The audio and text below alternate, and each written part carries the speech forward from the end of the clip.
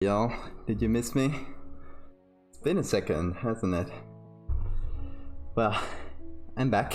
Sorry for taking a while to begin.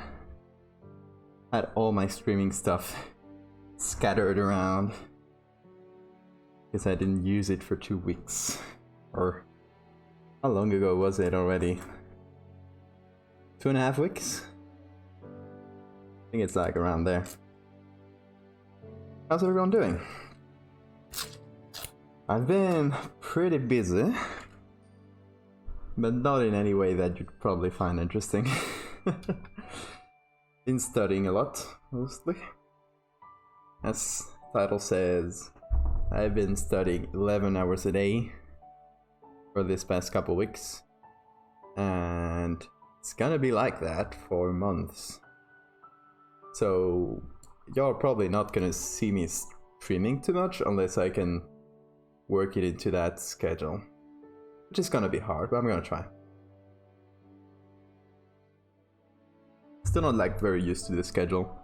That's why I chose Saturday night to stream, because Sundays we don't have anything to do. Hey Viv, yeah, that's a lot of hours. Yeah, it's been kind of hard to get used to it, but it's what we gotta do. Anyway, I'm nearly a doctor, by the way, which sounds weird to say, but nearly done with my final semester of med school. So technically a doctor. I won't be able to prescribe you anything, but you can start calling me Dr. Eduardo. Anyway, what are we doing today? Obviously we're making some creepy bug stuff. And I was seeing these old pictures of divers. I love them so much. I wanted to do something with like an old school diver like that, with their cool helmets. So yeah, I've been trying to in the little free time that I've had, this week or two, been trying to find pictures, been trying to find different topics. Originally I was going to do something a bit different. I wasn't finding the pictures for it, so by complete chance I found on the archives I'm usually looking to get stuff. I found a really good collection from a Swedish ship that they got out of the water in the 1960s. I really love like this one picture, for example. There's tons of pictures of the divers just getting stuff, them like getting the ship out of the water, and a lot of them are in color, and it's that early color style, which the colors are like not exactly right, but I really like that style. And so I was thinking either to set it in that time and with that kind of camera, because that's the main picture I'm intending to use. I really like this one. So it's on the water, it's cool. But it might be hard if I just use that source with the color pictures.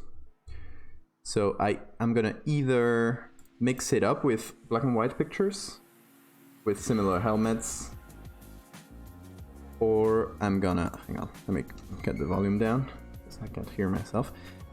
There we go. Yeah, either turn them all black and white or kind of mix them both. That might be a bit confusing, right? Even though it's not that weird that they would have 2 different cameras, still, I think it's consistency is good in this kind of things. Anyway, these are pictures I'm intending to use. This one here I really like, with all the sailors just getting the diver ready in the little boat. We don't really see where it is. Looks like a quite like I might get rid of this like land here, so we don't really know if they're like in the middle of the ocean or wherever.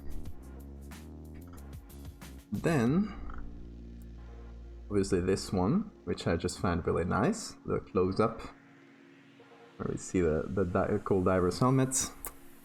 But yeah, maybe like this, maybe black and white. And then I'd like to have an underwater picture. Yeah, they're great. This picture is from the 80s. It's a bit later. I guess underwater photography wasn't really a thing until pretty late, so the only underwater one I have from that Swedish ship, the Vasa, that they got out, is this one. This is the only underwater one there was. So, I wanted like something underwater that wasn't entirely clear what it was. Like, it looks like an old ship. This is actually an old World War II ship that they're exploring. But yeah, I'll try to make it a little bit lower quality like this one, make it look earlier, and I'll get rid of this more modern diver on the lines and stuff. And then we'll have 2 underwater pictures, maybe even 3 if we use this one here, or this one, just from the same time as this one, same ship. Hey Lisa, he's Spain. I have pictures of my great grandpa on a fishing boat after he got half of it. What? Is that real? Did he get his butt bit by a shark? The fuck is Spanish called in Spain? Like the language Spanish? Español, I would say. Or the nationality too. With an ñ, this squiggly N.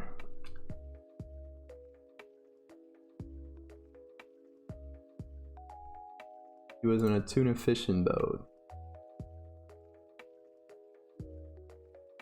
Was he okay after that? Because that can get pretty nasty.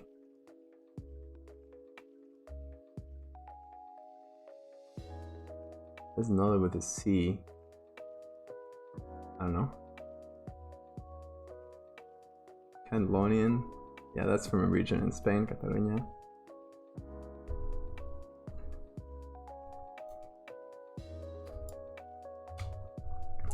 Yeah, that might be it. You might have heard it on the news because they're having all that independence talk. They want to be like independent from Spain. There's more else. There's a funny shaped bot after.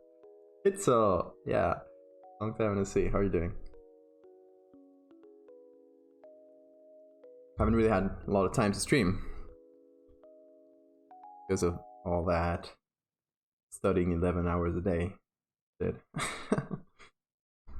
But yeah, we're here. Saturday nights and Sundays I'm free, so at the very least, when I'm able, I'll be streaming then, because I don't want to stop doing this.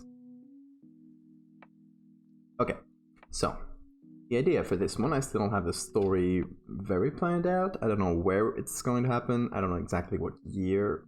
I'm probably going to be turning all these black and white, by the way. Anyway, why is it not turning black and white? There we go. What I want to do is put a huge bug in this like spire tower thingy, and let's see this funny looking bug, and eggs all around. This is the bug I'm going to base it on. This scary looking guy with huge teeth, and so I'm gonna kind of mix its larva, which is this, which is, let me put it on the top here, this body, but I want the adult face. Castilian. The voice spelled it. Thanks for the bit. Castilian.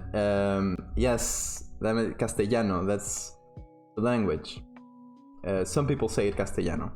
because it's the region in Spain where where the Spanish language originates from.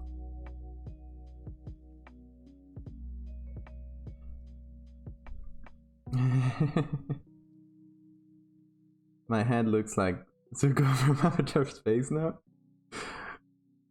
Why did you get burned? Oh, the oil work? Oh no. Well, a burned hand is pretty nasty. Often requires surgery, so get that checked out if I guess you have. But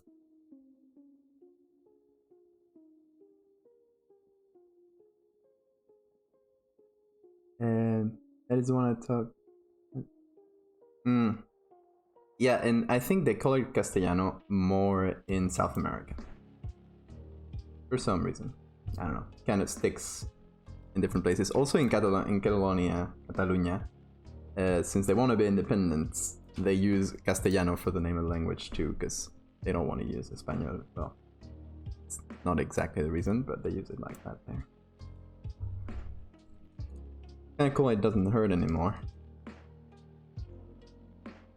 Well, if you feel like pressure or a loss of movement, get that checked out. Because that can be irreversible.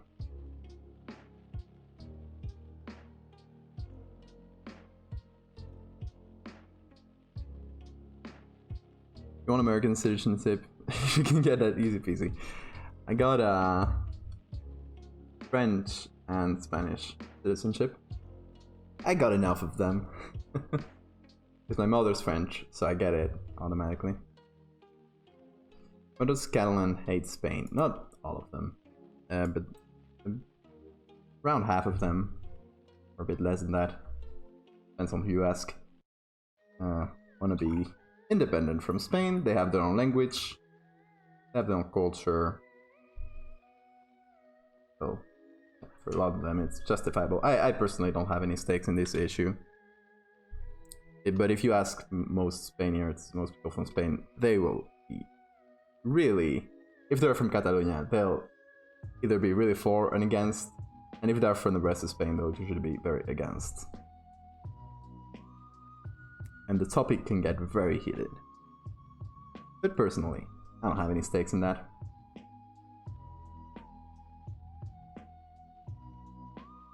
Went to your doctor, that is doing well. Okay, good to know. And it's funny because I just studied plastic surgery in my whole medical study program. So a lot of that was burned, like, say, when you get burnt. French? Spanish? You know, this Italian to the sexy languages in the world.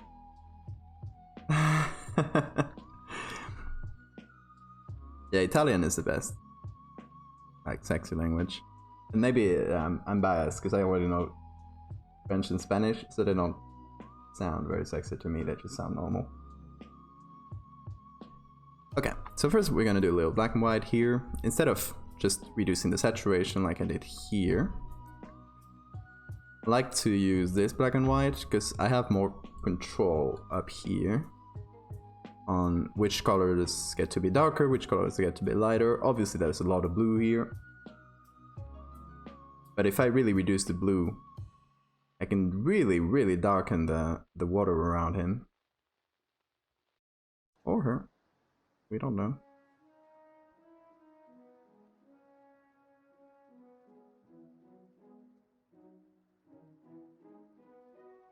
I don't think it's fair that Spanish, French, and Italian decided that Romance language.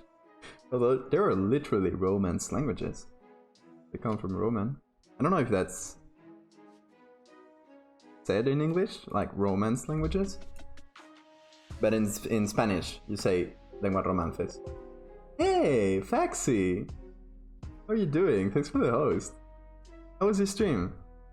Your drunk stream? I missed it. I literally came out of studying right now and I went straight into streaming. It's been a while since I've streamed. From 1 to 10, how drunk are you?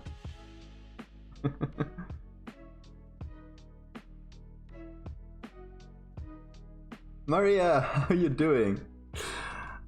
Been a minute.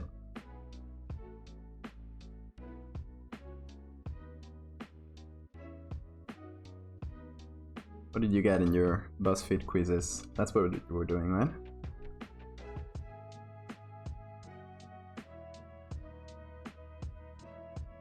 Having a good day, yeah. Yeah, I'm doing right now I'm starting a like super intensive study program for after medicine, after med school in Spain. You have to pass an exam that the whole country has to pass, and it's super competitive, and whoever gets the best grade in that exam gets to choose like to do their residency, their internship wherever they want, and the second one gets to choose later. So you have to be pretty well placed in that exam, and you have to do most people do a super intensive study program like I'm doing. So yeah, it is literally 11.5 hours a day of studying. But Saturdays we get out early, and Sundays we don't have anything to do, so that's why I'm streaming now. Also, like 8 out of 10. That's quite drunk. How long were you streaming?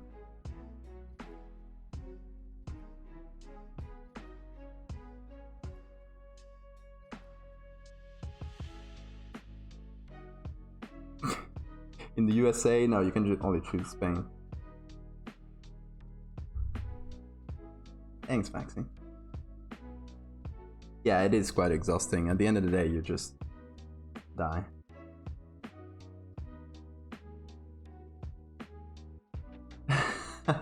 But I guess those are students during during med school, and not like after. I don't know if in Norway they have something like that.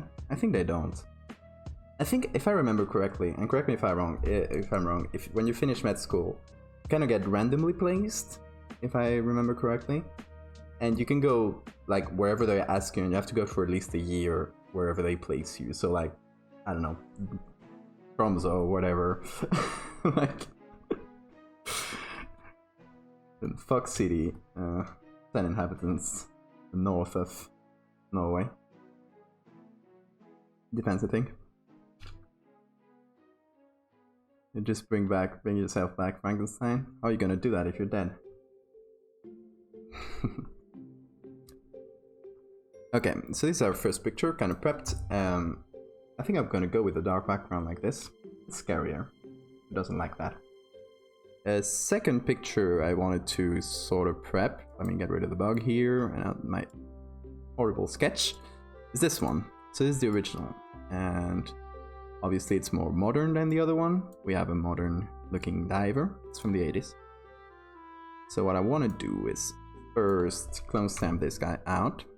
I'm gonna do that in a new layer, and then we'll try to match it with the other one in darkness and all that. There's a nurse. Had a nurse residency in Tromsø because she wanted to be. Oh, that's very nice. So you get some choice then. So it was like sort of a lottery.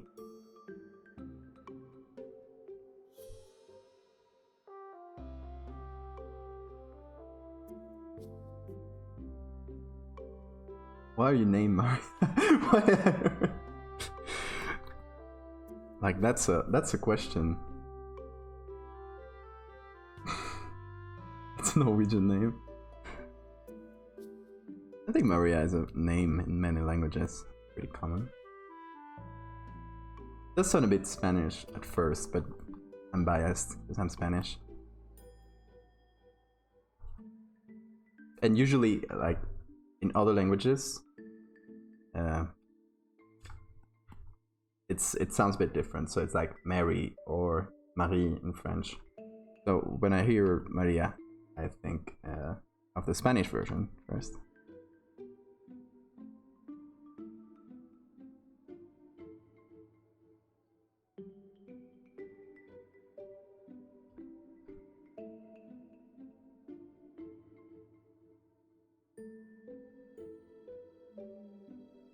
My pronunciation is... Let me get my phonetics out. More like Maria. I don't know. I'm not good at... Norwegian or Swedish. You know, I have an A1 title in Swedish. A1 is like the lowest grade you can get in a language. Got like a super basic course of Swedish.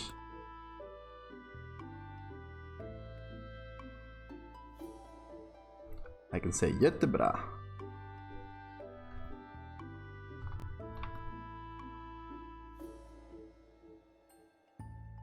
Or kjempebra for you guys, for Norwegians, right?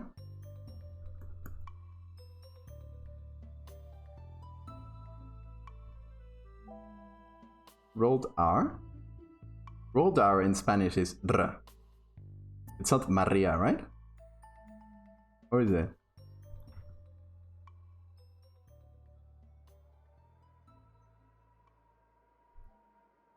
Norwegian is okay for me to understand? Really?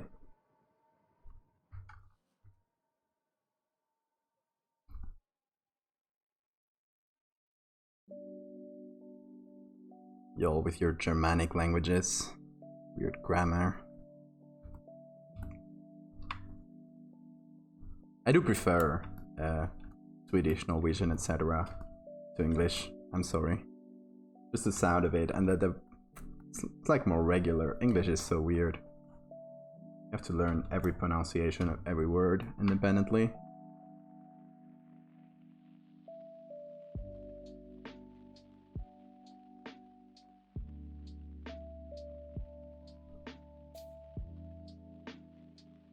Everyone's naming their kids not common these days. Yeah, absolutely.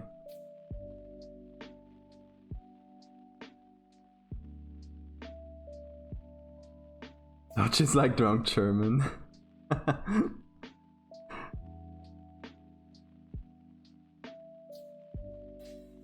So right now I'm not looking for it, like looking to make this one pretty. Just want to kind of cover it, and then we'll make it pretty. Hey Gypsy J. I'm working on a subaquatic, like old timey diver thing. And we're gonna have a bug like that looks like this. A kind of a creepy looking one. This guy is called Dobsonfly. Dobson. English sucks. Yeah. Oh yeah, Viv.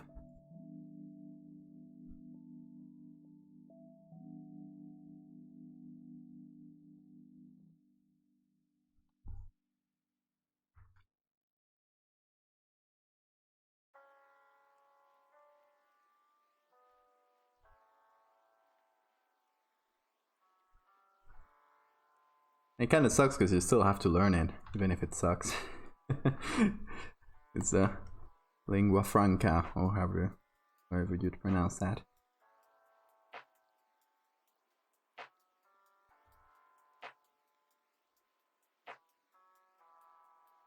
Very sad for the guy that invented, what's the name? Esperanto? He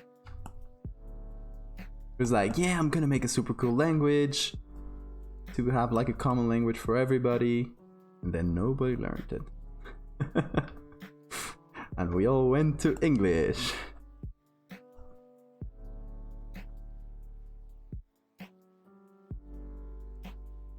Maria in Nordic is pronounced with the end as a yeah, no sound, not an ass sound. Maria? Is it?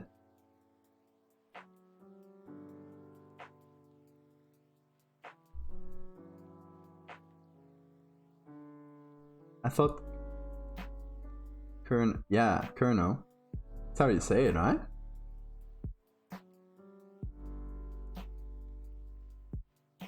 It's kind of like that. Don't say colonel.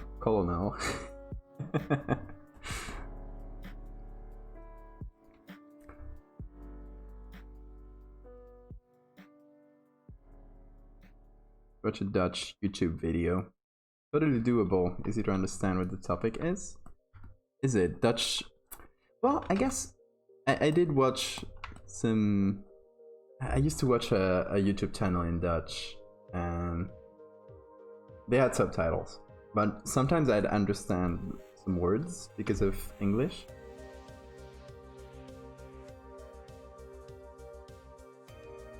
Also, Dutch people all know English, so no need to learn Dutch.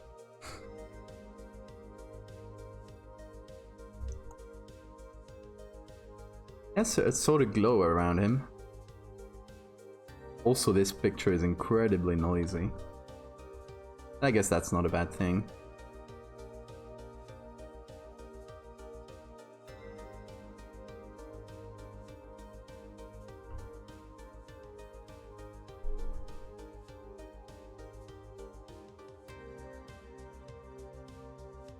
So it is pronounced like Colonel. Maybe it's regional too. Another thing with English, depends on where you go, it'll things will sound different. I love Scottish English. I wish I had a Scottish teacher when I was little, so I could have a Scottish accent. Y'all wouldn't understand me, but I guess it's not too late. I can always try to force myself to speak in weird accents until I naturally comes out.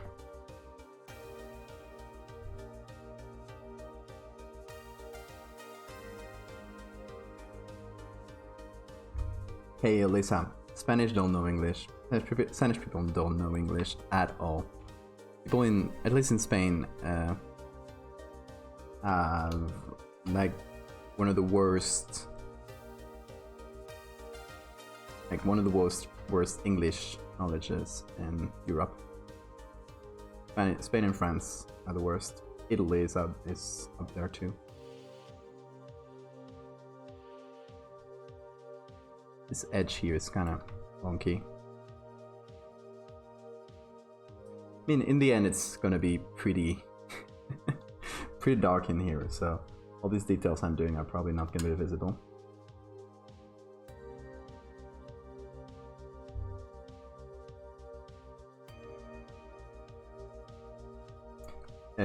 Also depends on the dialect.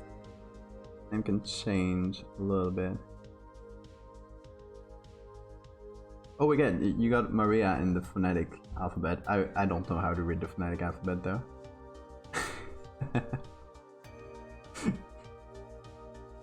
Hang on. Is there something on Google that can pronounce?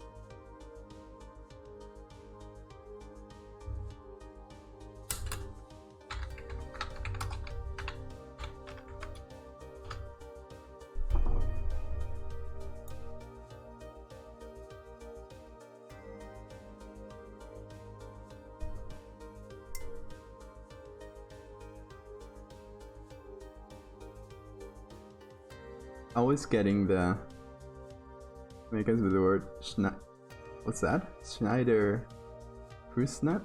Neck?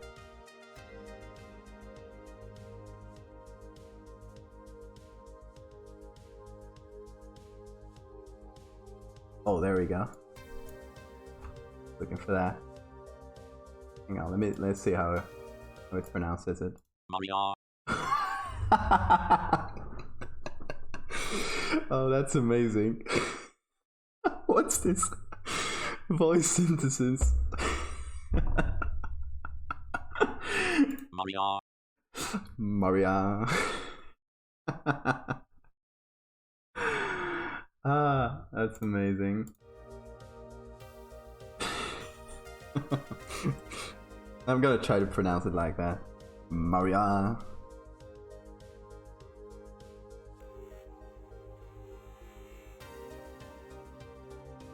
Instead, people that live in the more rural parts pronounce milk like milk?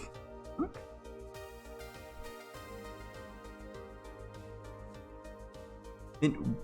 Within America, though, the dialects are not, at least compared to distance, there's not that many of them.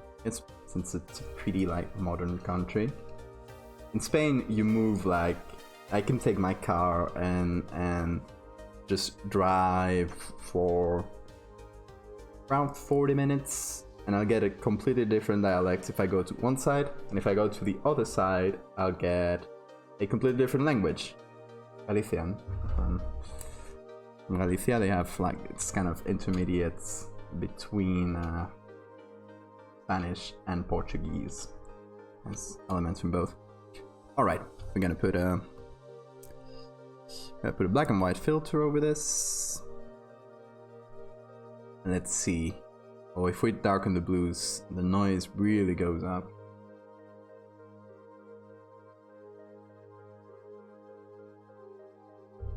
Have you ever met someone from rural Minnesota? No, I don't think I have. Unless there's some show in which there's some people from rural Minnesota. Have you guys watched Ozark? I'm watching it right now, and I really love the accent of the locals, and that is Missouri. I think it's Missouri. That really like hillbilly accent is so good. I have preference for like really strong accents. Like I love Australian. I love I love Irish. I love the weird things. Yeah, we're gonna have to tinker with this manually quite a lot. So I want the tower here to be like fairly visible, but I want it to be like this against a pretty pitch black background. Maybe we can do this with a little overlay and a soft touch.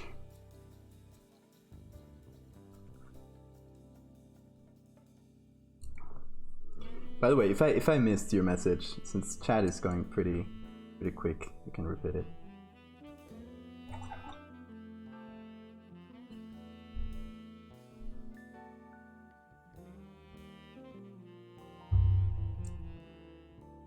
Same in Germany. Yeah, I think in Europe, all around, you get like a lot of variety and a lot of cultures, a lot of dialects pretty close together compared to like America and Australia.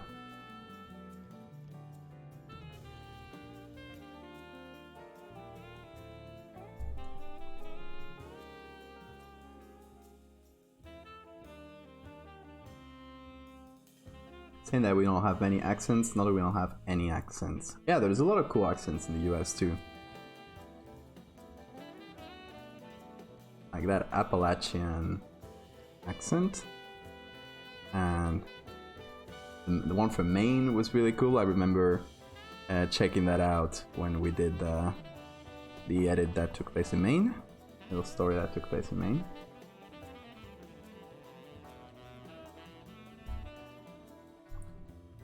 Never been to Tromsø. I'm just it sounds like that. These with the strike is like something like that. Kind of like the Swedish A with the dot on top. It's too far up. Like it's so out of the way to just go and visit that, which kind of sucks. For you guys, because tourism must not be a lot of tourism there. Okay, this is kind of ugly looking.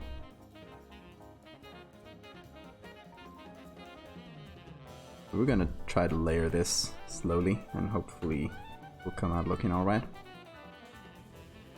Also we're gonna change up this noise because I want it to be less, I guess more like this one, more grainy than noisy. Right now it's like super noisy. Weeks ago I had a first aid course, the High German teacher.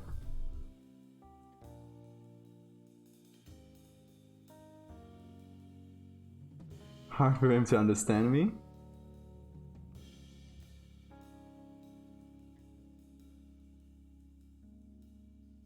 It's Oh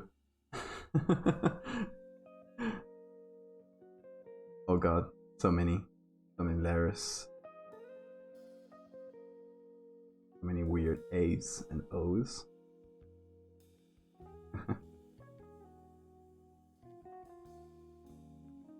And I it's kind of hard for me to compare it with English.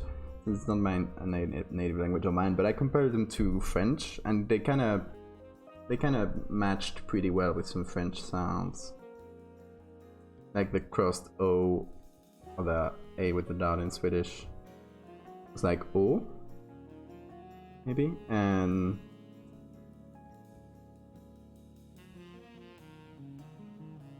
yeah, I kind of compare them to their French counterparts.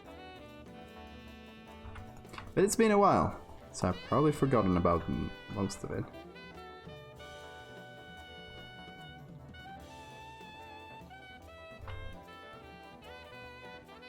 This part is becoming a blur.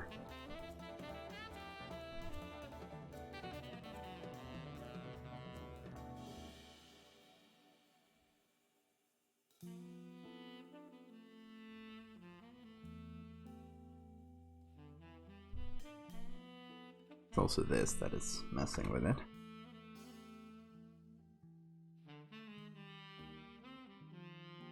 Kind of hard to work with such like noisy pictures.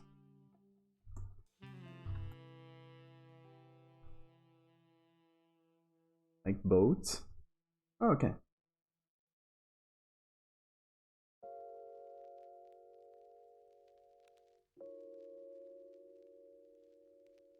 Sounds like it's showing up.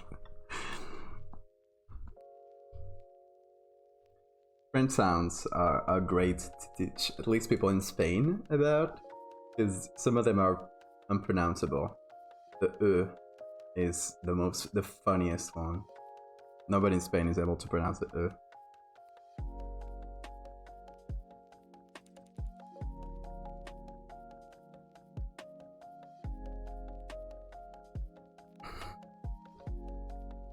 Getting some German in chat. I wish I knew like any German, but I'm afraid I don't.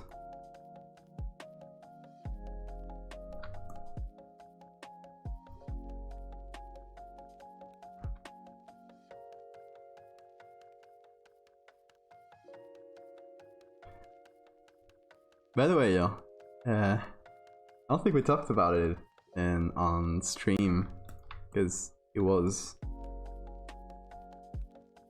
while I was studying so much. There's been this whole Twitch music controversy, and now I feel so good that I've been using only like copyright free and like allowed music all along. Pretty safe.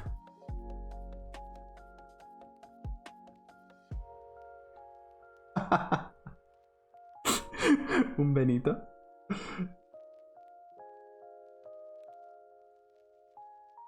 It's a name, yes. Benito is like, it's like some guy's name. Bonito is pretty, and I guess that's what. It's also tuna, like the fish, bonito. I prefer that meaning.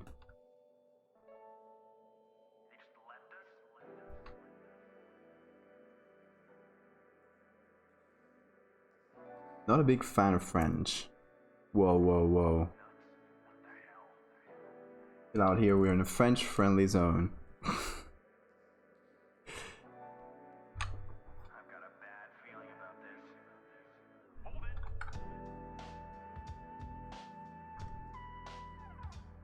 Going low opacity here.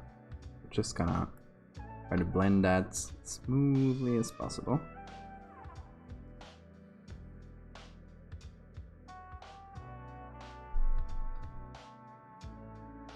Un verre vert, un verre verse, un verrier vert à terre. Un verre vert. Okay, a green. What do you say? not slug, it's... God, I blank on the...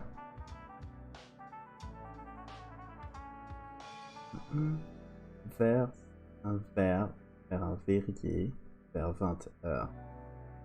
Okay, so it's a green, not slug, something similar. Drops a glass, like pours a glass on a glass worker around 8 o'clock.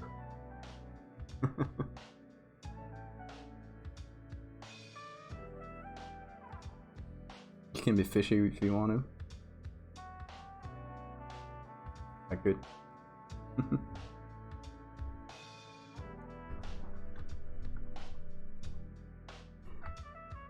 We should know a new more tongue twisters.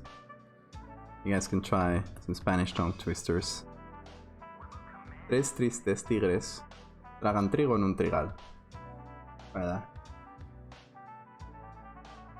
3 sad tigers eat grain in a barn. Oh no, wherever the grain grows. Whatever that's called. I've got a bad feeling about this. Hold it.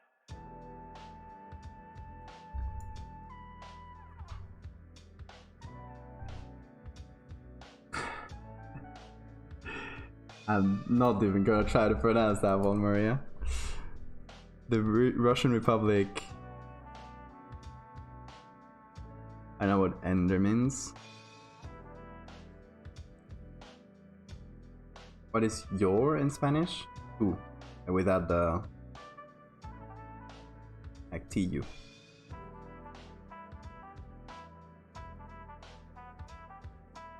Yo tengo 2 hard skills.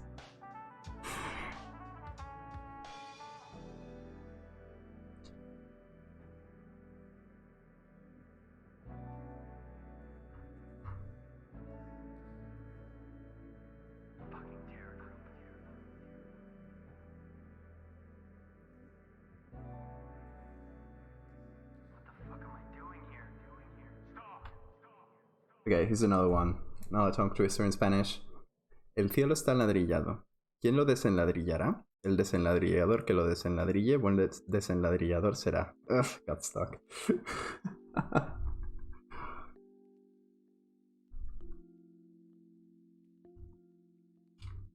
Oh, I also know another one in French. Denis dinaditon du dodo du dindon du dindon.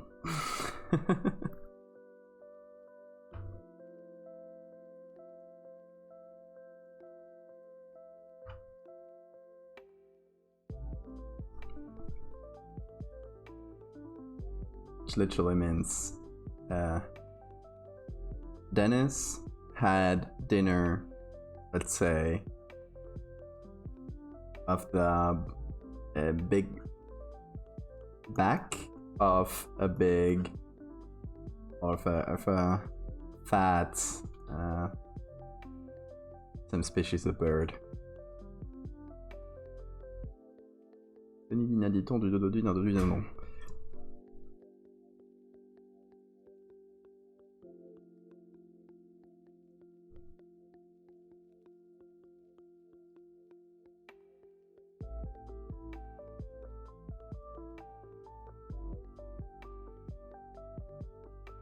This is sort of prep work because I'm gonna be adding a lot of stuff on top of this.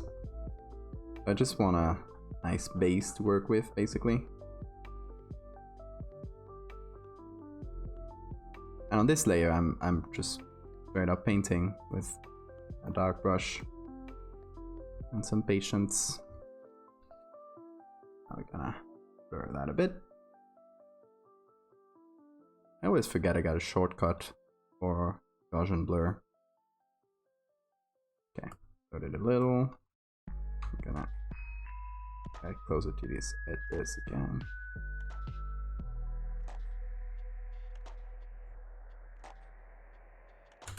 I'm fixing riddles now. Hey, we did a lot of riddles a few streams ago. I wish I had good memory. I could post some riddles to you.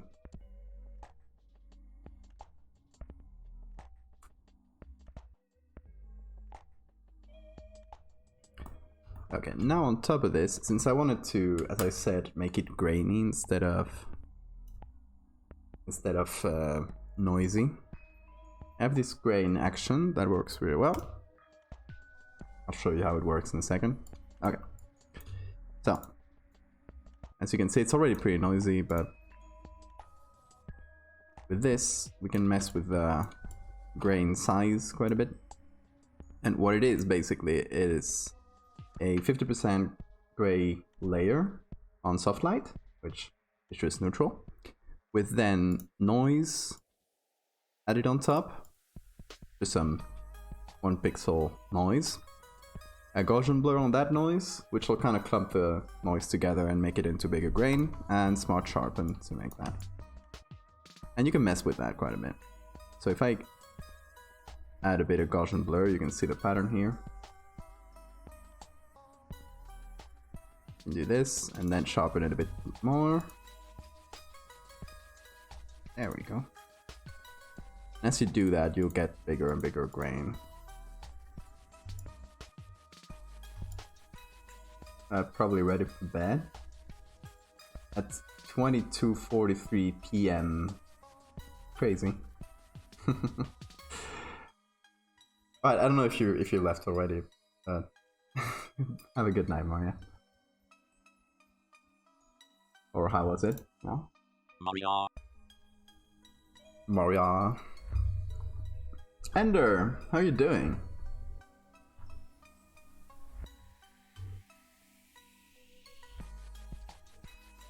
You should learn French because of friends and you're always visiting Strasbourg. Oh, then by all means, learn some French. It's a beautiful language. Except when you write it. Beautiful language to speak. The written part is nasty. French people naming their sons Jose. See, very good. Eduardo. Well, Eduardo is not a common name though. Mario and Pablo. Eduardo is very rare. I only know like 1 or 2 Eduardos. Stefano? No, that's Italian. You won't get Stefanos in Spain. You get Esteban, is the Spanish version of that. Stefanio with an N. Painting a Yeti. Stirring contest. How is that going?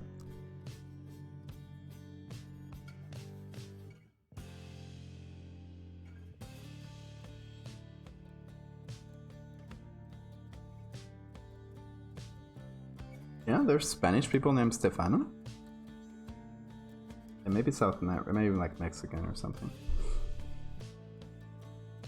Maybe Argentinian, since they have a lot of like mixed Spanish and Italian things.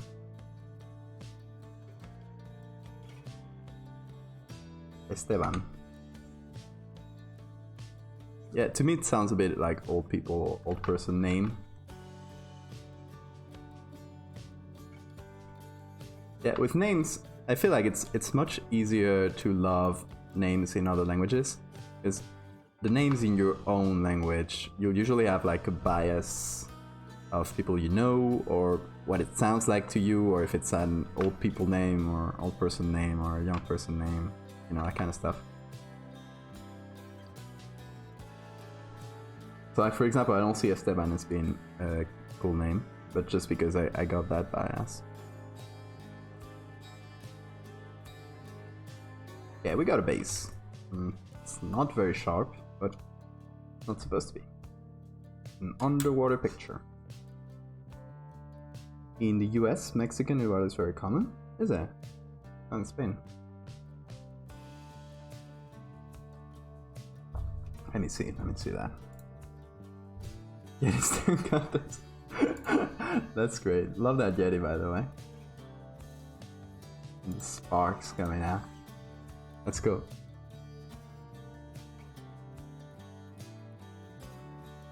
But my name, it says it is actually not a really common German name. Jörn? That's a cool name. Name your kid. Never named Roger. What's up with Roger?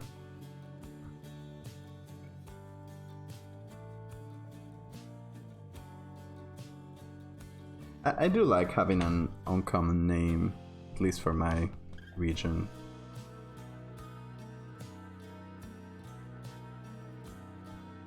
It's kind of a thin, like a knife's edge with uncommon names, because you can either just get an interesting sounding name that people will remember and will make it like more memorable, or you can have like just a ridiculous sounding name. So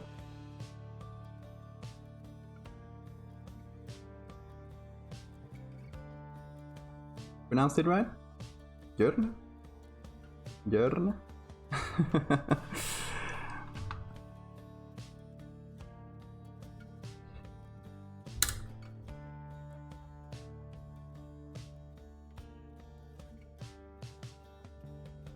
I met a Roger that was younger than 50. Okay, so it's not people's name. Got it. Roger that.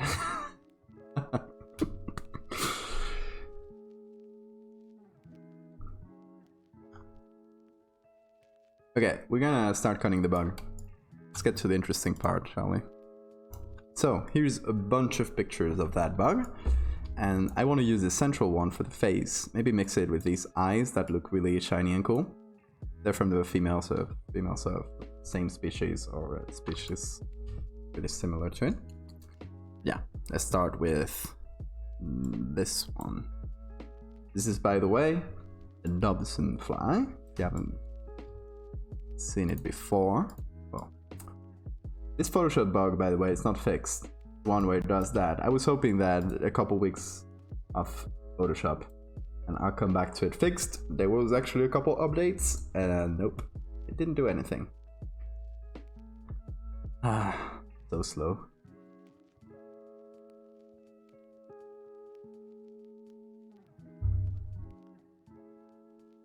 Okay, so we'll use this for the base of the face at least.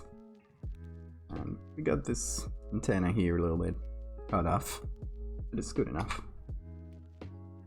By the way, these little guys are terrifying. What do you think? I really like them. Both the larvae, this ones, and the adults. And if you haven't seen the pattern so far, what we're doing in each of these little stories, little edits, is we're doing a different kind of bug.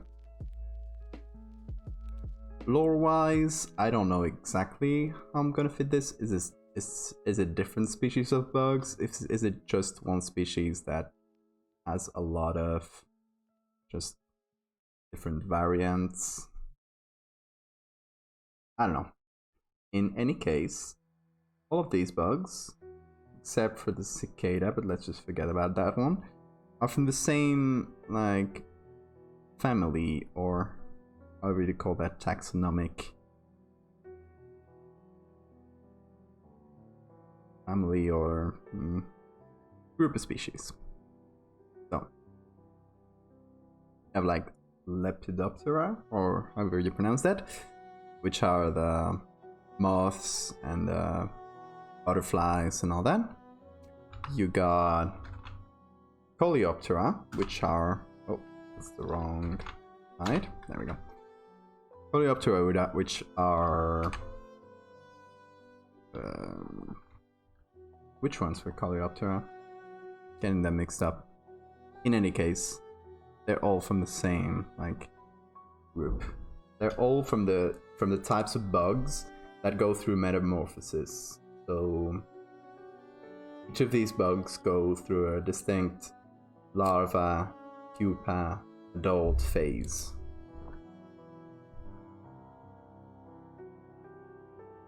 So I was just looking at all the species in that group, and I found this one, which I had no idea existed, and it was just so cool.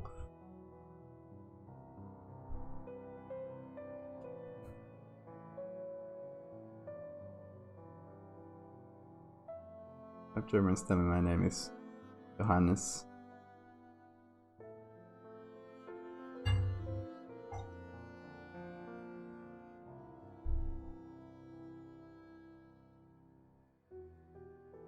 Your brother's name is Jan. That must get confusing.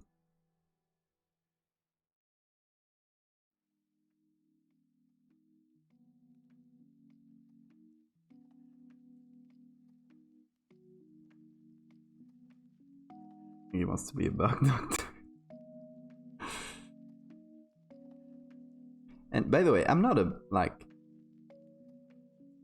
at all an expert or anything close in the matter in bugs. Just a passing interest. Sometimes I get passing interests in this kind of things. I'll research, I'll learn a bit about them. But I'm not like Bear Thunder, whose life goal is taking a lot of pictures of bugs.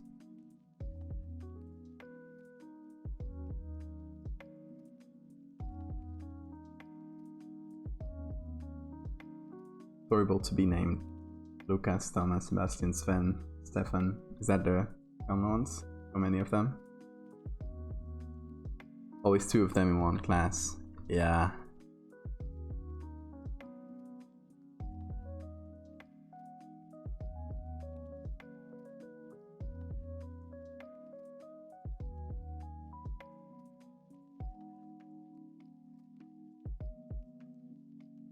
It's like Ana, Maria, Carlos in Spain.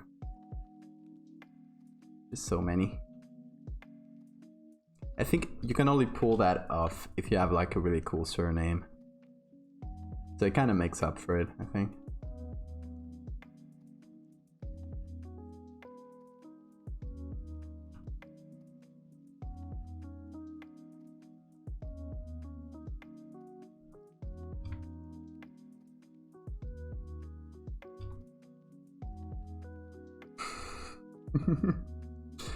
Marius Mars. You like names starting with M? I'm sensing a pattern here. Pascal. There's Pascual in Spanish, but it's not the same.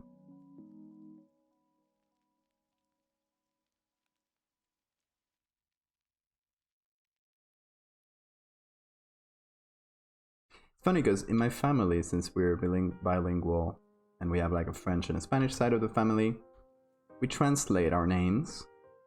So like Eduardo in Spanish, the French version of that is Edouard. So I'll use both depending on what side of the family I'm with. And I kind of learned as I met people from other parts that it's not normal to do that. So people in English wouldn't call me Edward. I was like, why? Why do they all call me Eduardo? Which is so hard or so weird to pronounce. But yeah, I guess people don't translate names.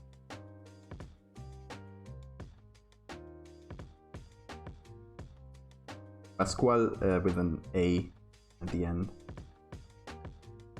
With a C too. Like the first one you just said, but you wrote but with an A instead of an E.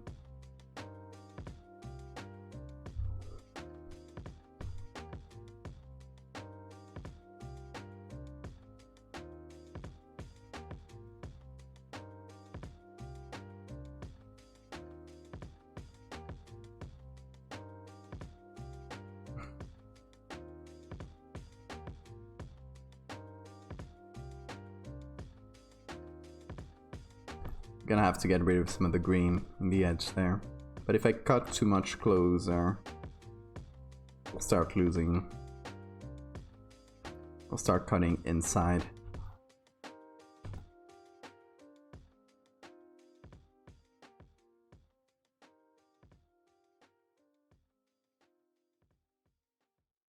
By the way, I just downloaded a bunch of brushes and I think I'll probably never use them. Many brushes as there are, and as fancy as they can be, nothing beats a good old just round brush at like 80% hardness for hard edges and softer for softer ones.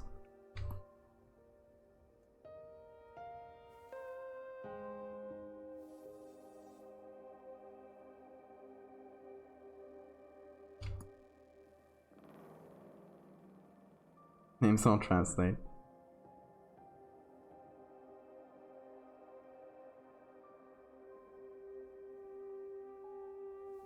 Yeah, it makes sense though. If you're like meeting someone from another country, you'll just go and translate their name, right? It was a bit weird for me at first because I was used to just, I was in France, people called me Edouard, and if I was in Spain, people called me Eduardo, so.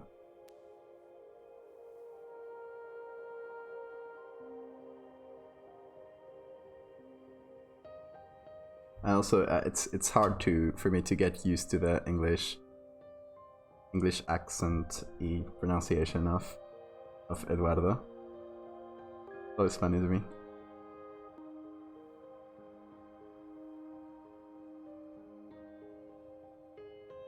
Alejandro goes to America and becomes Alex. Well, there are Alex, and we say Alex in Spain too. Pretty common nickname for Alejandros. Also Nacho for Ignacios.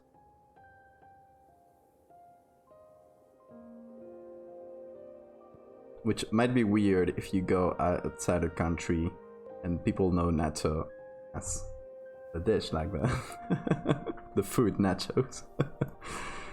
No, that's just your name. People in California try to call me Margareta instead of Margaret. Really? They just append an A to your name.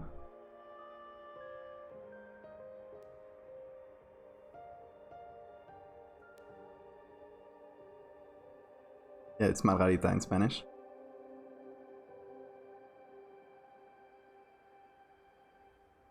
Who the fuck is name? No, not with the S. S is plural. But Ignacio, which is a pretty common name here in Spain. They're like base nickname, just like Richards or Dick are like their common nickname of their name is Nacho, and I guess that's where the name of the dish comes from a nacho.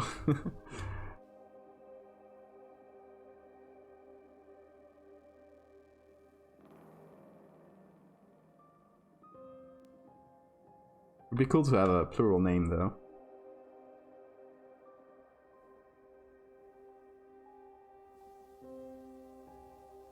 Hey, it's me, Nachos.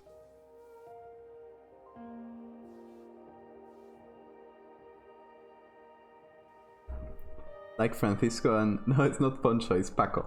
Or Francisco. Poncho is the sort of coat that Mexicans use.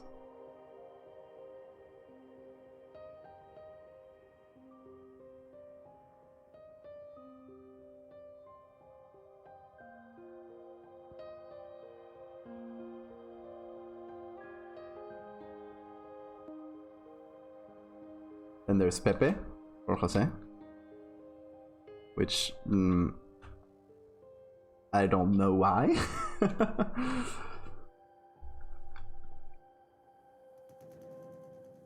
Yeah, Jose is like, Pepe is like a common nickname for Jose.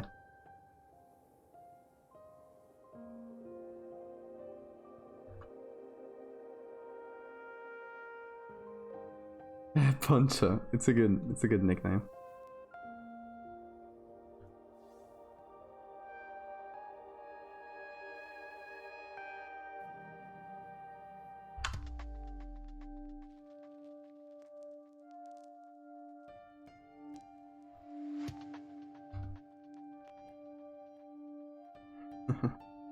How old it's classic.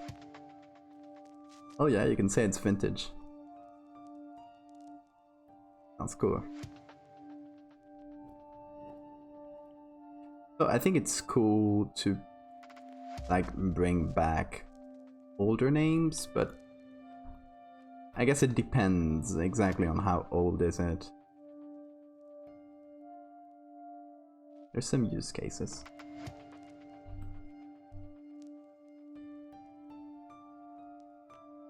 Newer Rudolph, really?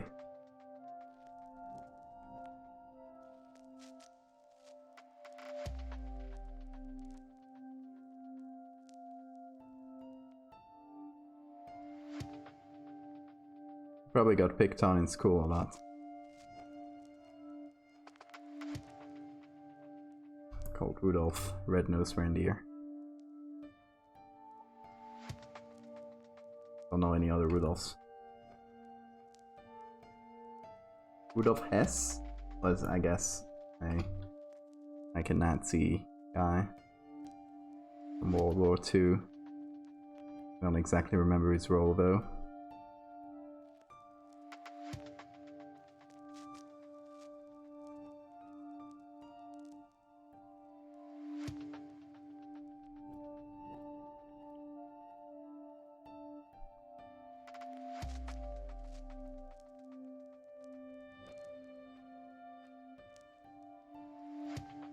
You have several names, Viv. That feels pretty uncommon for you in the USA, right?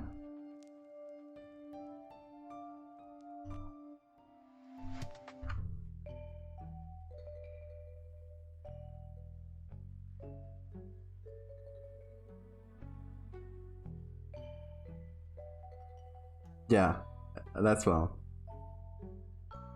Is that B thingy like an S? Like double S? As you can see, I'm literally clueless about German.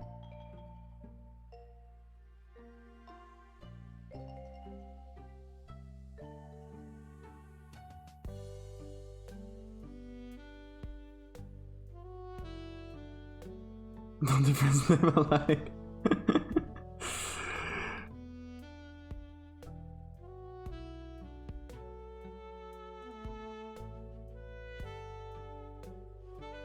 It's Adolfo. Yeah, Adolfo is a pretty common name in Spain. I have a friend called Adolfo.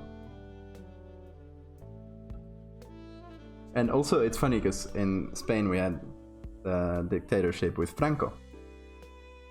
And you'd think it's like super, yeah, boo thing or whatever, but Franco is actually like a pretty common surname. So you keep meeting people just whose surnames are Franco.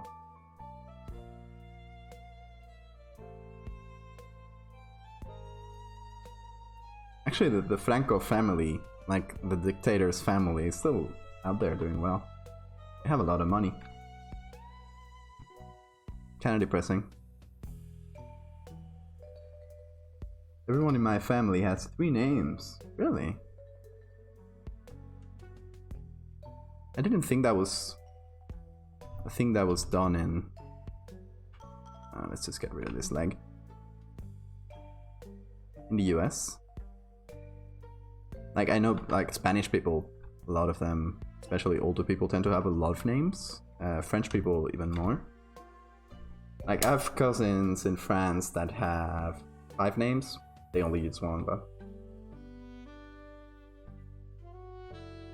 Know many Adolfos? I don't know what a Franco is. Well, Franco by itself, the word Franco, means frank, like in English. Let me be frank with you. But the surname Franco has a little bit of a story. Let's just say it like that.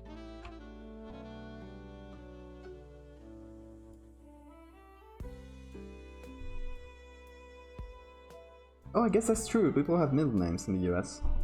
They're just not very, like, used, right? Like, Franklin D. Roosevelt, Donald J. Trump, they just use the first, that's true.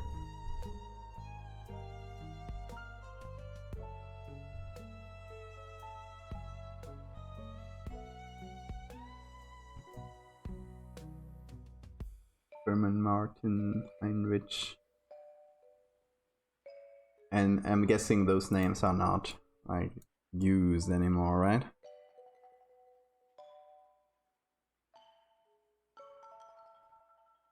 Let's make it pop up about this side. Oh.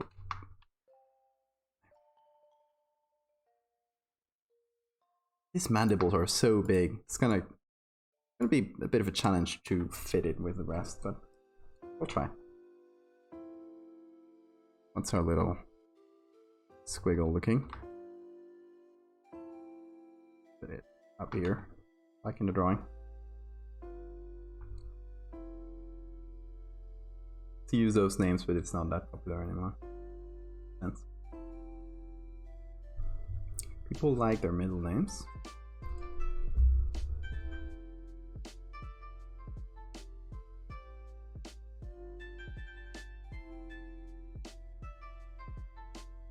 Oh, it's true, I have a great grandma from Spain. I remember you telling me about that.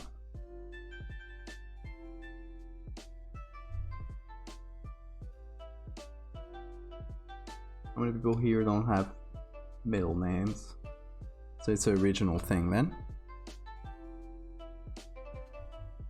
Let's get this face here.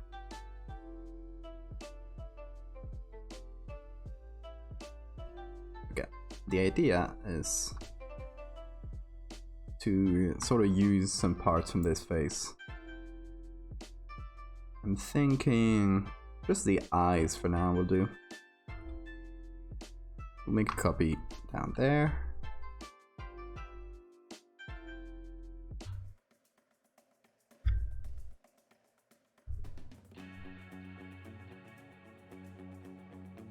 Bunch of Mormons, so they probably aren't getting cutesy middle names. Not survival. Jebediah. Those are badass names, actually.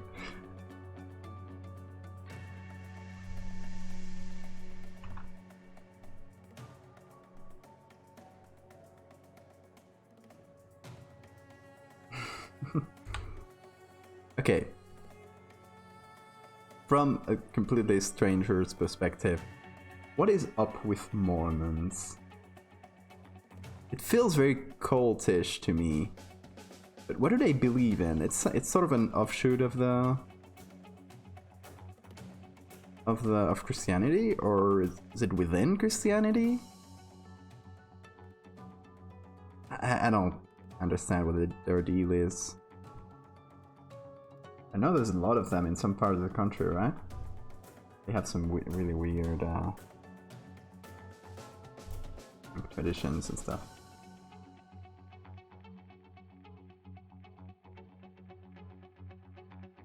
Like they find many Germans name, yeah, writing down.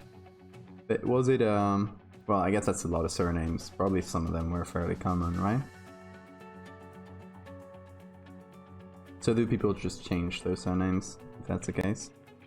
I know that the family of, not of Hitler directly, but the extended family of Hitler, whose descendants still live to this day, and live in the US, I think they all agreed to stop having children. So the name would kind of fade into obscurity. Which is really depressing, but I guess they must have had, with that name on them, must be kind of hard. Oh, I like these.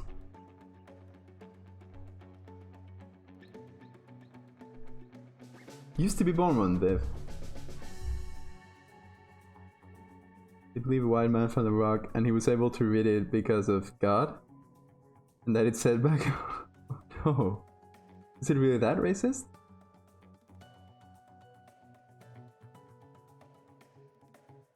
So they believe that God contacted the man Joseph Smith, and God communicates with people today through the prophets of the church.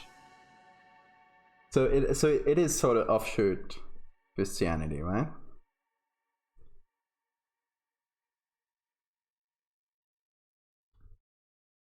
people aren't the religion is. When was this Joseph Smith guy alive? Like, when did this happen?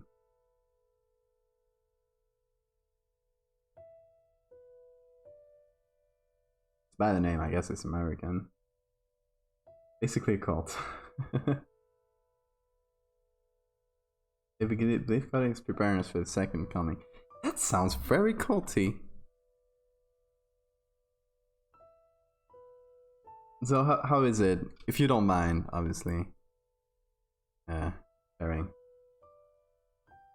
How was it like living in that community?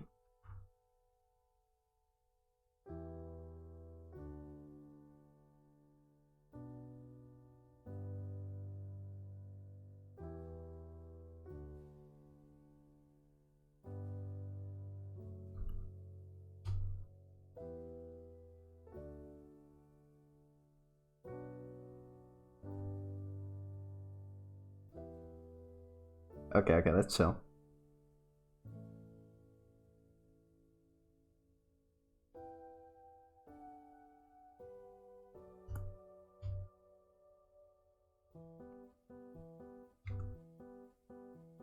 I mean, I guess the guy that created that religion, it was another time too. Is that not that racist and shit nowadays? But I'll let Viv explain here.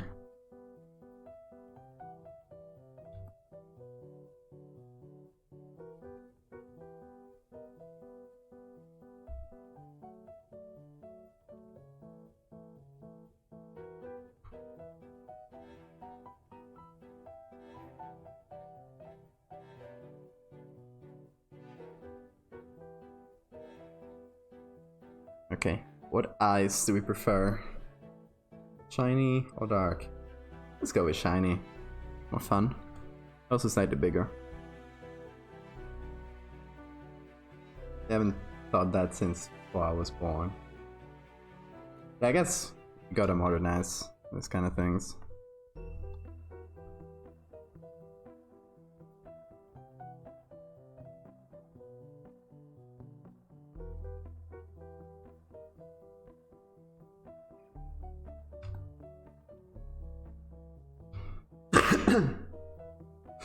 So, Viv, how like, is your family still in the church, in that church, or?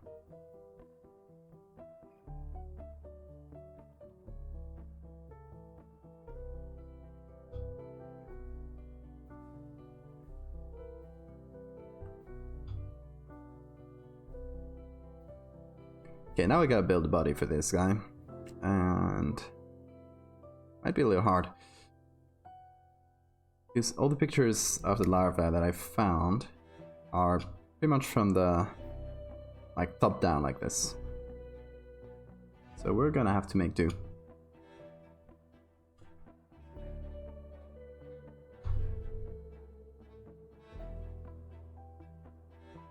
Oh yeah, actually, Sam. That sucks. I'm sorry.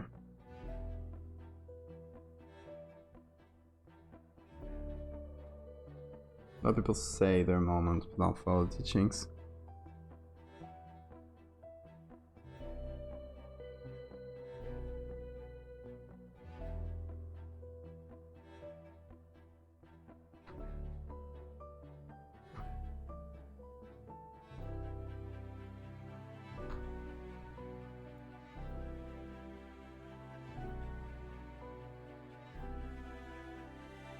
Oh, true, there are polygamists. That's some of the few things I heard. By the way, yo, I'm sorry to bring this up. Didn't know. People in chat would have such a history with it. Sorry for that.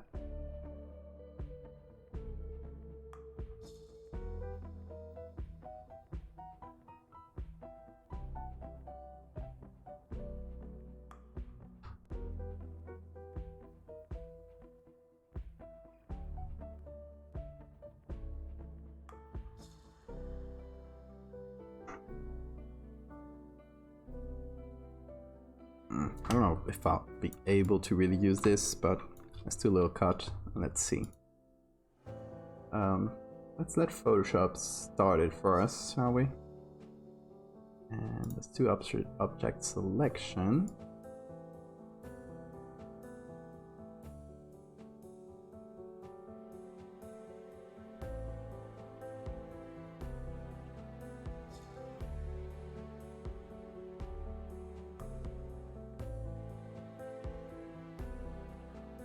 It kind of feels like, not to generalize, but organized religion in general and abuse. It's very icky, and here it's a Catholic church, but we have many similar stories and just how they protect each other, and yeah, very icky.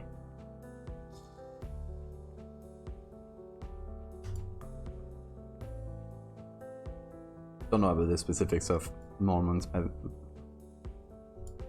the way.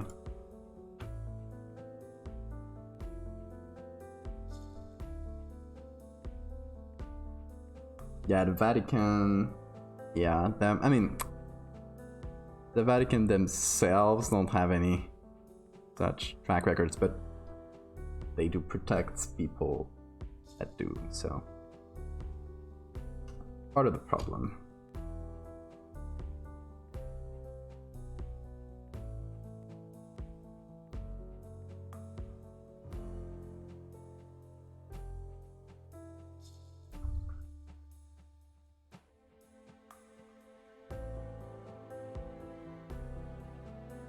Yeah, and then just to draw a parallel with Catholic Church, which I know a little bit more of, it's not like everyone's doing it, but there's a system that lets it happen, and there's people that protects abusers, but that's like within the power structure, and outside of it, like normal Catholic people are horrified by this too.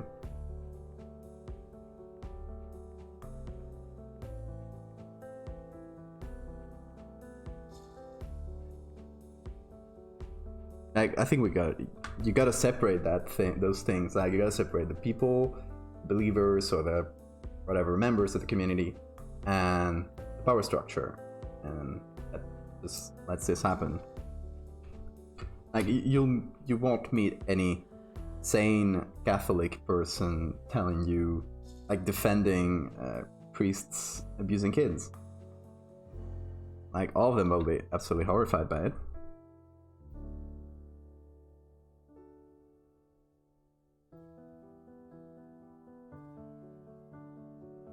I kind of like this, by the way, object selection tool. It's pretty cool. It's kind of like the select subject, but you can apply it in one area like this.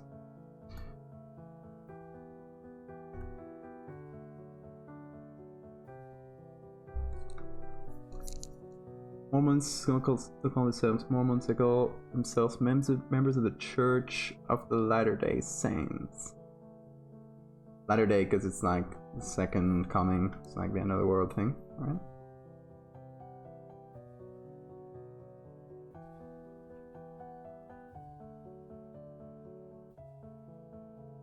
Yeah, and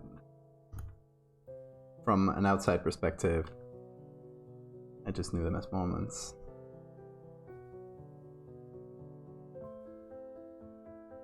Get rid of the head here. Like any old shrimp. Okay. We'll apply this, and we'll finish the cut. Oh, actually, that's pretty good already. We just have to sort of fix it.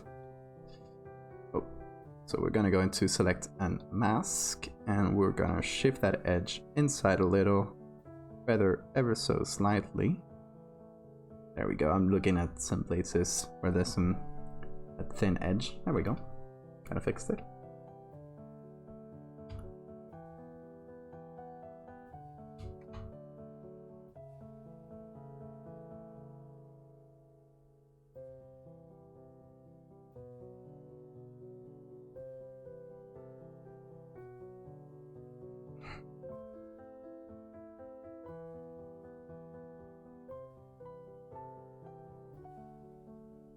when did you start liking bugs? The moment I started making these. Gotta be honest with you. I've never been like really big fan of bugs.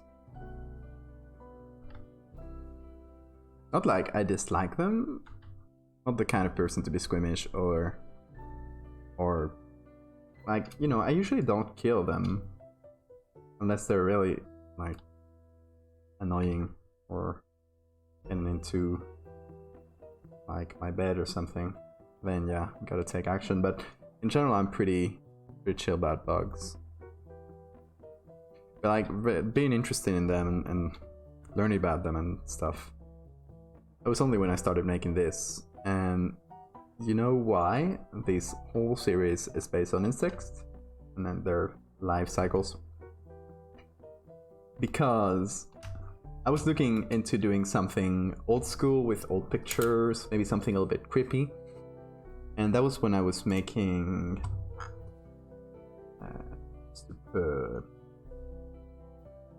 based on it. When I was making this one, and I like gross things. Hey, bugs are chill. Bugs are cool. Very interesting. Animals in general. There are some creepier ones. And I'm using that, obviously. I'm using the creepier ones for this. But they're interesting. Anyway, I was making this one. And I was not making it yet, but I was looking at pictures. I was thinking, what could I put in here that's kind of creepy and like sort of monster or alien,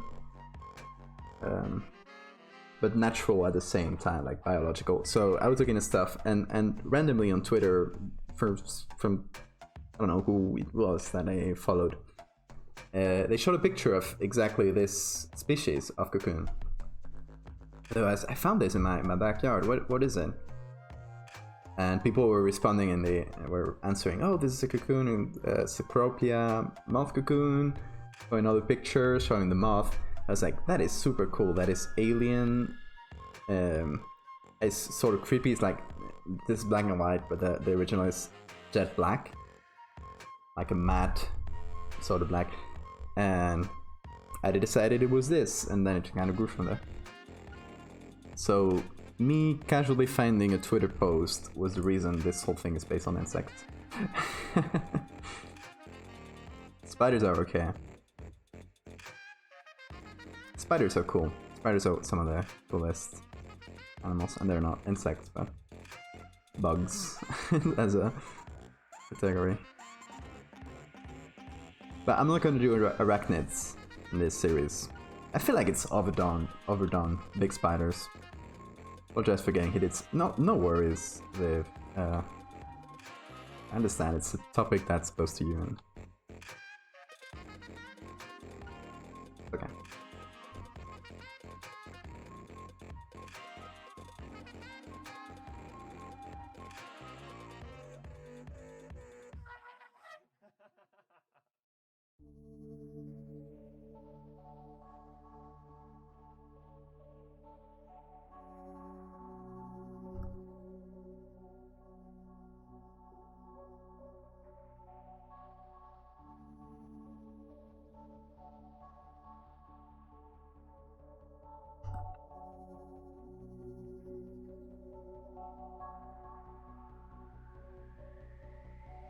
You to add a movie title to the picture. No, because then it'll stop people from suspending their disbelief. And what I'm looking for when people see these pictures is the slightest moment of hesitation of, oh shit, what is this? Is this real? Obviously before they realize that no such thing exists in the real world. I kind of want that like suspension of disbelief, and I really like when people, even people that are kind of rude, like, oh, this is obviously fake, and look up the original pictures, because I know that they took the moments to look up the original pictures and to do a Google reverse search, because they were kind of interested or doubtful, like, what is this? Is this real?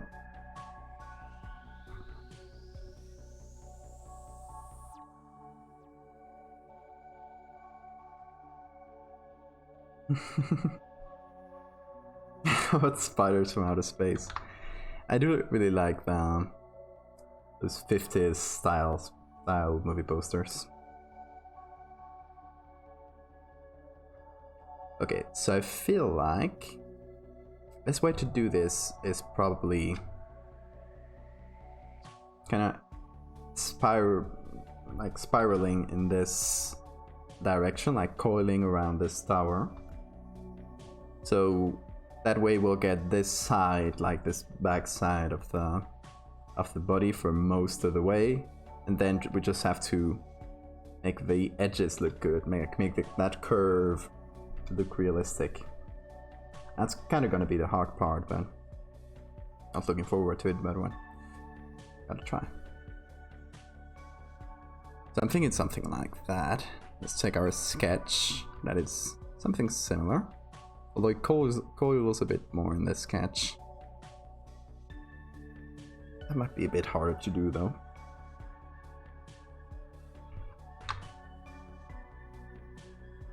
Maybe we can manage it though. Hang on. I'm gonna copy this. I'm gonna apply the layer mask. And then puppet warp. The internet troll with... It's not my intention to troll. To me, it is still kind of nice when people fall for it. Because that means I did a good job, right? That means what I did was convincing enough. Okay, so hang on. Like this, and like this. Yeah, this is the right direction. But my intent is not to troll. Like, in general, if you see when I post these, wherever, like, within the post, I'll keep it in character. I'll keep it as if I was trying to explain this weird, unexplained phenomenon that I just found out about because I found an old picture in a basement somewhere. But then when people ask me stuff, I'll regularly like drop out of the character. So it's not hard for people, unless you're like extremely gullible, for people to find out that it's not real. Even if you're not like good at detecting Photoshop stuff, like.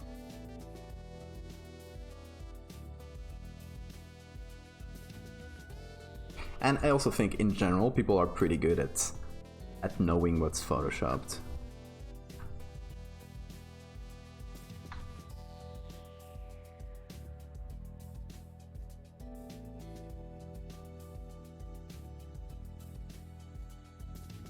People, I think, people just have a natural feel for what's real or not. Like if you ever look at CGI in a movie and say that is obviously CGI, that is not real, but you really can't put your finger on why. But you know it's not real. You know that part of the movie is CGI. And we're just looking at reality a lot, and we have a really good eye for what's real and what isn't. So I trust that people's judgments are good enough that they'll spot, even if it's after a few seconds of, oh, what is this, and kind of disbelief. People will spot that it's not real, I hope. The thing is, if people take my work and put it somewhere out of context, like I've done a Google reverse search on one of them, and let me see if I can find it again. Hang on. Go to the browser. Okay. So let's just go to wherever this is, my website, just to get this. And oh no, let's just get the double one where there's two pictures. Hang on. You can do a Google reverse search here.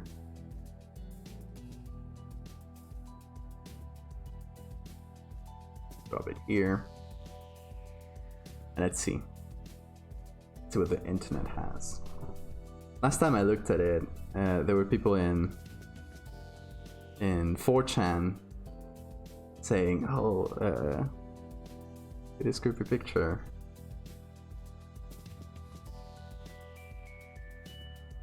So, Cursed Images. That is me. I posted it to Cursed Images. It got quite a few upvotes, and I guess it spread from there. People copied it and pasted it in other places. And not found. I guess it got deleted. It's like, I need more photos like this. Old-timey creepy pictures. Something in Korean. Whatever that could be.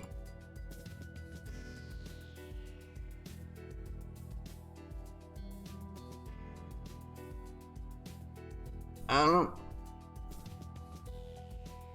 First images on Facebook. Probably repost from Reddit too. God save the kings. Good message back from function properly, unlike mine. Who's this people? Who's this person? Oh god. Funny posts. Korea. So it got spread out in Korea. I find it funny to do a reverse search from time to time on my stuff. So you can see like where it's been. Let's hide this. God, I'm not getting very far today. Guess I'm a bit rusty from a few weeks of not doing this.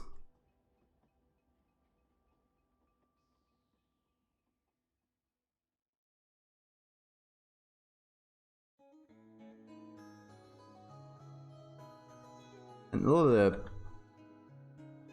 errors and ugly stuff will not be a problem at all once we make it the same quality as the background. Remember how the background is incredibly grainy and just bad. Low quality.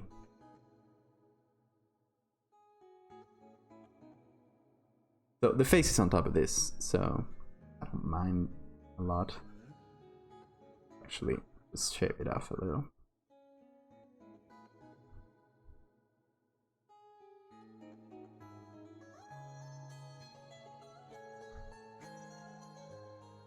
Oh, what's going on here?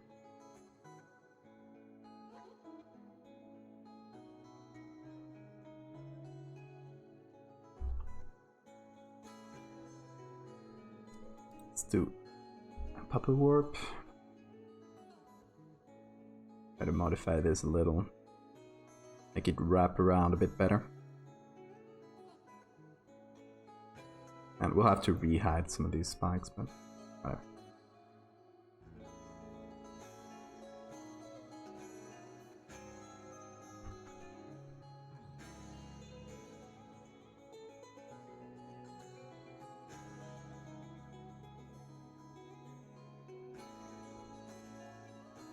Okay, so this one, also gonna move it slightly. We're gonna go into the puppet warp. We're gonna move some of these spikes that are colliding with each other.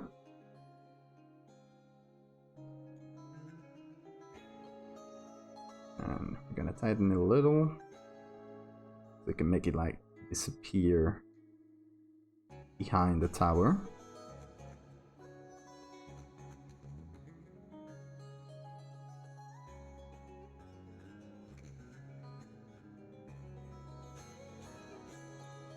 Spread the spikes out a little bit.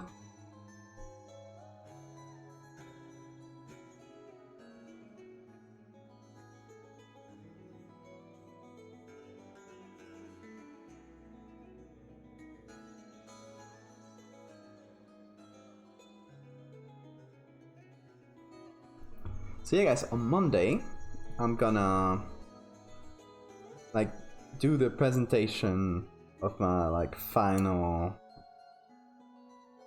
essay or dissertation, I don't know how you call it, I guess essay of med school.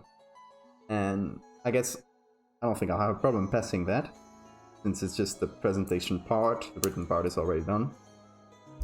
So yeah, I do that on Monday, and then as soon as the grade of that is done, I'm officially a doctor. It's gonna be very soon. So if y'all need some diagnostics, come to me.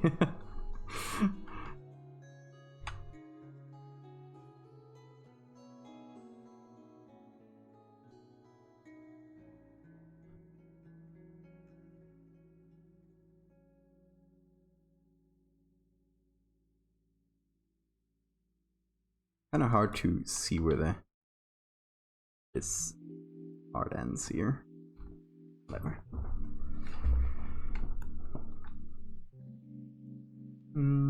Should I put the little tail? So like maybe copy this, layer mask, and unpuppet orbits, delete smart filter.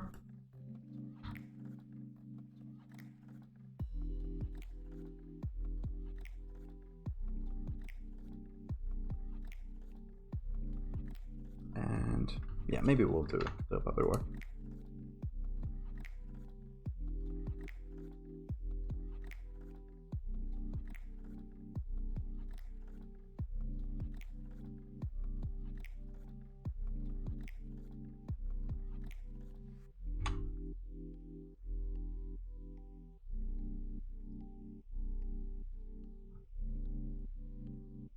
Okay.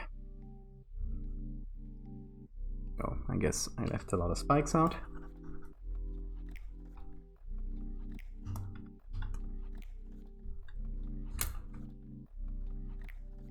And I ended up just using one of the base pictures I had. So we just pull this on top. I had others. I had this one from the same one, from the same bug. Maybe it was a bit better quality. It's a bit sharper, but who cares? I'm gonna unsharpen this to come back, so. And then we got this one. Where is it? Oh. Here. This one has shorter, stubbier spikes. And they're also kind of transparent against the background, so it would have been kind of hard to cut out. This one is a bit better. Yeah, it's starting to look dope. It still has quite a way to go. I need to do the neck part, and that's why I'm looking at reference again. Because I might have one that works for the neck. Just need like this little bit here.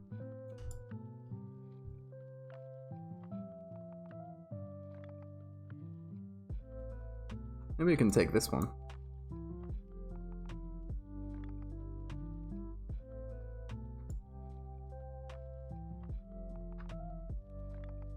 Just put it in F transparency. It's not the right angle, is it? Yeah, no, that won't work. Store it. This one is too out of focus. Oh, look at this one here. Like this specific part of the body, which is angled up towards the camera. If we just turn it right, and then a little bit of tweaking, then we can use it. Unfortunately, this is probably not a very common or very popular kind of bug, because there were not a lot of pictures that I could use. This is the same one we've been using. Why? Should just take the one we have.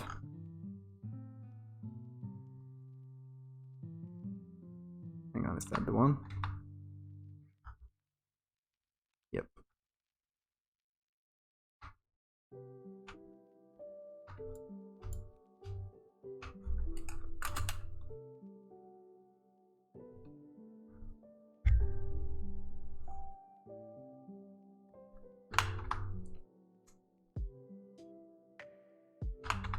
There.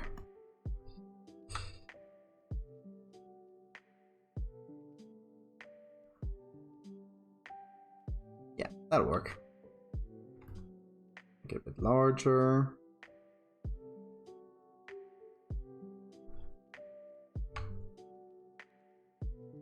So now I'll just choose where it ends.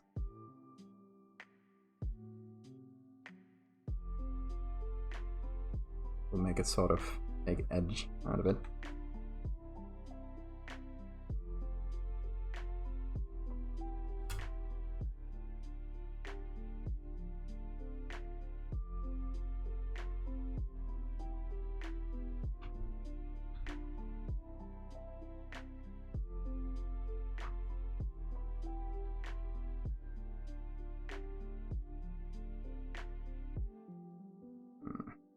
Trying to find the best placement.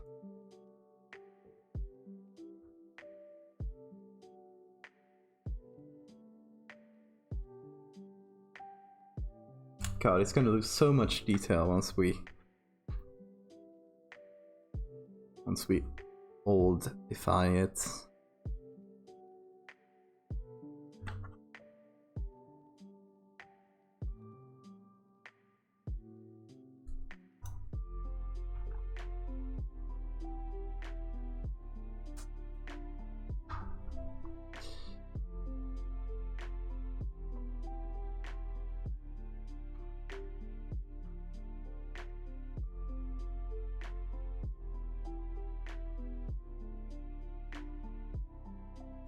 Okay, so now we can start with this one on top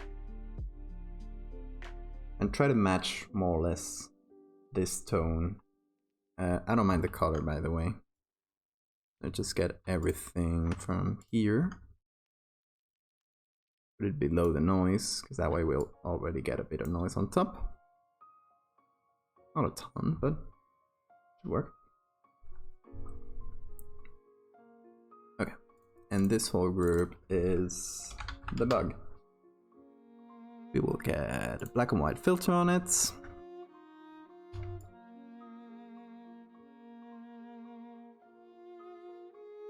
Mostly play with reds and yellows here. Not a lot of blues we can.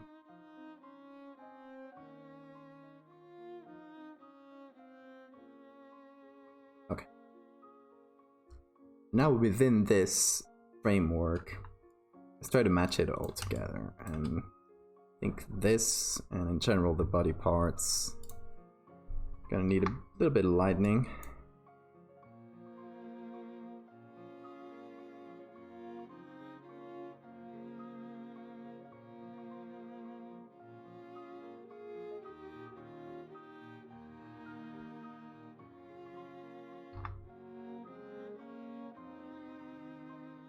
Maybe let them get darker as they go lower. Like darker and hazier. Just reduce the output levels quite a bit here, make them more grayish.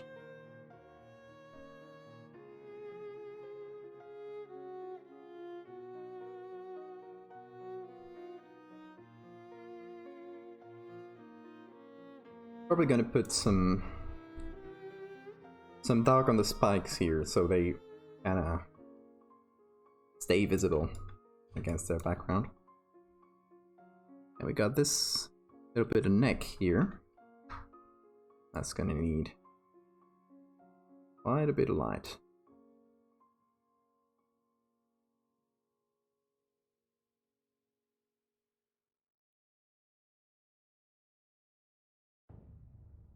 I'm using my mouse in general way more since we have that Photoshop bug, because it usually gets triggered by me using the tablet. So it's led to me using my tablet less.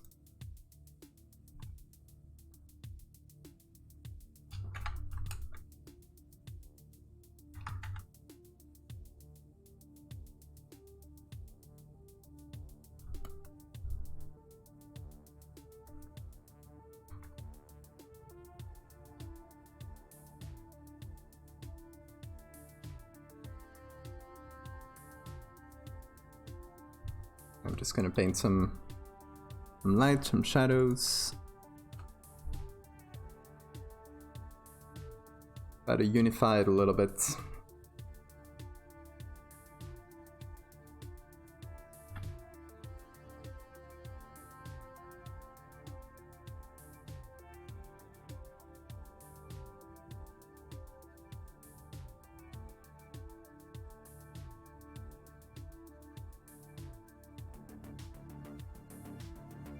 Just using soft light and a brush. No more than that.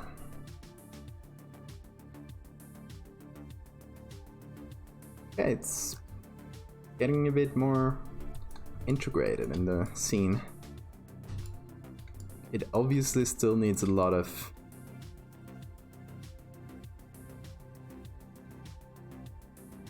fucking with.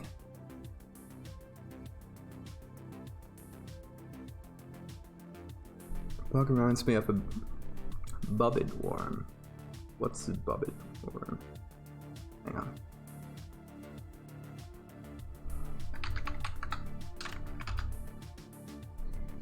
Oh, that is scary as... How big is this thing? What is this creature from hell? Ah, it's so long! I love it. I hate it too, but... It is huge! No, it's a Photoshop.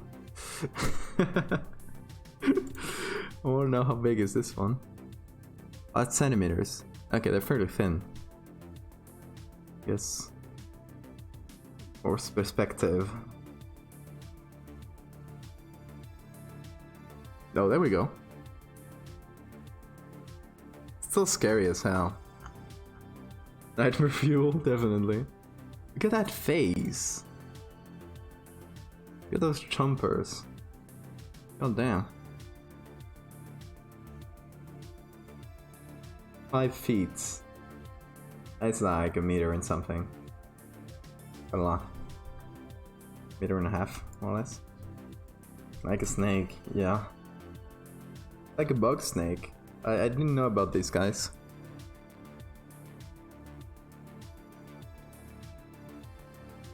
Where do they live? Is it an American thing?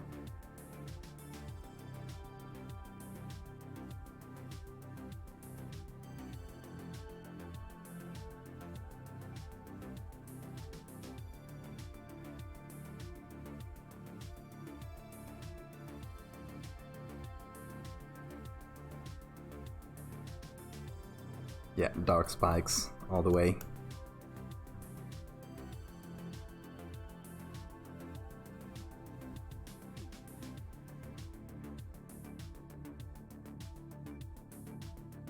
You can bite whole fish in half. God, the sea is so scary. Like, for the sea creatures. For us, it's not as much, but... Every time I see like documentaries or videos of undersea life,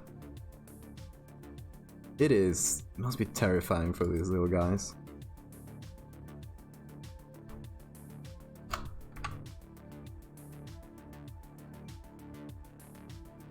Like, imagine just being a normal fish, like a normal size fish, and just chilling, doing your thing.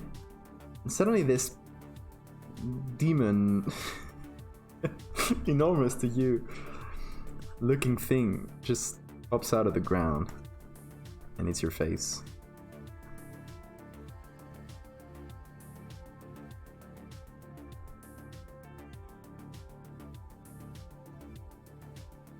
Yeah, let's soften the shadows a little.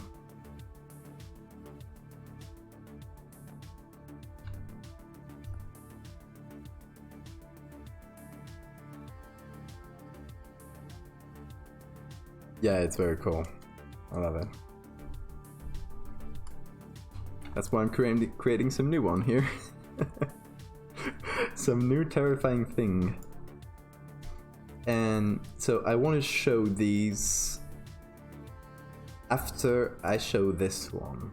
You know why? Because this guy is gonna be touching an egg.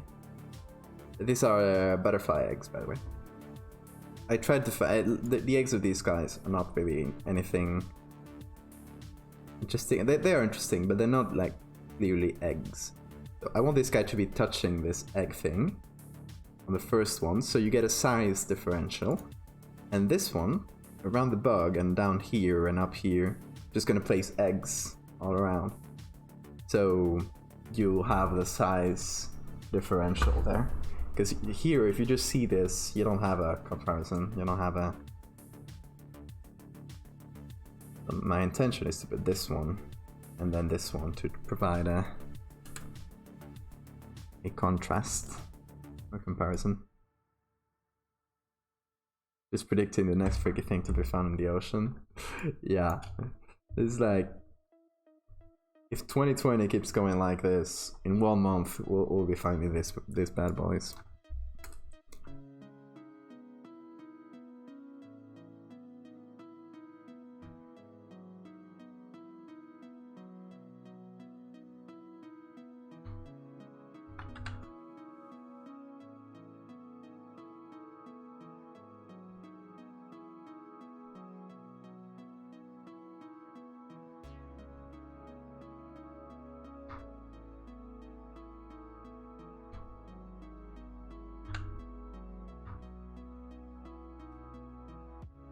Well, we'll find them. We're not all dead from COVID at that time. I'll know what's a bigger threat.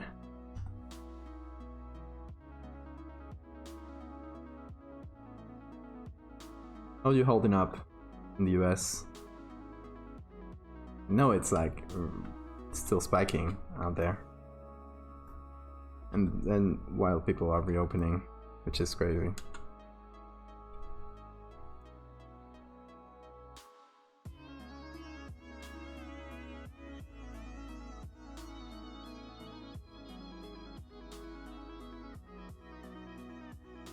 Okay, we got a soft light. Oh, there we go, we used it for that.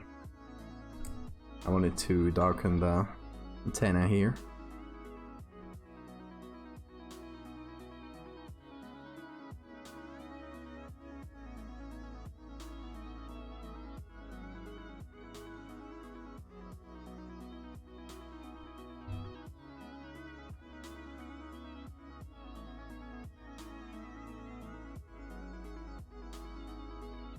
We got another soft light just for the eyes. It's a different layer.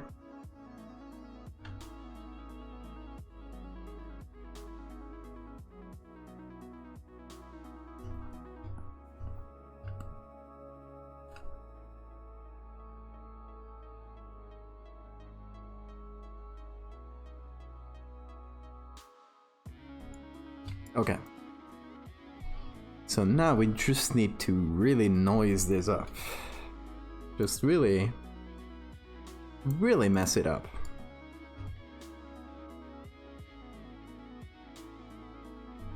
And I think we're gonna use this.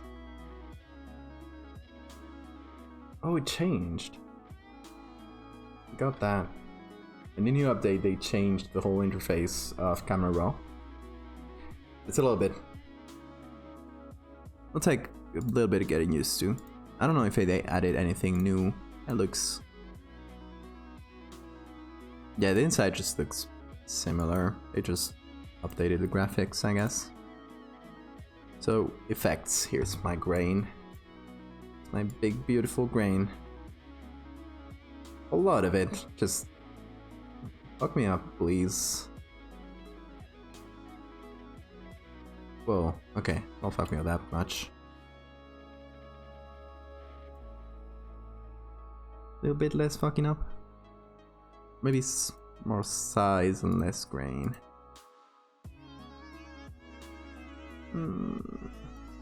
Slightly more.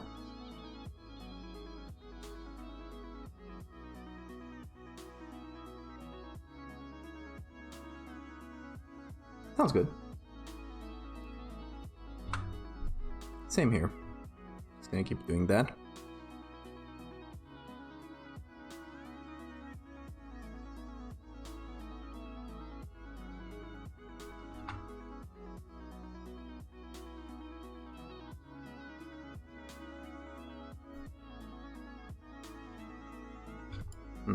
It's a little bit of edge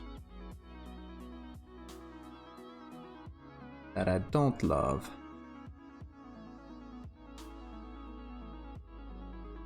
Nope. There we go. Gonna make the layer masks here. And the layer masks are gonna be what I already got, plus just its whole already pre-existing edge. Which we then can feather a little. Or better than that. Shift, shift, feather. Not that much. A little bit. Just trying to soften these edges.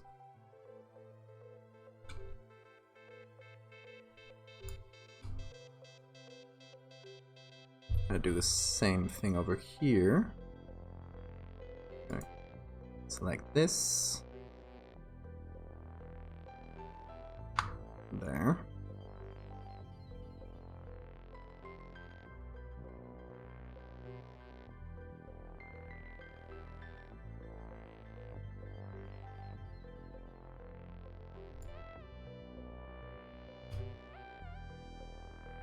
And this one seems pretty good. Hey, Helldog! And Wheeler! How are you guys doing?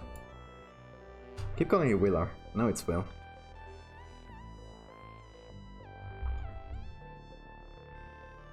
Been a minute, hasn't it?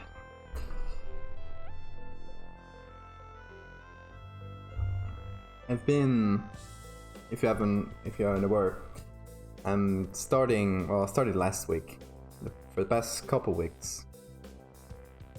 Got a client here. Ooh. Good luck. Gotta do a shoot. Yeah, for the past couple weeks, I've been starting this really intensive medicine, like end of med school program, and it's gonna last until January, February next year, in which you have to study every day for around 11.5 hours. So yeah, it's great. Getting some cool shots with any lens. Cool.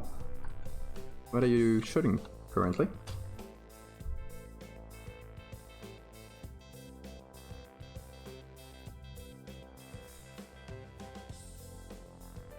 Okay, I'm gonna darken these bad boys, or just increase the contrast. Since they're pretty cool and shiny eyes, I wanna make that clear. God damn it, this bug. Not you, not you. Good boy. Hang on, good boy. Good boy. Oh. Yeah, it is brutal. That's a better word.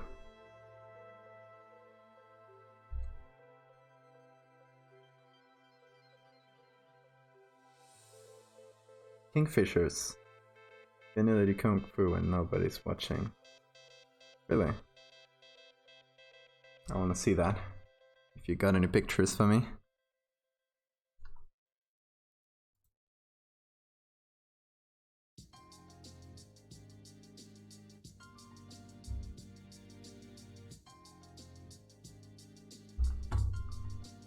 Let's see that. That's very cool. That's a really good shot, man.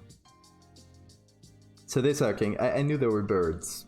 I'm not really familiar with English name for birds. That's very nice.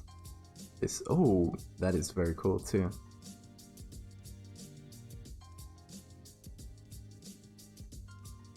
This has some great shots. Really cool. I don't know if you got any more on this. This has some really cool birds. How big is this? I assume it's a pretty small kind of bird, right?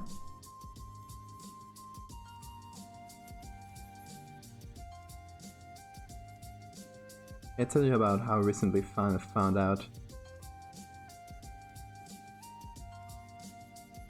What's your old Sears TLS?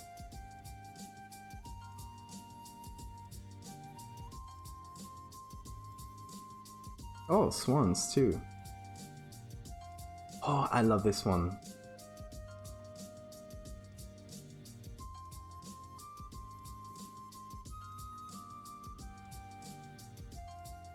Barrel size.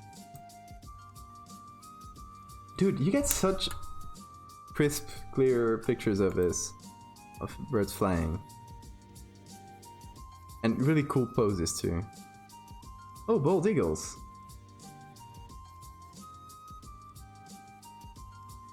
I see they have... yeah, like little stickers, or however you call that. Is it like a park, natural park, that they're kept track of?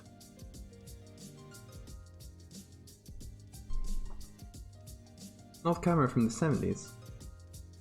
Oh, that's cool. You got old film for it? Damn, I'm loving this shot. Really cool stuff. So many of them too. Oh, caught them fishing and everything.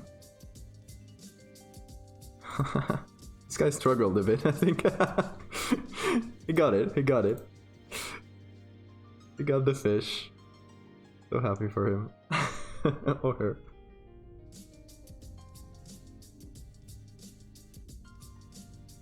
Anyway, those are amazing.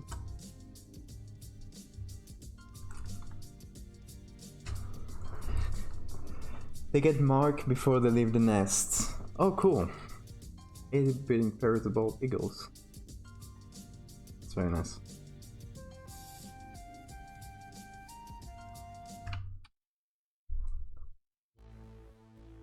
Like $90 from eBay. Got them for 15. It's a steal.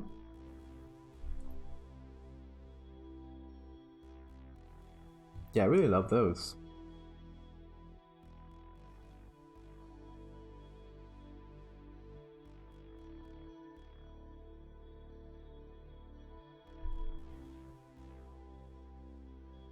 Okay, we're also gonna have to ace this one up. Just darken it just enough. Still want the silhouette to be pretty visible. I think we get it here. Kind of a compromise in between readability and visibility and realism, like in a lot of things I do.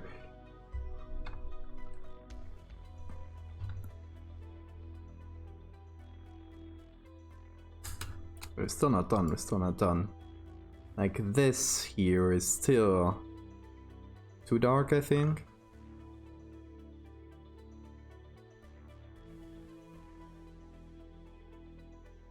And it'll need some shadow. Hang on, let's take bug here. Watch the original. We have a pretty non-specific light coming from the top.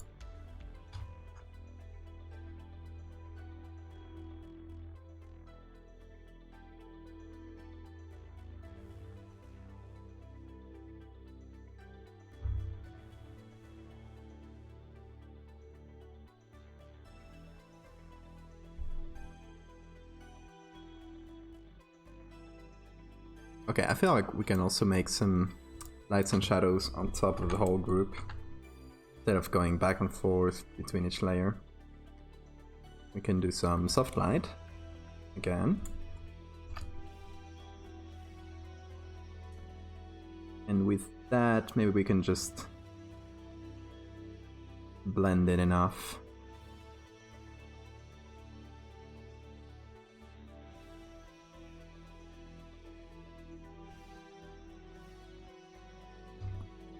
And if you're trying to get a super crisp image, you try to keep your edits to a minimum, right? If you're painting lights, painting shadows, you try to keep that to as few layers as possible. Try to be non-destructive with the pixels you have. In this case, I'm doing quite the opposite. I don't care about putting a ton of layers on top of each other, contradicting each other, because everything I do will lower the quality, lower the total quality, and it's kind of what I'm looking for, really. It's just grainy, old, hazy. That's the look I'm going for. So I don't mind breaking it. I don't mind having a shadow added on one layer and then going on top of it and adding a different, like adding a highlight on it. Or mixing and matching, that kind of stuff.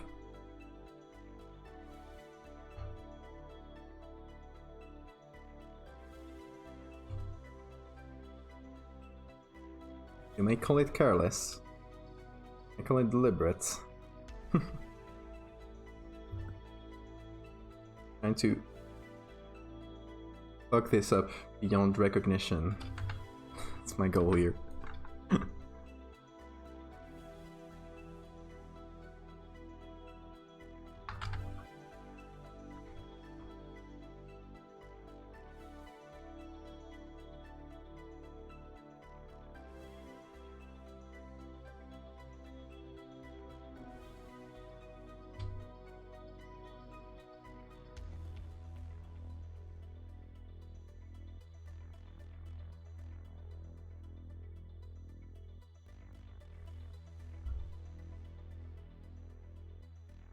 Okay, I think the mandible still needs...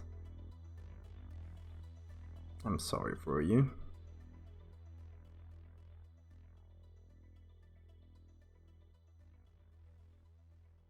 Still needs a little bit of messing with.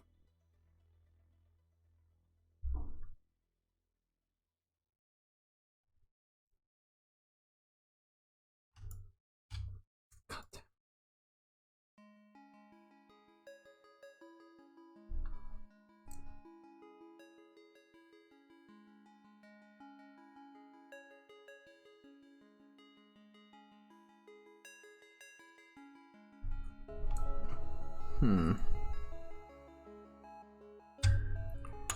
I think we're also gonna go down to these layers. We're gonna do a little bit of blurring in general, just some Gaussian. Just to remove some of that larger texture, and obviously we're gonna do that below the rest, so we still get the grain on top with the Gaussian below it. And I think I went overboard a little.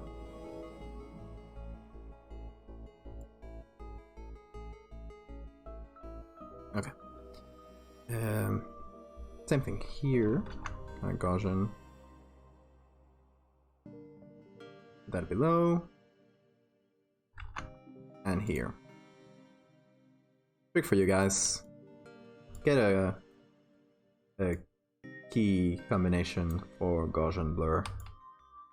Or for anything you use a lot. Don't know why it took so long to make mine. I used Ctrl-Shift-G, which I know also had another purpose before. I didn't use it, so suits me better.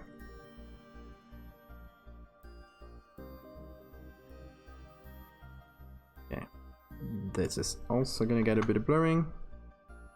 And oh, this doesn't have grain on it. Hang on, there we go.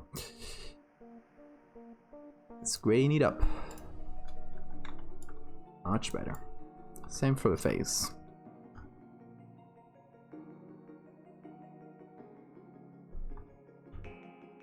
This one's gonna get slightly less blurring. It's a bit closer to the camera, and I also don't want to lose a lot of readability there. A little bit of grain.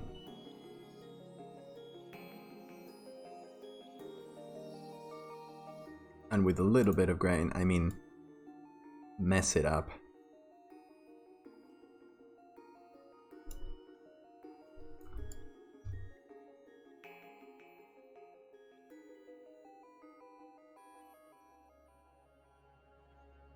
We're slowly getting there.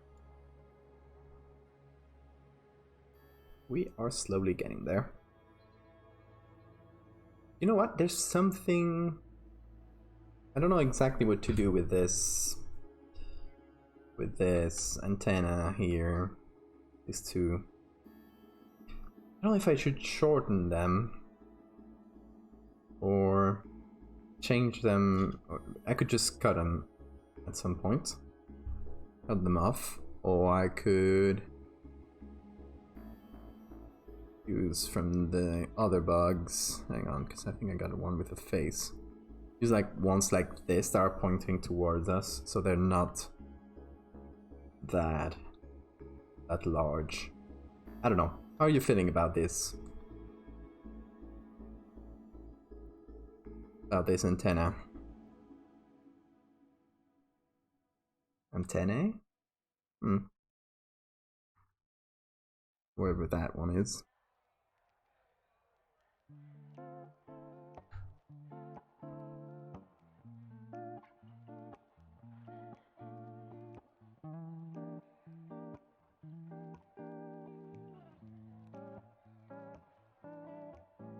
Welcome back.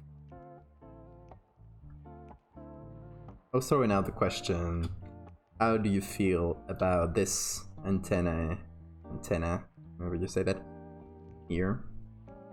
Should I remove them or shorten them a little? I'm not sure about them.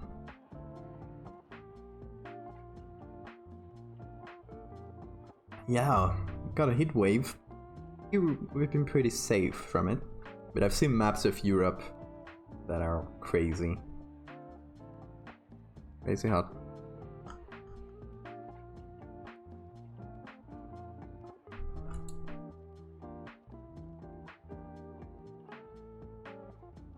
Yeah, let's leave them then.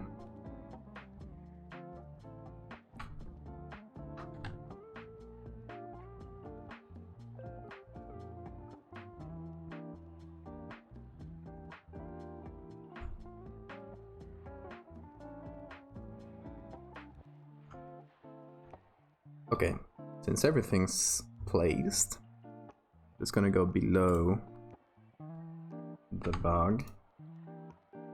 Take a soft brush, because this is a very soft type of light. Big antenna it is. Gonna take a soft brush. Soft light, probably. Maybe we'll do overlay, if that doesn't do a lot. We'll do a shadow.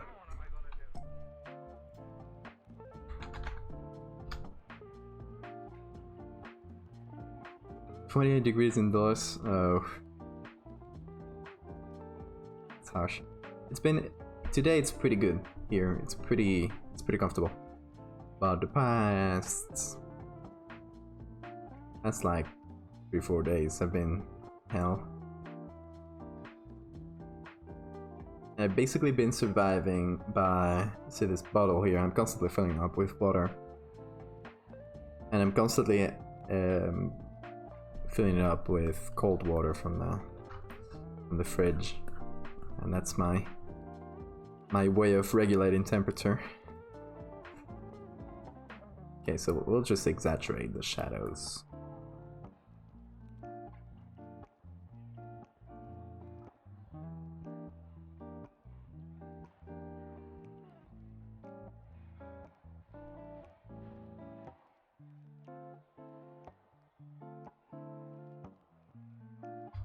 And then gotta find a good point. Good middle ground.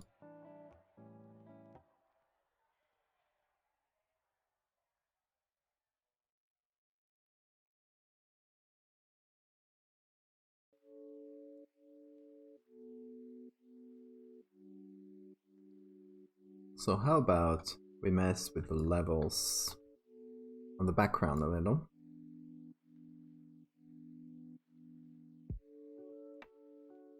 I don't know how hard to go though. Like, it could go really dark. And that would sort of match this one, which will be our first contact with this environment. So maybe like that really darks here can work. I feel like I need to do with another levels that really darkens the hell out of it. Don't worry about this, by the way. I know what I'm doing. Just apply this on the edges.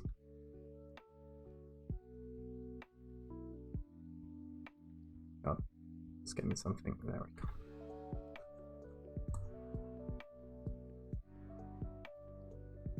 Instead of painting it dark, because I was taking so long before to do that.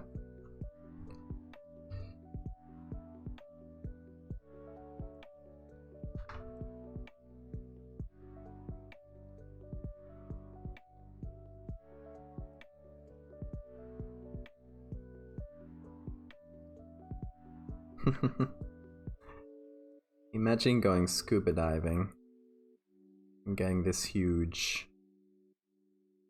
bobbit worm looking bastard.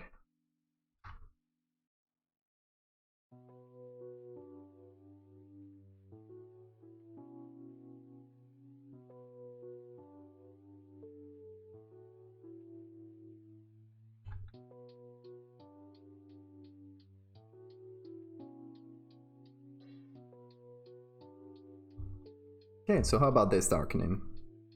We lose a lot of quality in general,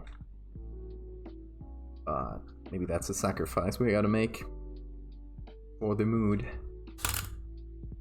Instant heart attack, yeah. I think that's what our diver is gonna go through. I think it's just gonna go crazy. It's gonna refuse to go down again. I still don't have a story for this one. What could be a good story? So we got a small cast. We got a diver. We got his buddies. Where are they? Here. We got like the crew of the ship. We got the diver, and they're looking for what are we looking for? Maybe they're going to explore some a sunken ship from when World War II, if this is the 50s. Hey! Olaf and Tony, how you doing, mate? Doing another creepy bug today, as usual.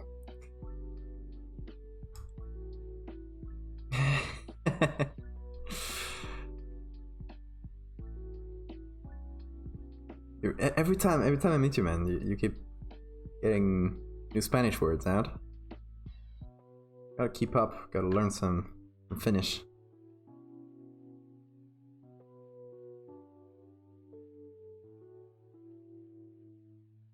Invisible in the loony house, scratching drones of the creatures into the wall. I like that. Could even do a drawing.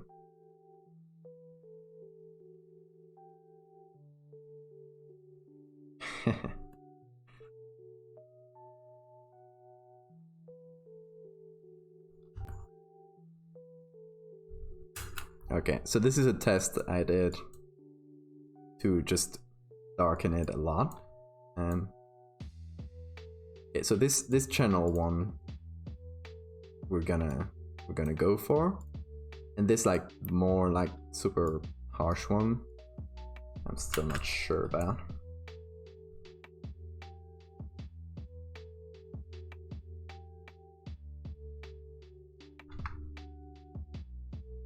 The problem I always have with these stories is what happens with the photographic evidence.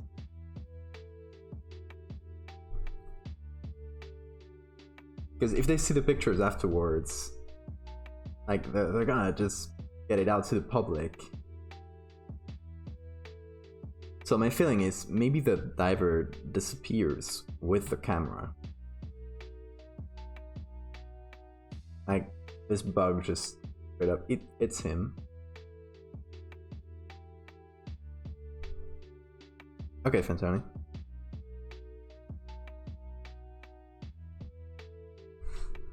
does it eat the diver?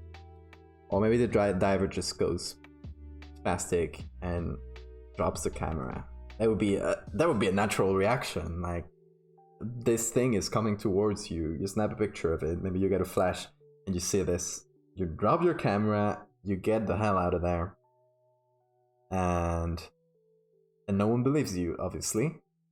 But you just refuse to go down, and the project gets abandoned. And then many years later, someone finds a camera, like drifting. Yeah, that's another idea. Okay, so we did this, and I think we're not gonna go that hard, at least for now.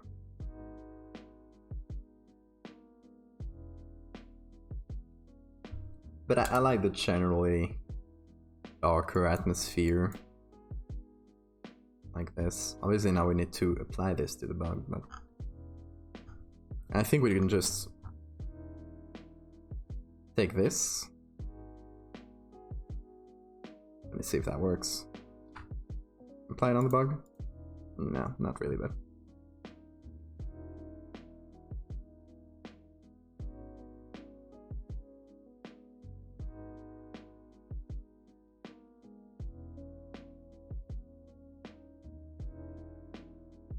government covers it all up.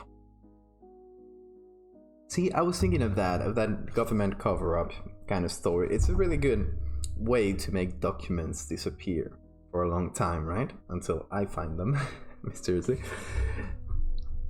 It's a really good way of doing that. But I don't want...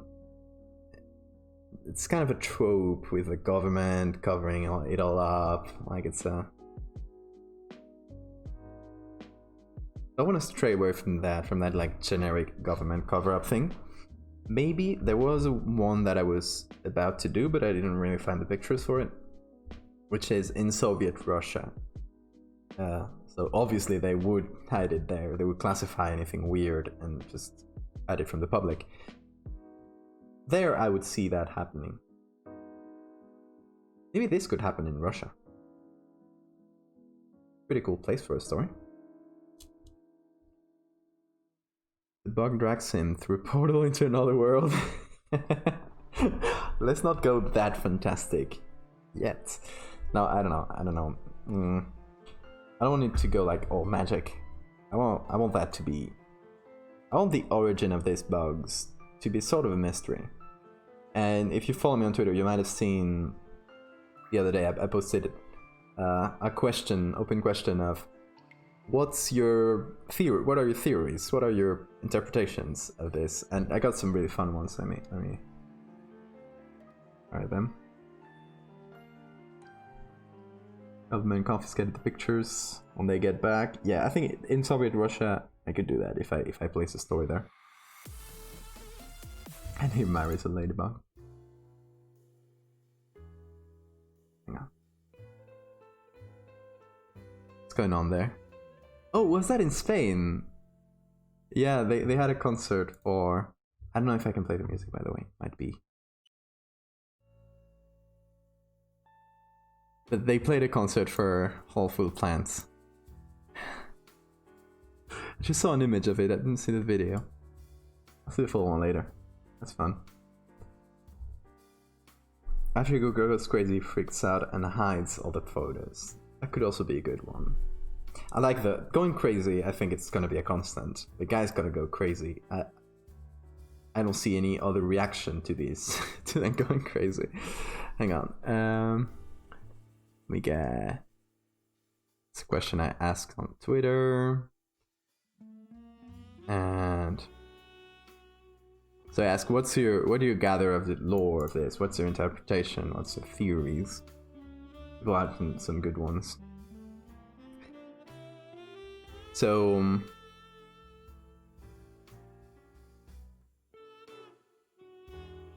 this guy thinks that it's the same bug that's found in the ice and then found in a tribe. Likely that could be.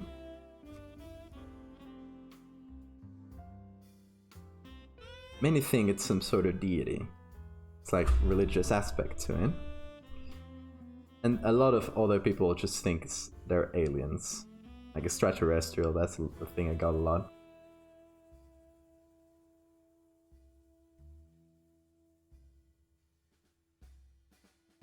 Ancient species of massive insects have made a resurgence somehow, possibly from an underground lost world or just remote areas of the planet. I love people really just come out with super far-fetched stuff. I loved it.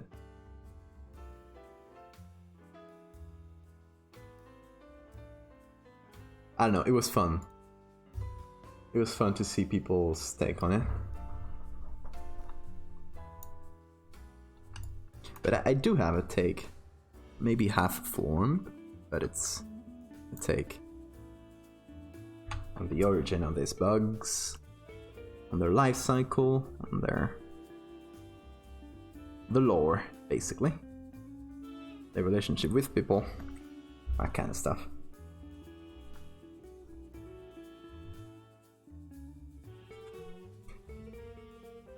Bit too dark. I think we need to just get into levels here. Larry! On a raid! Hey man, how's it going? Hey everybody. If it's your first time here, I make creepy bugs. And old pictures. Like this one. Or this one. Stuff like that. A little bit of writing, a little bit of storytelling. Welcome everybody. How was the stream, Larry?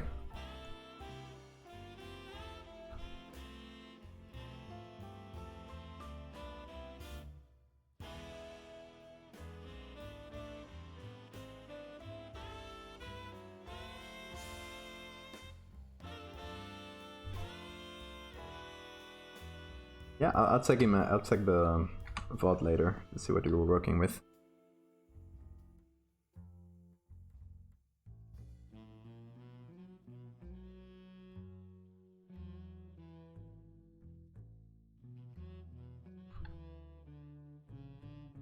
Just expand this here.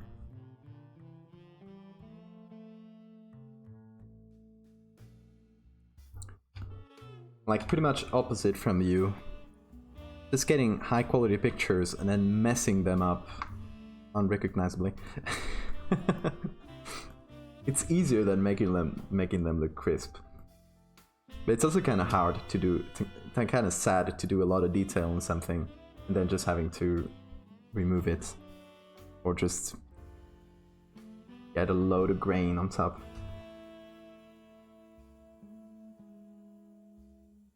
What's this in key press pop up? Oh, yeah, that's this here, right?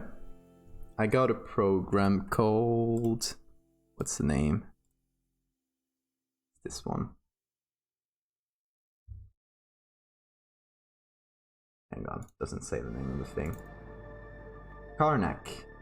C-A-R-N-A-C. You can configure it so it pops up wherever you want on the screen. Any shortcut you do, or any keystroke, but I just have it set for shortcuts. So it's just for people who, I don't know, want to see what I'm doing. So I'm doing Control S or Control T or whatever, and you can see that. Yeah, hang on, I got a link. Got it in the Discord.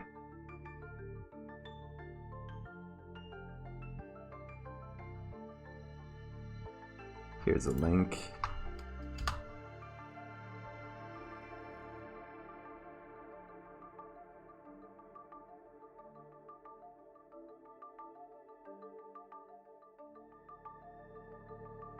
Also, for general streaming stuff, if you go to the Discord and to the resources tab, you can get a few things.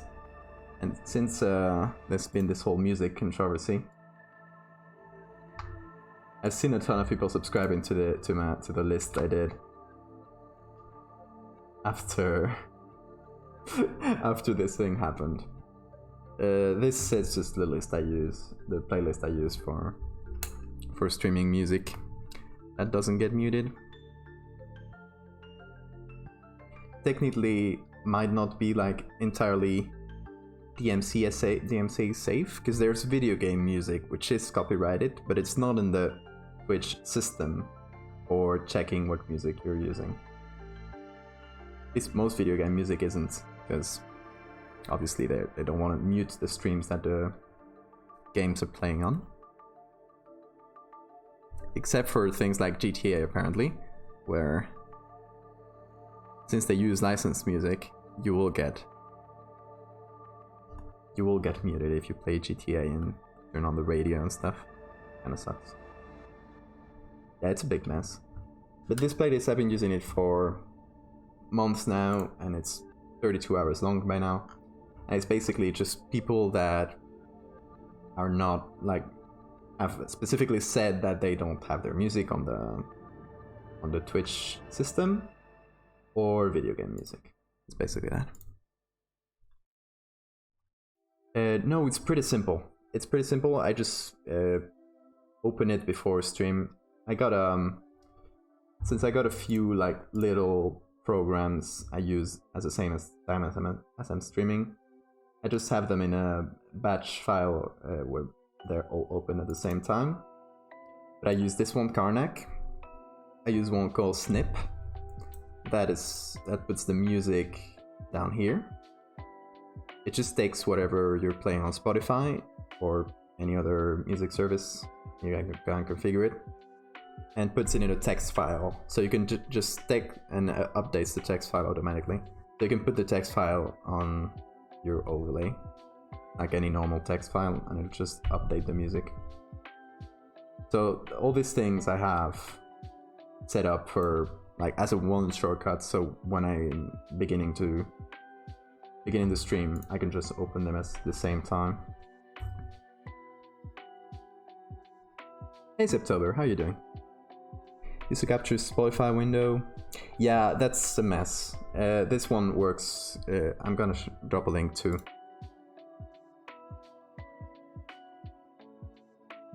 Snip. It's like a very lightweight program that runs in the background.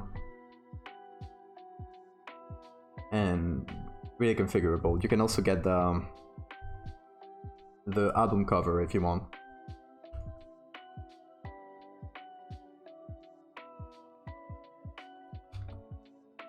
So you can like integrate it into your overlay a bit better.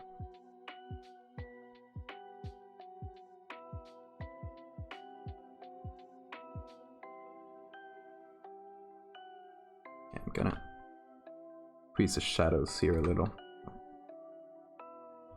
Wrong tool. There we go. Here I'm basically just trying to make the silhouette readable. More than anything.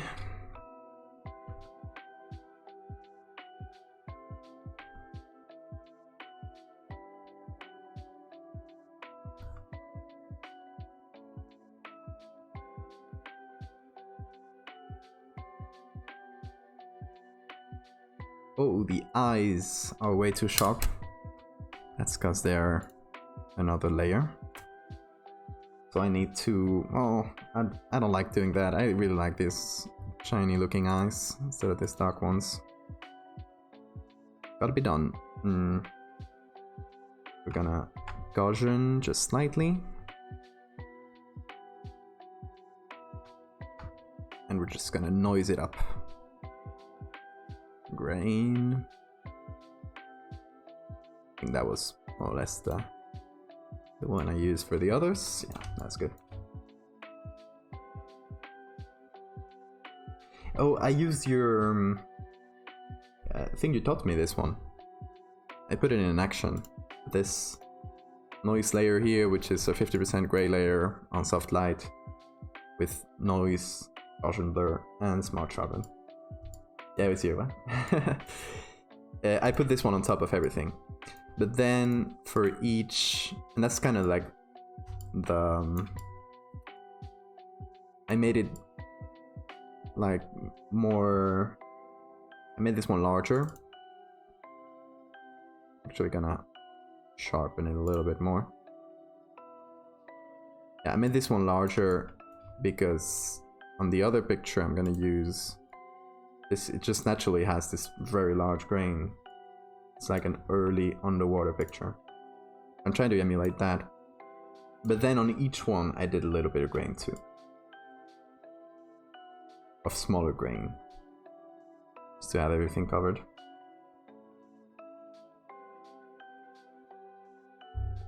Apply a nice layer with texture brush. No, I just have it on top of everything.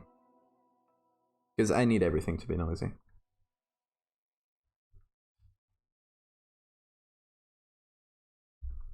Hey! We got the two fins in chat. A key glass. Yeah. The classic.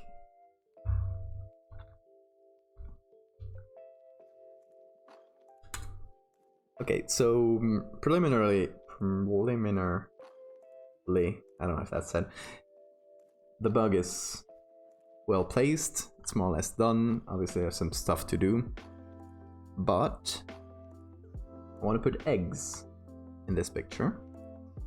If you see this guy, which is going to be our first picture of the batch, is going to be holding or touching this egg, this semi-transparent, creepy looking egg, which is from a butterfly. I got a couple different pictures, which I can just mix and match, modify, and I want to put it all over here. So a bit on top here, and a bit below, so this guy is protecting the eggs, you know, it's like the brood mother. Classic. Disgusting lovely. Yeah. So I think first things first, let's just put it on this picture. And once we got it more or less done, we'll cut and paste onto the other one.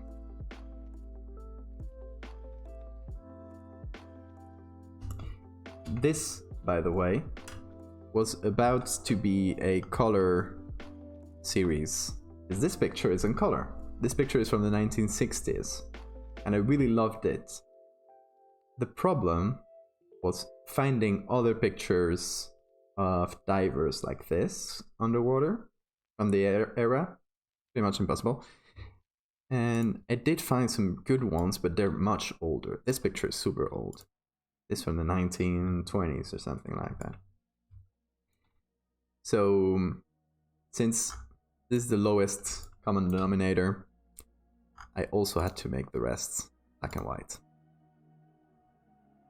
Would be kind of weird to have a black and white one and a color one in the same series.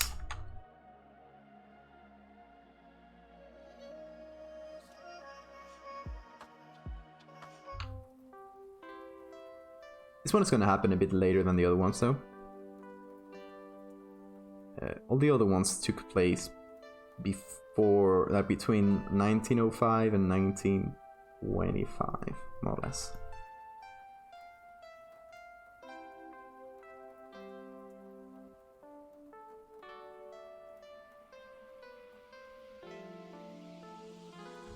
Yeah, it sometimes takes some work to match them, since I'm not like controlling how these pictures were taken.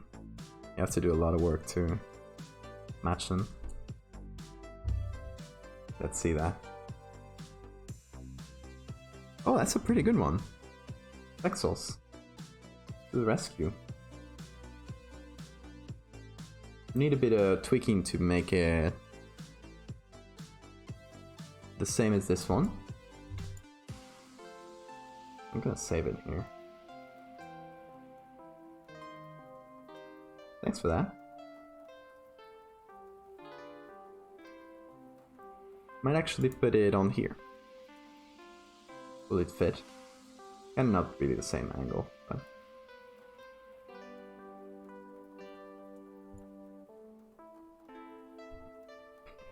You see, color pictures underwater from these times are incredibly rare thing to find. But you know, yeah, I can always just get a later picture and try to make it look like it's older. Use any plugins to fake certain textures? Not really. Color effects? No, I just do it all manually. Since it's sort of a case per case basis. What you have to do in order to match two pictures is pretty individual most of the time.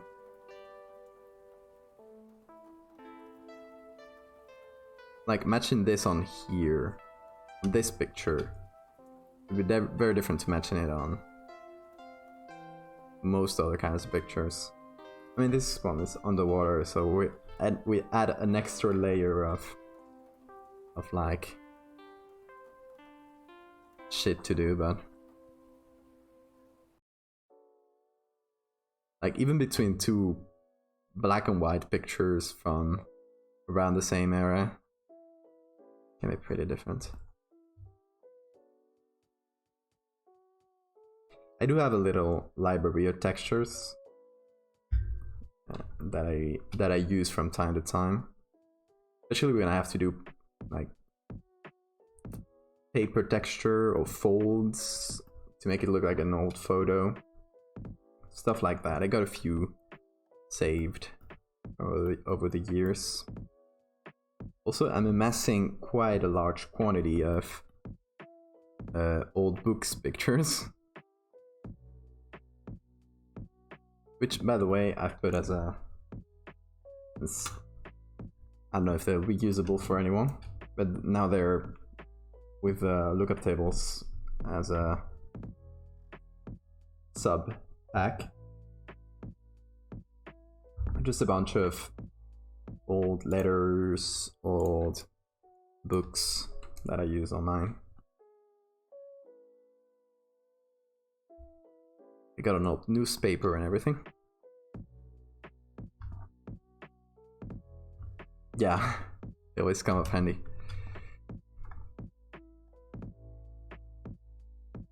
Is there some... I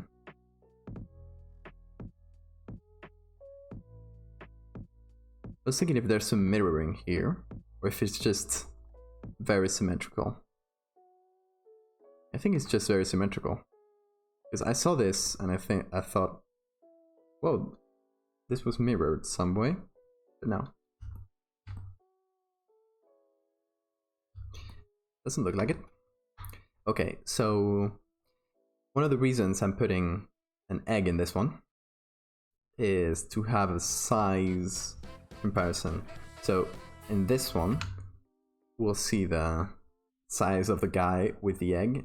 On this one, since there's going to be eggs lying around, we'll see the size in between an egg and this guy.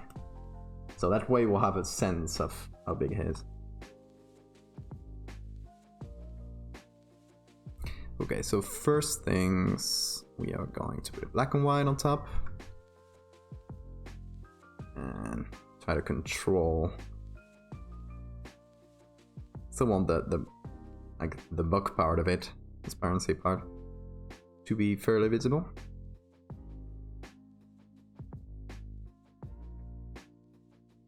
Not a lot to do with the rest. Okay. Pretty gray. Fair enough. All the science here. Okay, good starting point.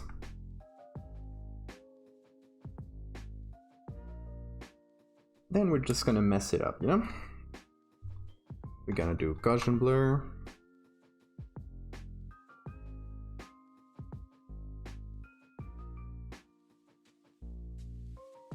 We're gonna add the biggest noise, the biggest grain. Look what we have to match here.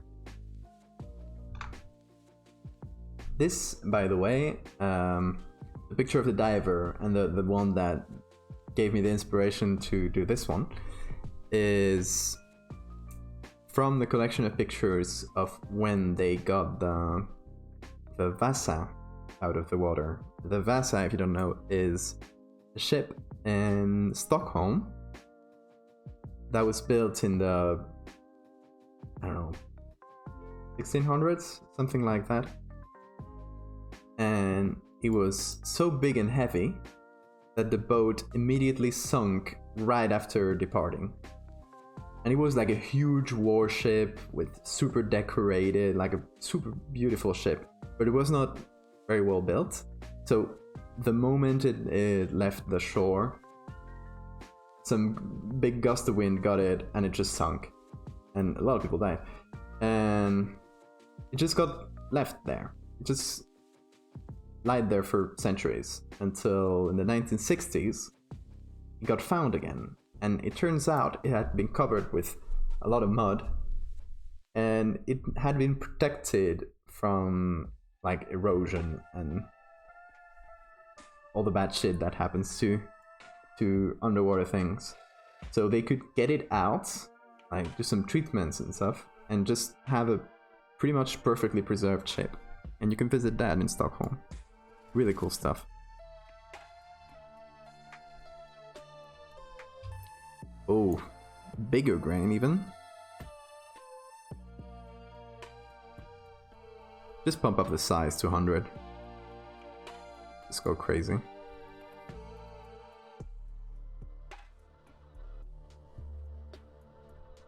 That was a bit better. Okay.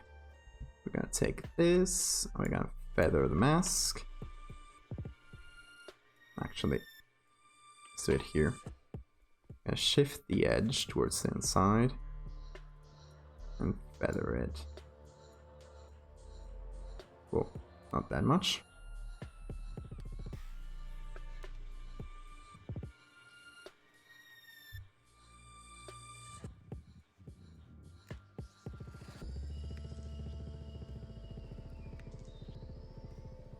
Take a look at this noise. Look how it massacred our boy. Oh well. That's what had to be done. Oh, this is just an empty layer. So now, shadows. Mostly shadows. Normally it's lights and shadows, but not this time. We have to figure out what's the light situation here. Seems to be some sort of lantern.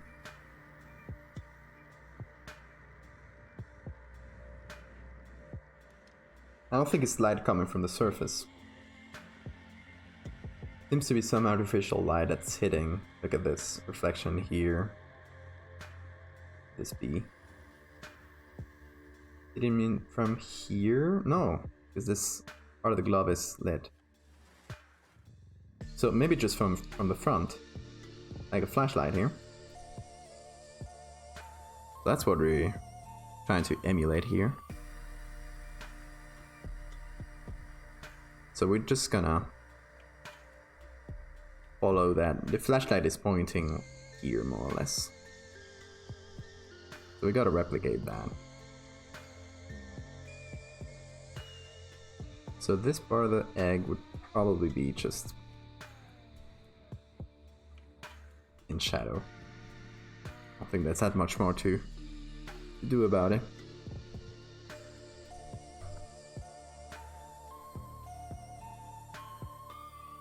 And it matches quite well with the little reflections we have on the surface here, and the lantern with the lantern light.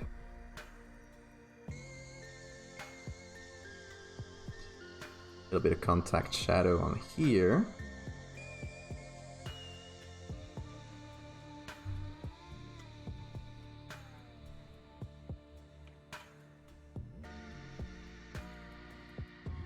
We're gonna leave this one a bit lower. And we'll do overlay, because overlay will keep all of our grain and we'll even increase it. We'll just keep that mostly for the the edges.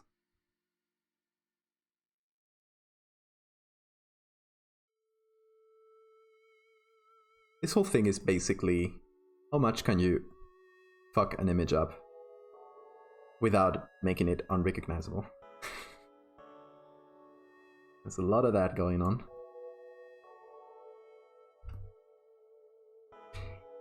Okay, another thing here to take into account is this is semi-transparent. Or like pretty much transparent. We can just treat it as glass pretty much. So any light that comes through it should come out the other side. So we should still have some light on the back here. Thinking about it. Yeah, FTL. A great soundtrack.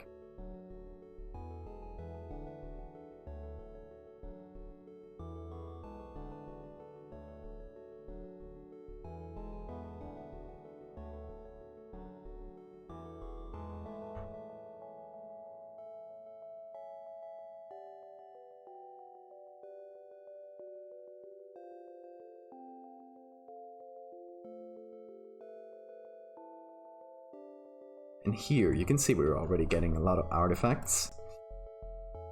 Do we care though? I don't think so. Like, this is full of artifacts.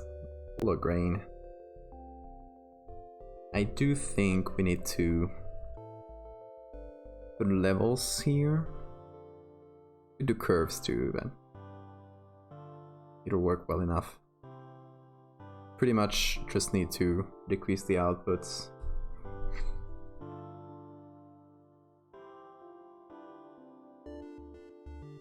So we match the whites with the whites, and the blacks with the blacks.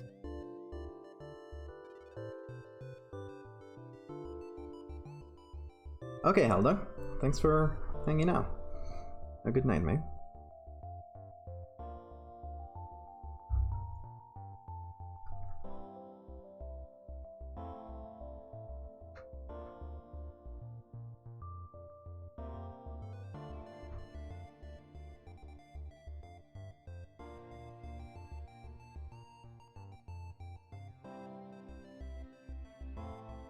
It even kind of looks like the egg is a little bit of a light source. How about that? It was my intention, but looking at it, sort of looks like the egg could be lighting the whole thing. Okay, Larry. Thanks for the raid. Thanks for hanging out too.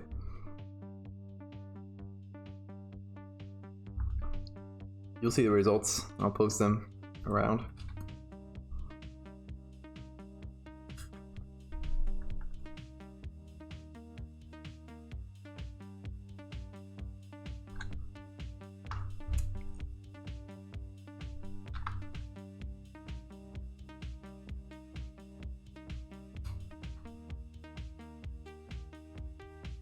Baldino rivals of ether. No, what is that?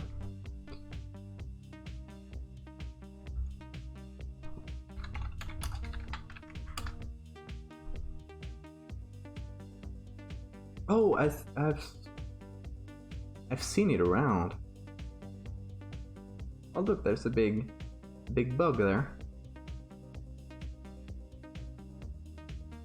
It's like a Smash Bros. Yeah, style game, right?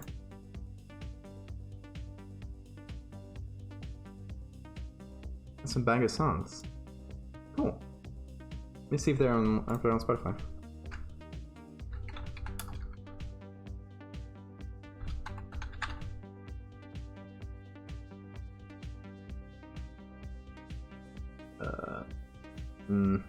No, they're not on Spotify. But there's some remixes.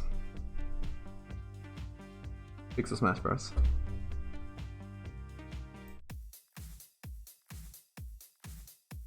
It's about to hit hard. How is it heaven?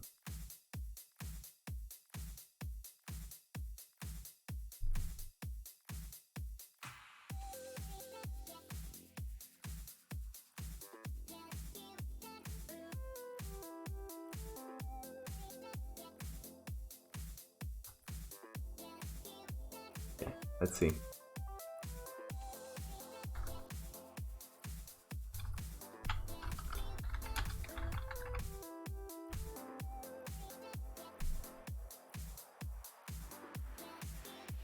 Power of Heaven original soundtrack.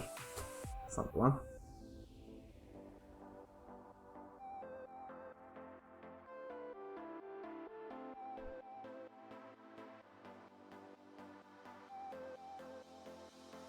Doesn't look like it exists on here.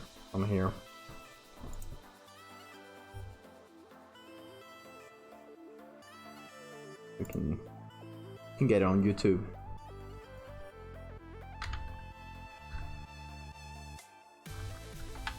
Oh, we got it.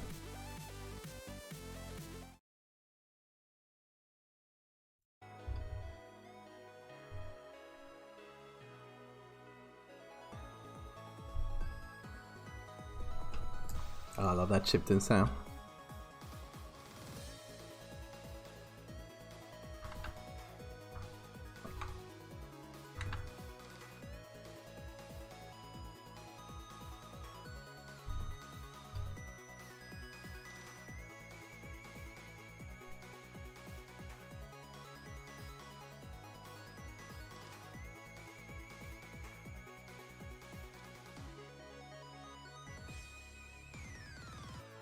Yeah, they're great. Even in like modern games like this one, it's just the sound, I think. Very cool. For example, God, what's the name of the game? Oh, Shovel Knight. Shovel Knight has a fantastic soundtrack that sounds nostalgic, even if you've never heard it before. Very good. That whole game is like nostalgic, but in a... Even if you've never played an 8-bit game, I feel like.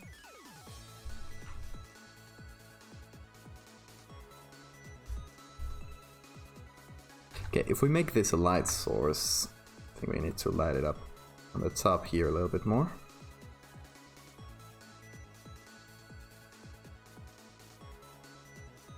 Ontologic? Really?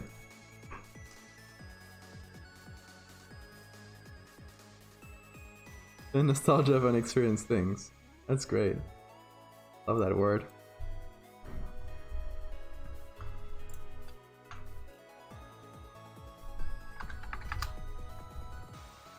Okay, we can get this egg and plop it on here. Oh, obviously it's gonna need some adjusting. Don't know if I'm done with the main one up there, but...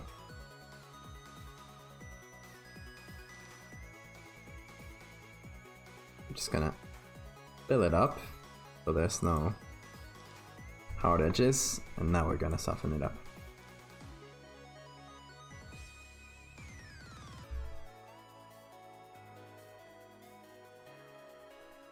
This one is just for a more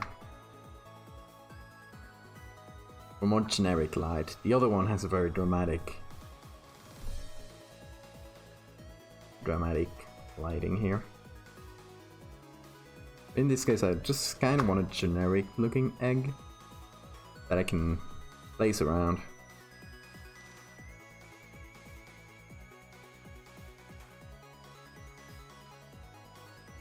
I think that's gonna be the size of our eggs. How about that? Okay, hang on. If we remove the bug, and obviously you can't see a lot of detail on this one, there's also a lot of things I messed up on top of it, but you can see the railing here. That's a railing. It's actually...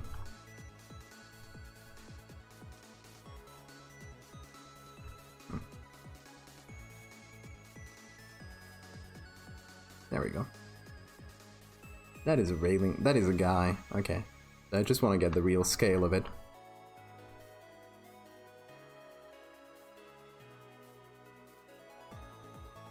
So an egg about that size should be right. Doesn't have to be perfect.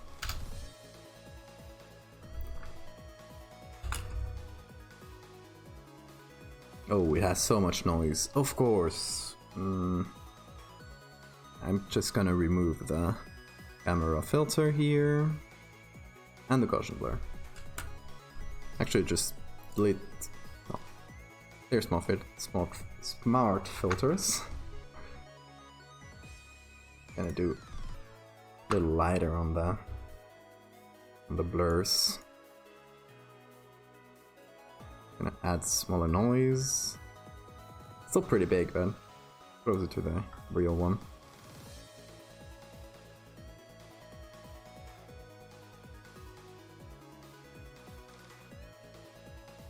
Oh.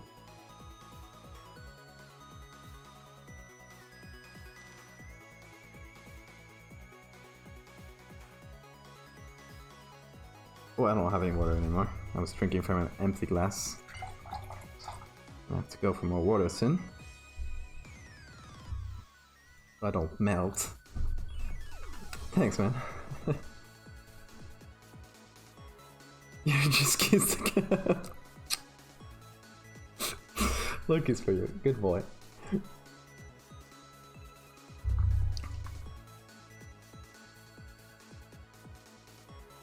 Okay, so this is gonna be our base egg. And now we're just gonna merge it, make it into a smart object. Okay.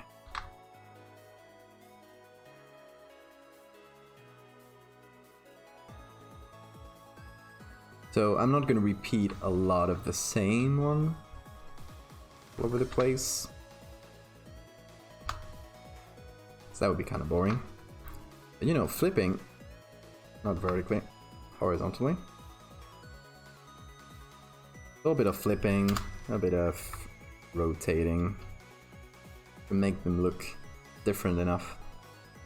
Then we'll just add individual lights and shadows to each of them. But for now, let's just put them in place.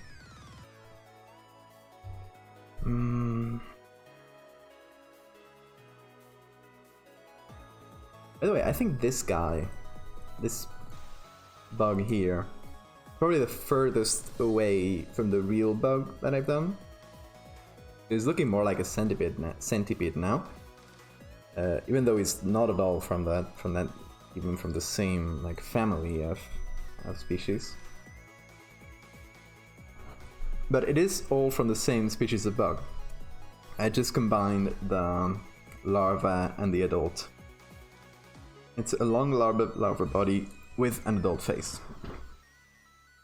Yeah, let me show you the pieces of the puzzle.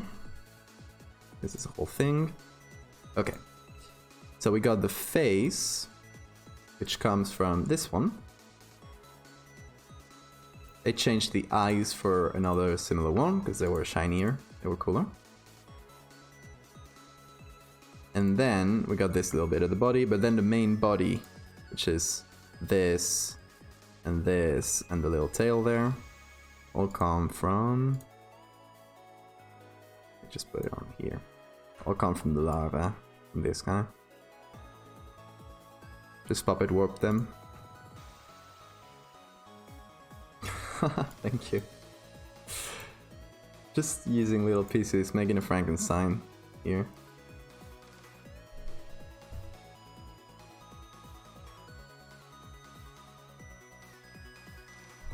Making animal hybrids is always really fun. I don't know if you saw my a few months ago. God, feels like ages ago, but it's been just a few months. I did this like little celebration stream.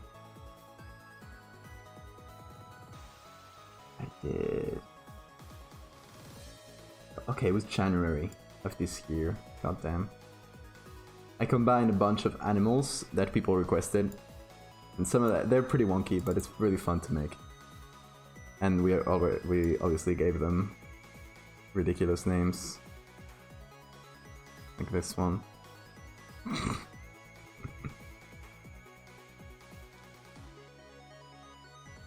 It was like 1 year of streaming. That was it. That was like my exactly stream anniversary.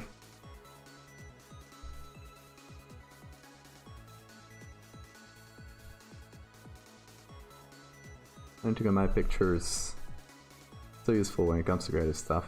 Yeah, and exactly, you can only find a limited amount of things in stock pictures, or even in stuff you can shoot yourself. Okay, this is egg number 2, which I had on this picture because I didn't know which one to use. And obviously we use this one. So this one we can repurpose, and we can put it on top with the other eggs. There we go.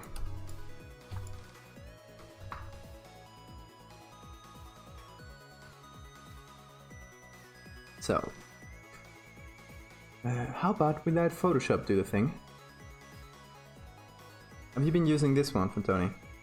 The object selection tool in the new versions of Photoshop. I actually found it quite useful for a first approach. It's kind of like the select subject, just you can choose which area. Pretty useful.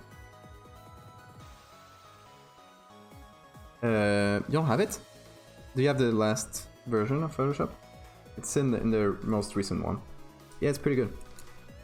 Quite precise. It obviously the edges can be a bit wonky, but if you just go into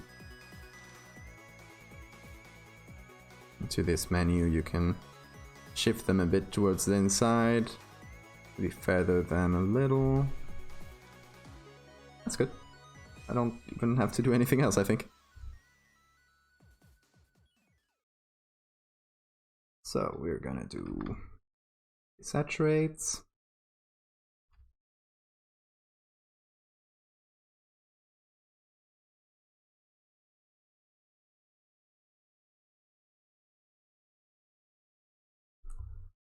Oh, that's something that's done.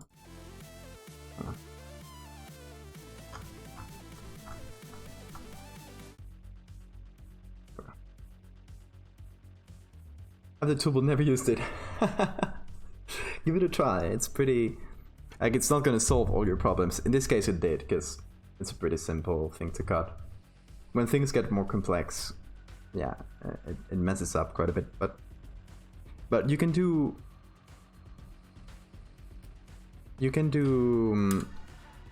an approach that has been working fairly well. Let's just take this picture, for example, and say we want to get the skull here. So first I might do this, and maybe just didn't take let's say, because now I did it very well, but let's say it just didn't take this chunk, and you want to add it, so you can just with shift to add selection, and usually it'll find it. So you can like add this sort of small selections, and it just speeds up the workflow, you know? And it selects trees. Not like you. You're the expert on that. You should train the Photoshop algorithm. What's its name? Has a name. You should train it to be a lumberjack like you.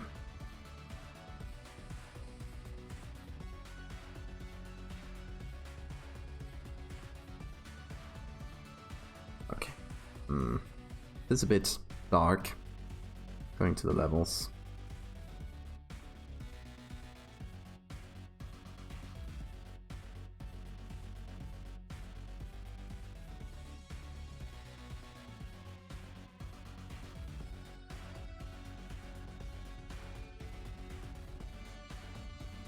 That's better.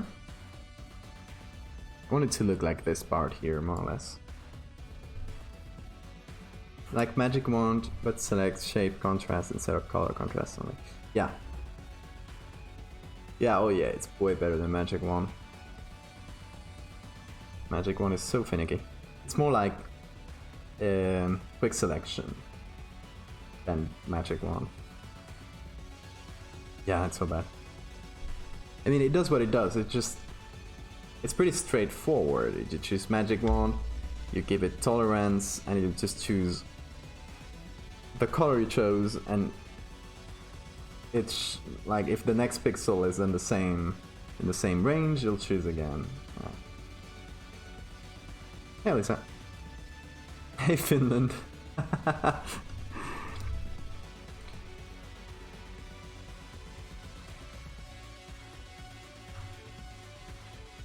Okay, so we're doing a little bit of grain, and with a little bit I mean a shit ton of grain, obviously. Boom.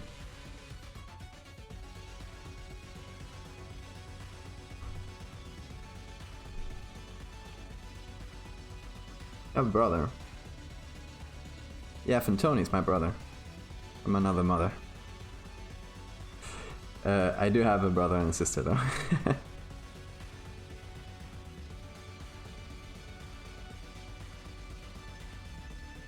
Good for beginners, so then lose confidence in the cutting process. Yeah, right now for beginners though, I'll just tell them to use the object selection if they have the last version. Because it does really save up a lot of time. My brother.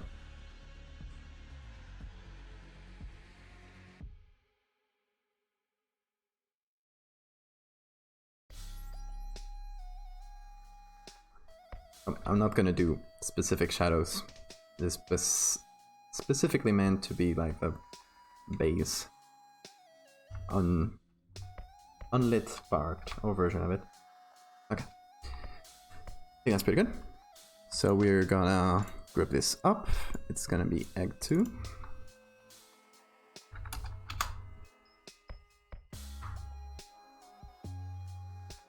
Okay.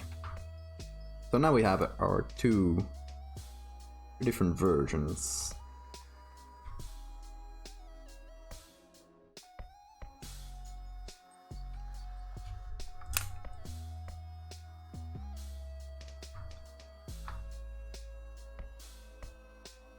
Gonna make a few smaller ones too. And you might be saying, how's he gonna get away with using just 2 eggs over and over? Well, they're gonna be pretty much hidden, so not gonna see them that clearly. So I hope it's not gonna be a problem.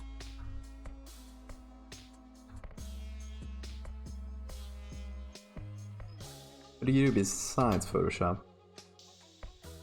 That thing? No, that's my sister's. I have no idea how to play any instruments. I do medicine, basically. There's not much time for other things.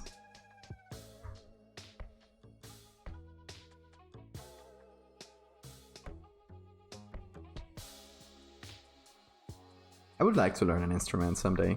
I see you've been playing guitar. How's that going?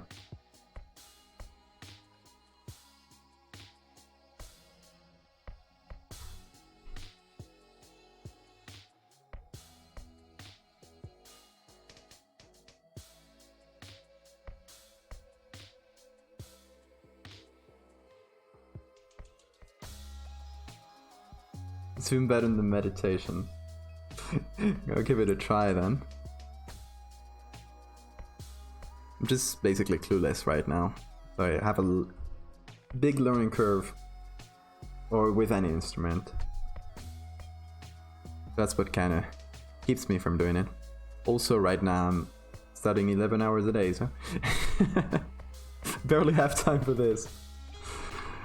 Oh god.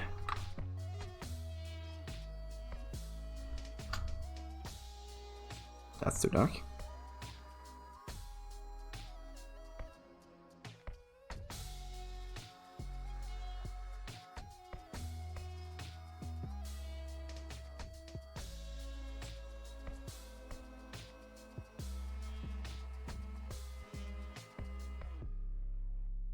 You make me want to try.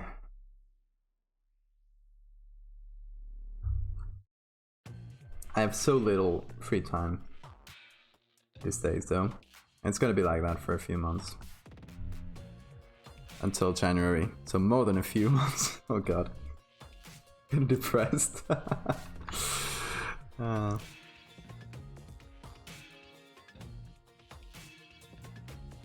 Hey, but I'm gonna be a doctor soon, officially. not gonna be able to prescribe you guys with any sketchy medications though. That's still a ways off.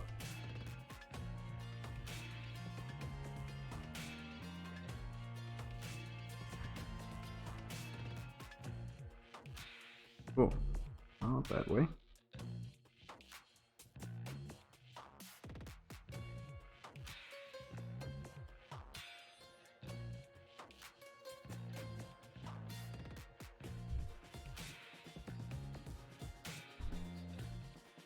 Followed. Don't do this to me.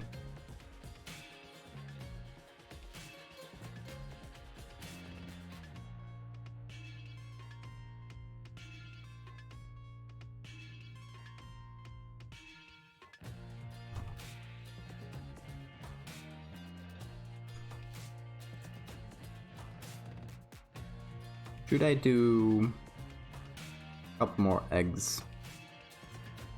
I feel like, okay, so I'm gonna get this cluster here apart from the rest. So this one and it's the other one. Okay, this one. Let's put them on their little group.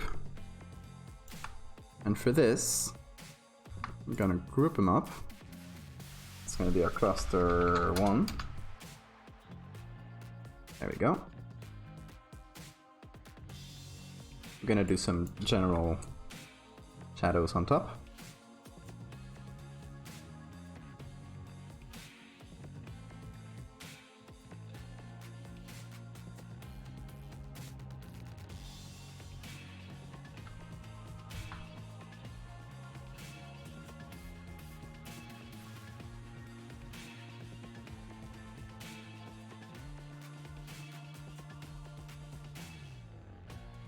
And then some shadows below, of course.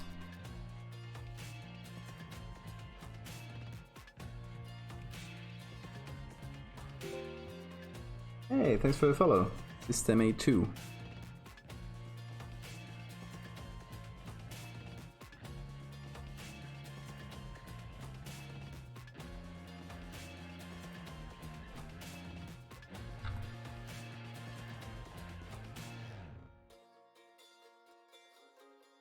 Okay, I think I can get away with making the shadows a bit stronger, just a little bit.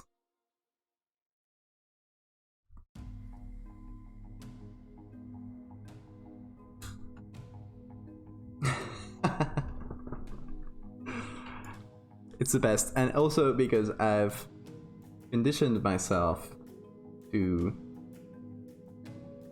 not mind it anymore.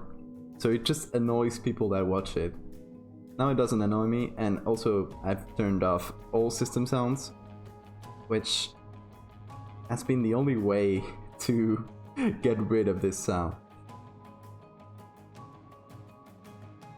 Thank you. Yeah, had to look Photoshoppy, I guess.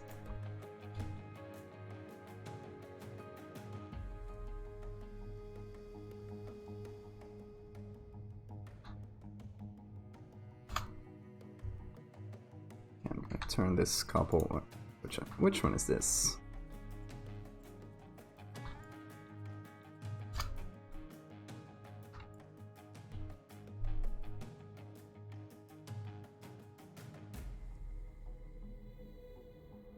Okay, so we got a few eggs. I don't know if it's enough though. They also need more noise. More like this, like that crazy amount of noise. And you know, trying to replicate it from scratch can be a bit hard. So why don't we speed up the process a little bit? Gotta take.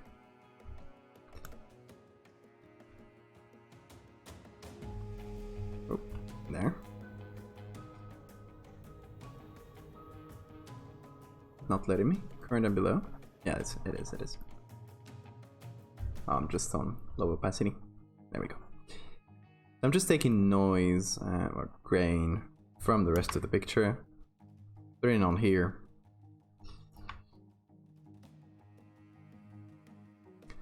And then we can see what we do. We can just apply it on normal at a low opacity. Just give that a little bit more noise there. And haze too. Kind of makes it.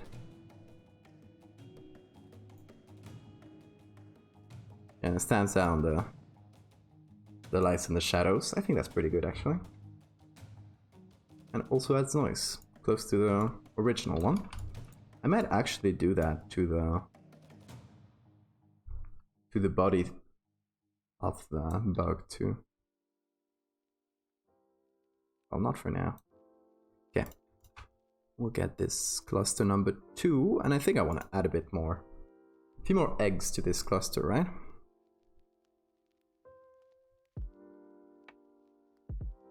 Okay, let's get this white one here.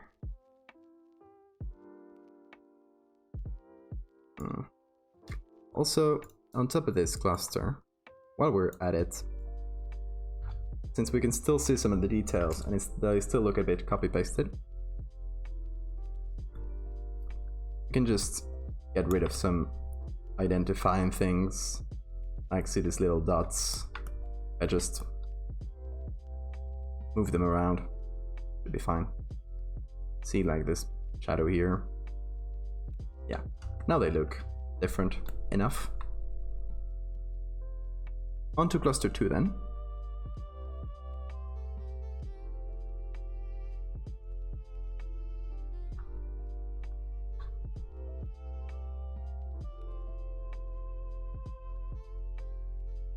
Let's flip it vertically.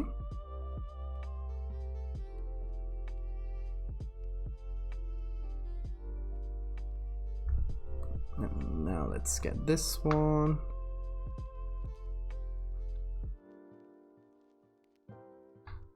It's smaller.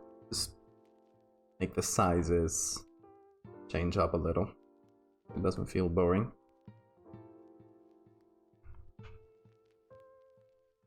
It's gonna be called cluster 2. Cluster 1 and cluster 2. There we go. That's all gonna be eggs. I'm gonna just put them below the bug. There we go. That way we all have them clipping this antenna.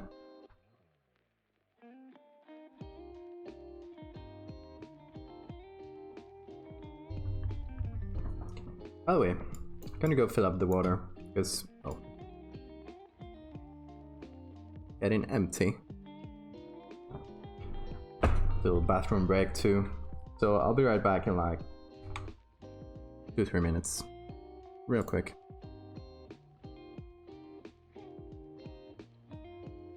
Whoa. Why is huge? Whatever. Oh, it's doing the thing. Okay. I'll be right back, guys.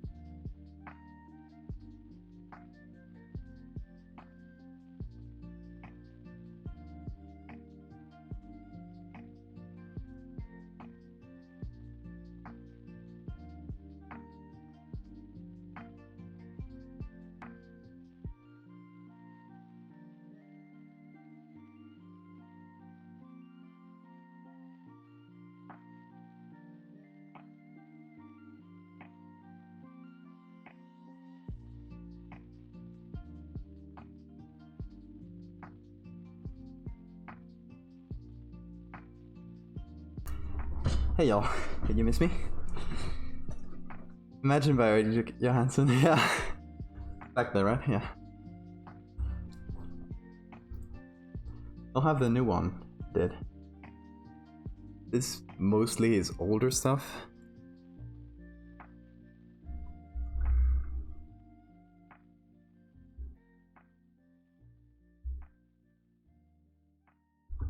It's still very good.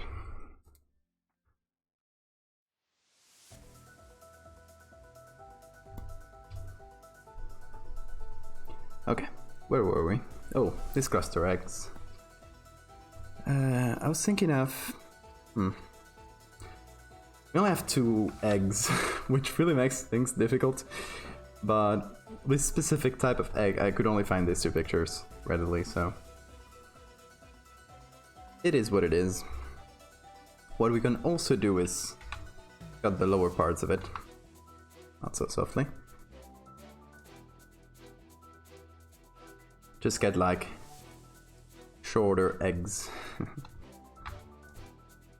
also do a little bit of messing with like this.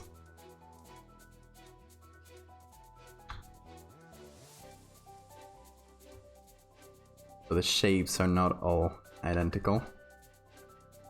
Just figure this small one. I'm gonna flip it vertically.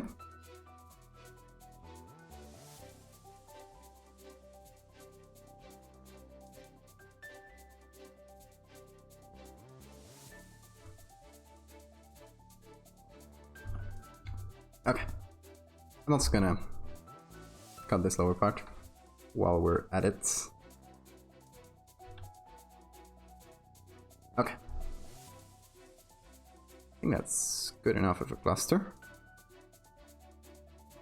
This one could go on top. Nah.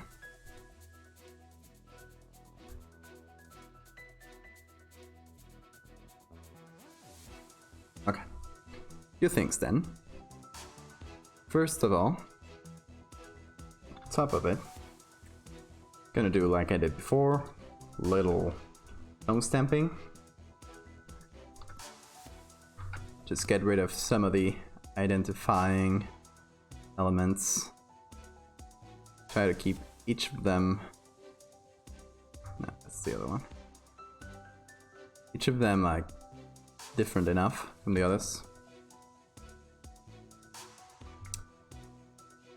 Pretty good.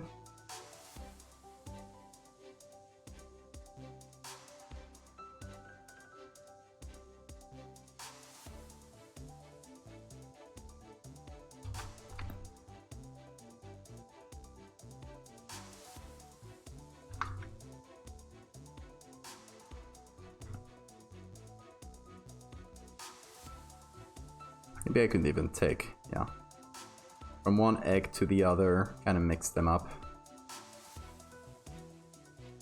So it doesn't feel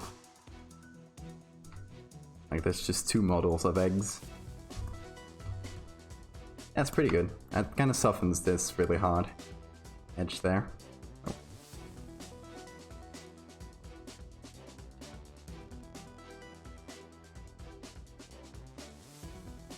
Okay, that's good. Can also do it the other way around. Darken the top here. Yeah, it looks different enough now. I'm always a bit... I know that people don't really notice or care most of the time. It's just for my own satisfaction. To make everything at least look... Everything I copy pasted would at least look different enough that it's not that noticeable.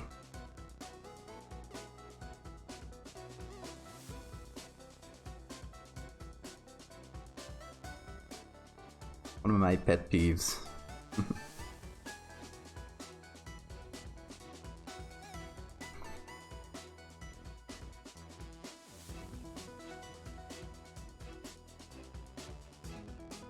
Yeah, a little bit of shadows.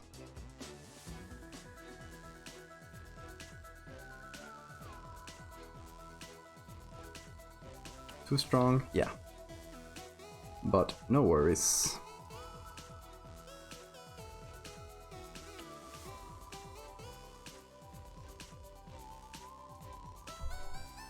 We'll soften it.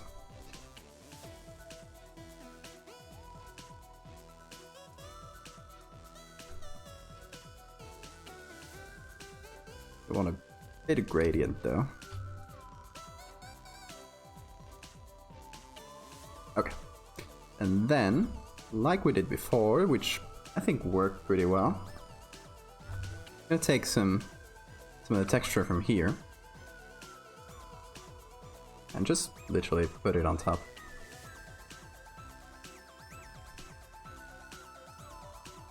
Because that'll match this grainy, this really rough texture to it. Okay.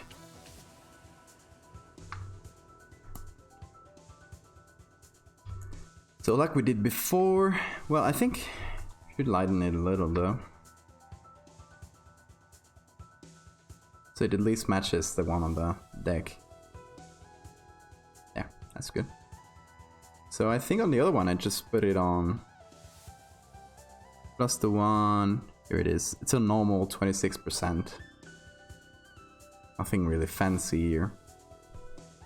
I could, of course, do overlay or soft light to just apply that difference, apply the grain, but without compromising the pixels below too much.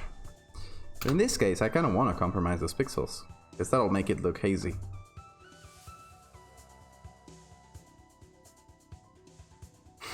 Thank you, mate.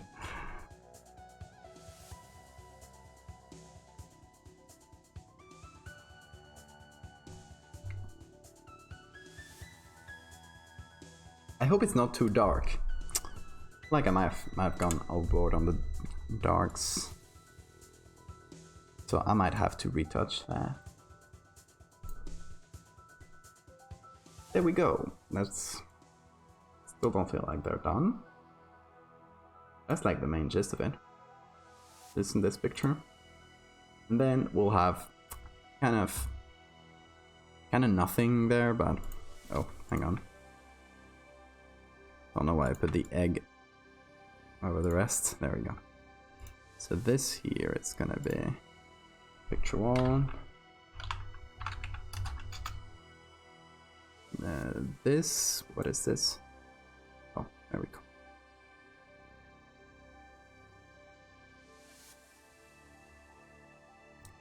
Okay, so this one, I just wanted to get rid of some background stuff, like you can see here. Just some basic clone stamping.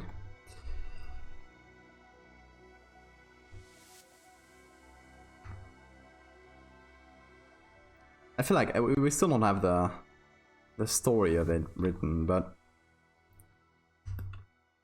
it's very likely that I'll make the guy that's taking the pictures, so the diver here, just right after taking this picture, going spastic, dropping the camera and swimming away, you know? And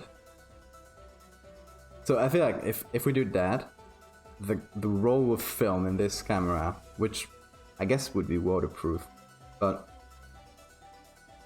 it would probably be a bit damaged after some time, right? So they wouldn't look like super crisp pictures. This is pretty good, because this is pretty burnt. I love that you can't even see the face of this guy. Looks like an evil shadow man.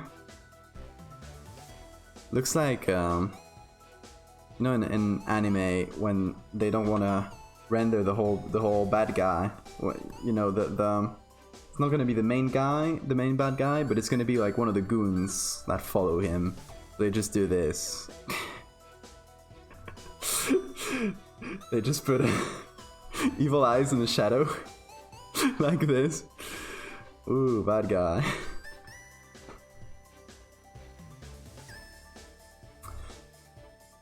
Kind of both. I try to have the concepts before I go into the picture, so I can choose the right pictures. But then I'll just modify it. I'll try to have the basic gist of it.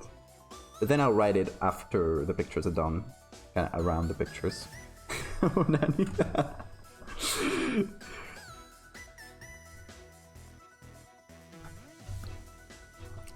You seen any anime? Mister, how are you? Yeah, you were the one complaining on Discord that I wasn't streaming, and then you don't show up until like, what, 4 hours? Come on. I'm messing with you. Good to see you.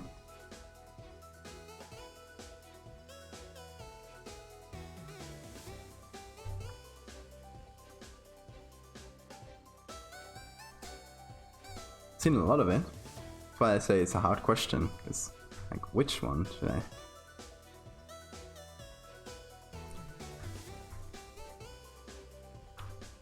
What's your favorite anime?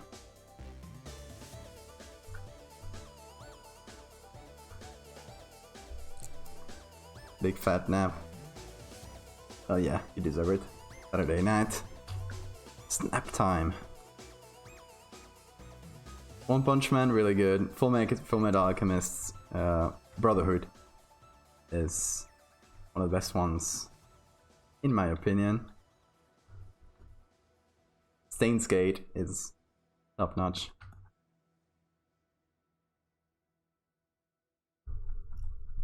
No spoilers. I think you just invoked everyone on Twitch to go and tell you spoilers. Sorry.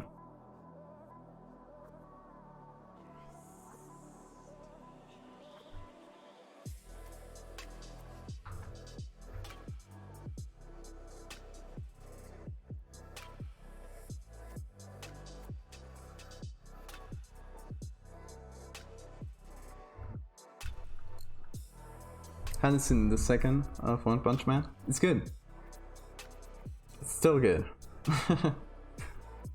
It's funny how they can really take a concept as it's funny, but they can really stretch it. They can make it still be funny after you've seen it for so many times. No one's here is watching what's season 2?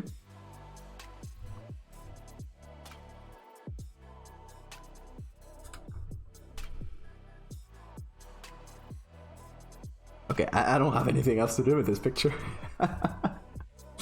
I'll be honest. I feel like the only thing I can do is match maybe the grain of the other ones.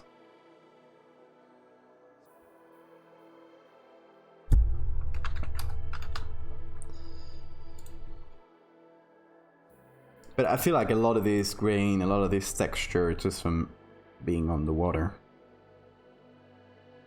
So sure, I can... Yeah, I'll grain it up.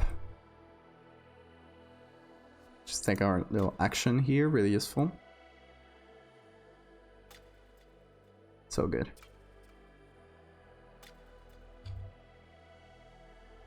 There we go, it's a bit more grainy. I feel like I can make it larger though.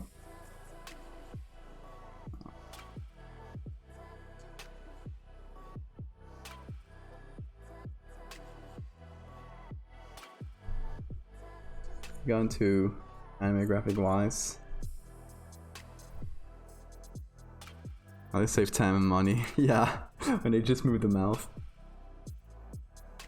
They're just some black blobs. Yeah, it's a lot of cutting corners, but then it becomes the aesthetic too. Okay, large grain. Looks pretty good.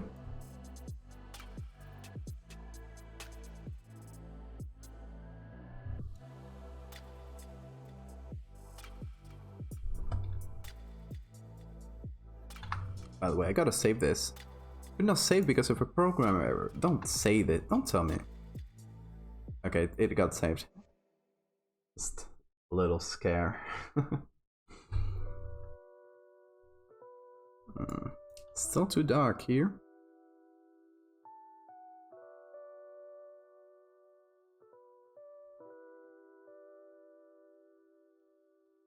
Yeah, it's probably better.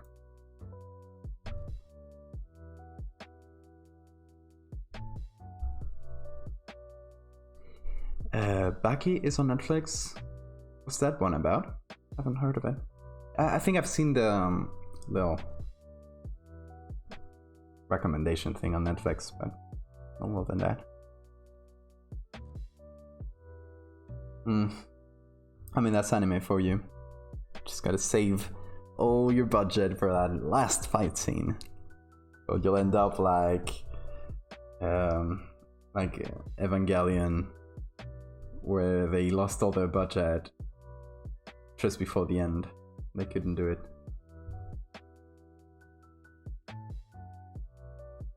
Switch to PC gaming. Oh, cool. Did you get a new PC? Cool gamer PC?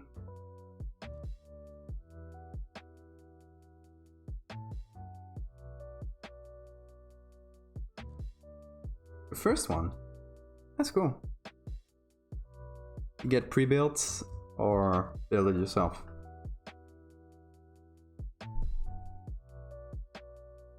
Oh, talking about Netflix animated, before I forget, Castlevania is fantastic. I don't know if it's even animated by a Japanese studio.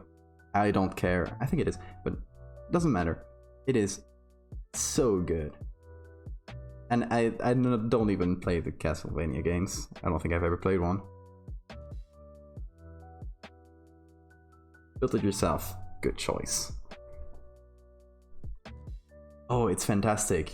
First season is a bit... It's like very short. It kind of feels like it was meant to be... I don't know. Like they cut it up in a different way.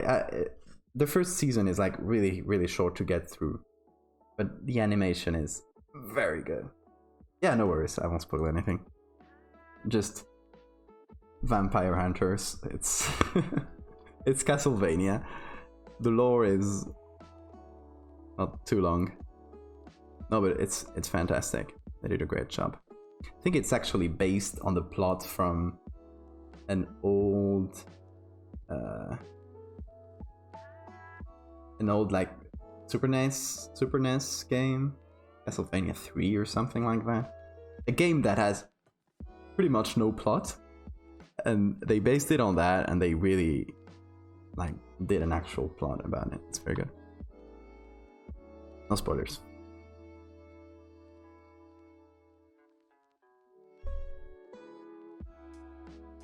Like this. There we go. The blacks needed a notch taken.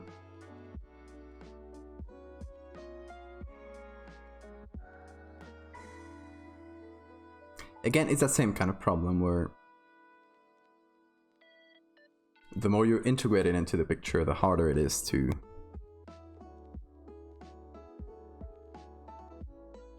see.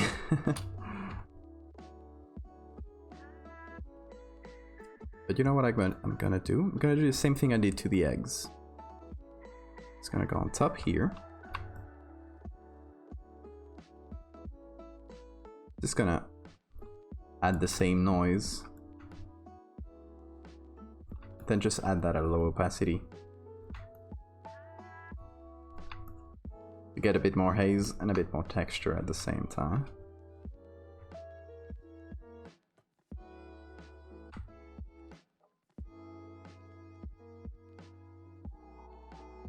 Oops, not from here. Flip canvas. Yeah, I should do that more. Still works. I think it still works. It's true, I didn't do this once today. The eye here, I think this one is too bright.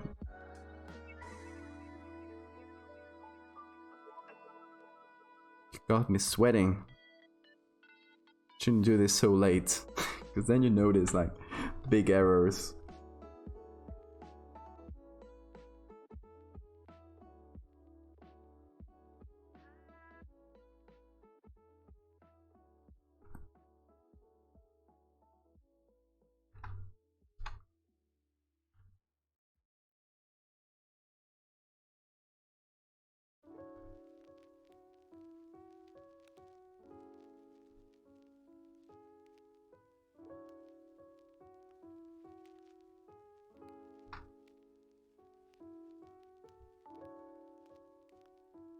bit more equal. Hey Em, how are you doing?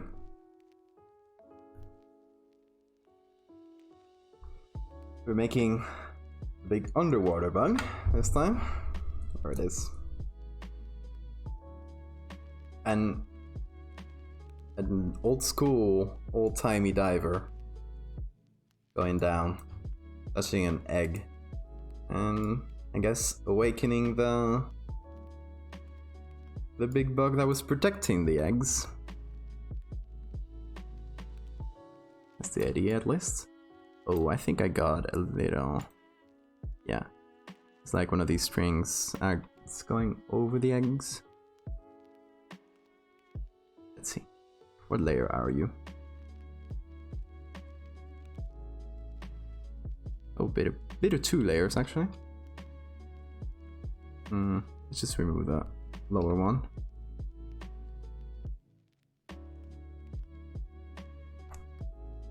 There. Your bad day? Oh no! How's he doing?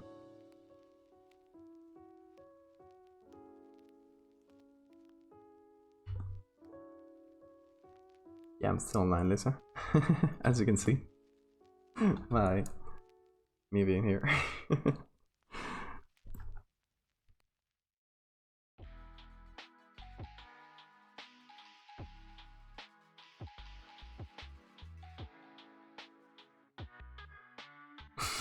What kind of question is that?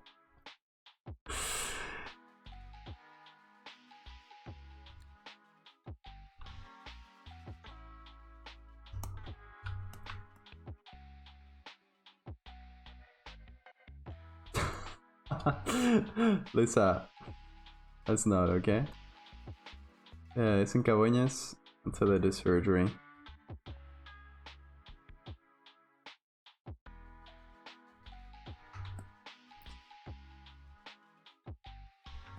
Well, you know, it's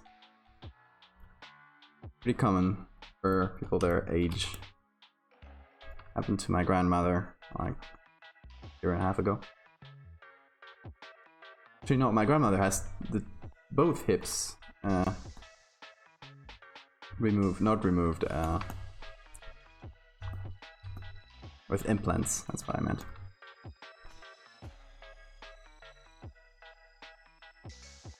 So he'll be alright.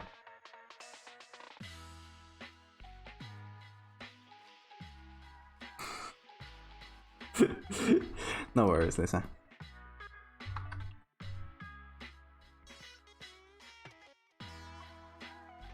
Oh.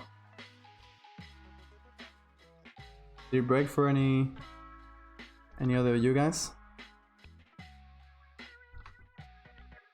Let me know if stream broke. Seems good on my end.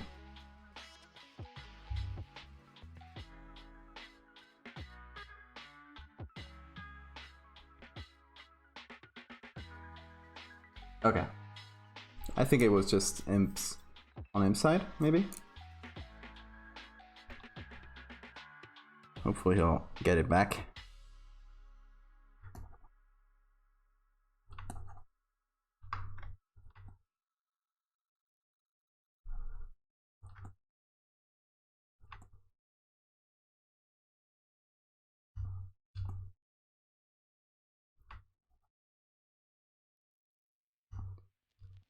Keep getting error 3000.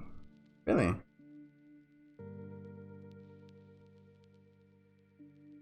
Won't be possible today. I guess you're not seeing me.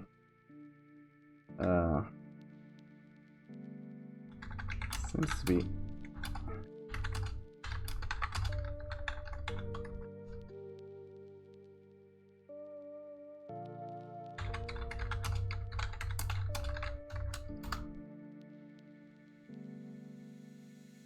Lisa, skip it down, okay?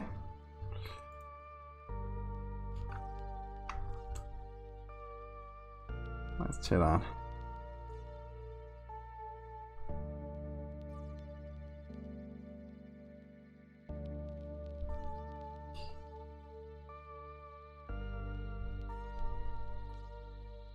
So I think I'm gonna do basically like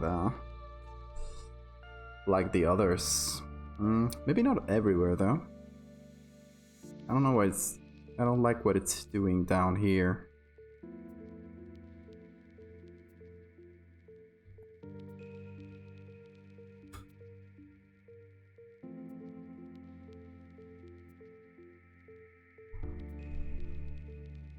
Just get a layer mask and remove it where I don't like it.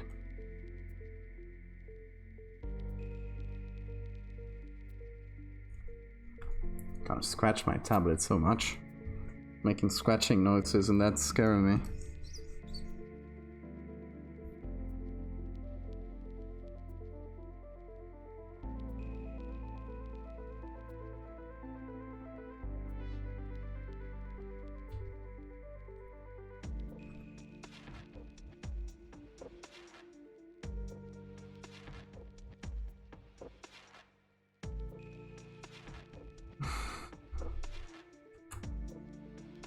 Oh.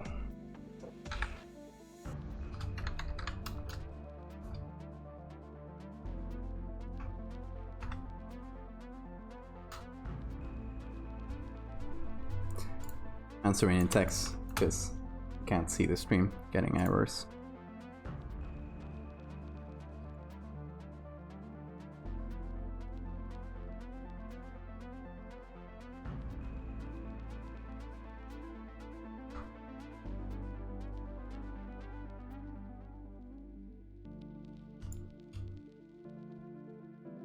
Let's also sort of remove it from the face so we can see it better. Readability over realism here. And the fangs, of course. It's pretty fangs.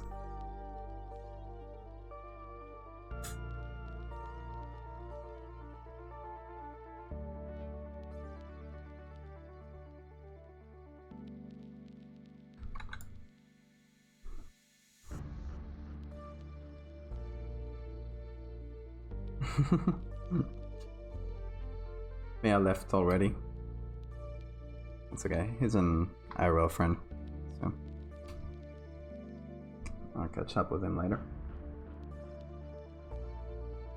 Okay, my mate, brother from another mother. Thanks for hanging out, it's been really fun.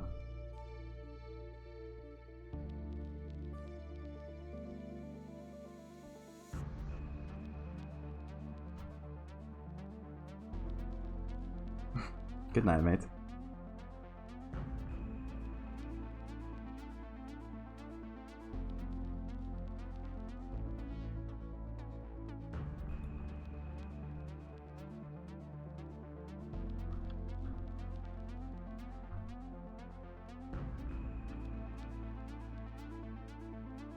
Just trying to find the right balance here between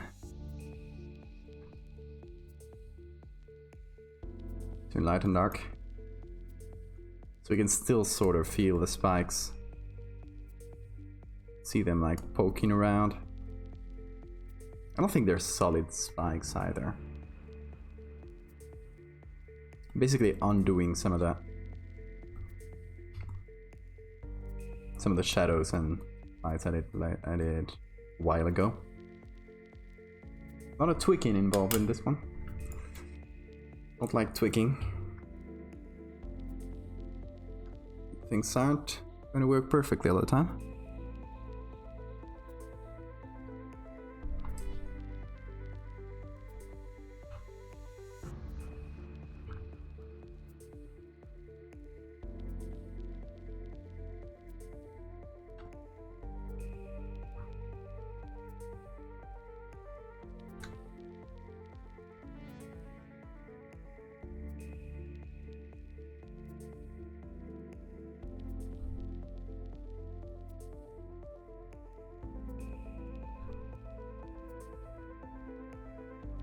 There we go.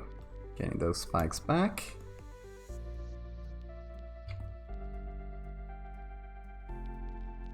Let's go into the levels here.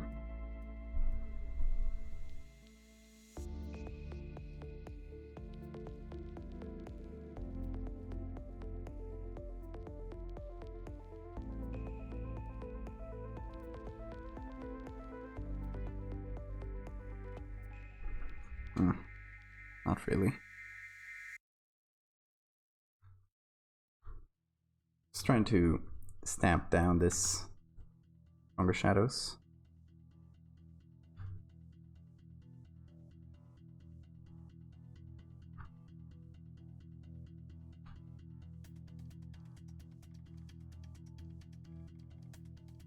While still having it readable, which is hard. Not the easiest thing.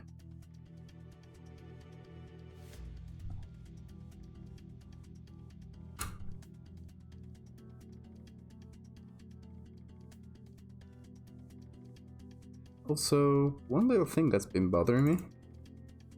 Let's go back to Puppet Warp here. Nope.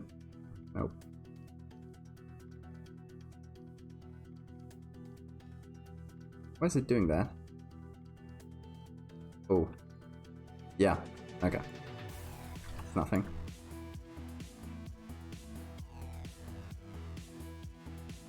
There we go.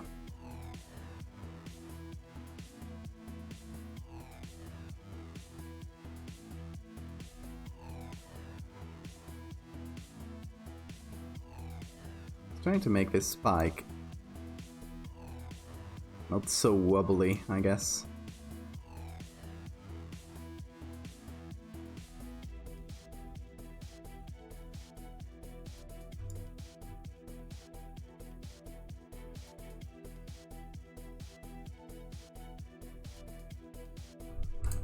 Okay, it's this one. Let him be more visible. A lot of tweaking. Whatever. It's for the greater good. I think these spikes are a bit more visible now.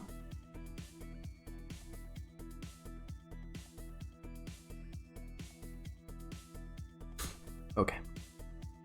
Back to the shadow below it.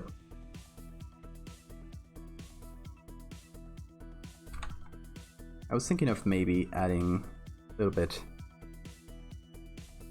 here. Just in between the two sections of the body.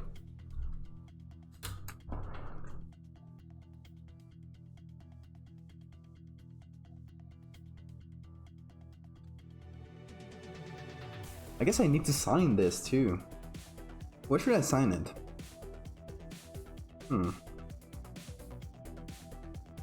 Maybe on the helmet or something like that.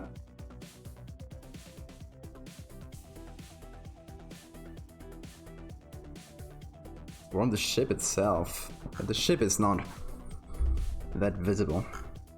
Even like removing everything that's on top of it. I just remove the bug, the shadows.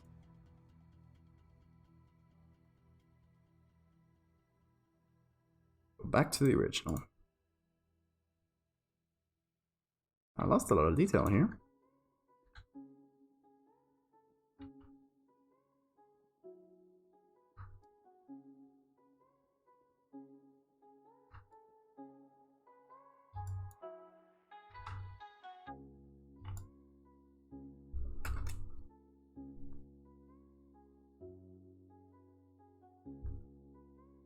Okay, black and white. Bit of shadow. This one is... Probably could use a little bit of Gaussian.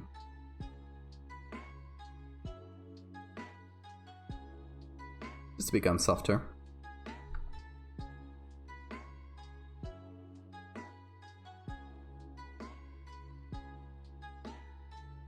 That's a little drawing. Came out pretty similar, except with maybe slightly bigger pincers. I was thinking of doing a centipede at first, but then I saw that it's not even close to the same family of bugs I've been doing, so I think in any case the one I ended up using is pretty close to a centipede.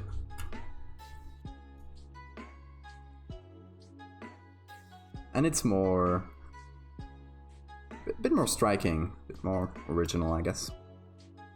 I like that.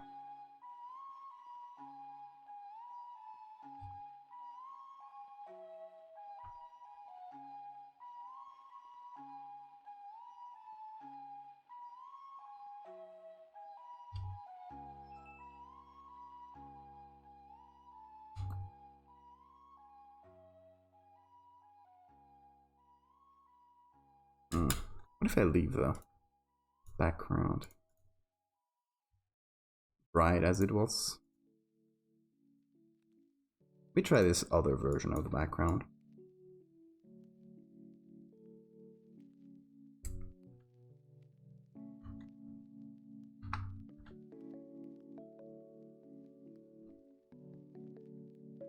Might make this spire more visible. Just to try at least.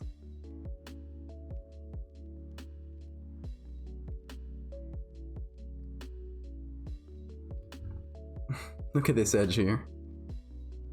We didn't even get close to the shape.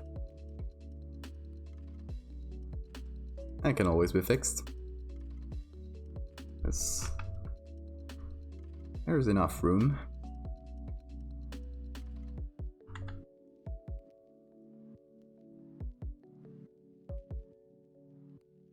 There we go.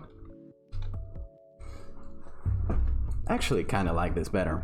I think I went overboard with the background, because yeah, this one is very dark. I can always chill out with that. Just make it a bit brighter. Do that. Let's leave it how it is, how it was for now. Okay, and here, bug. We have a big levels layer right on top. There we go. Get in there.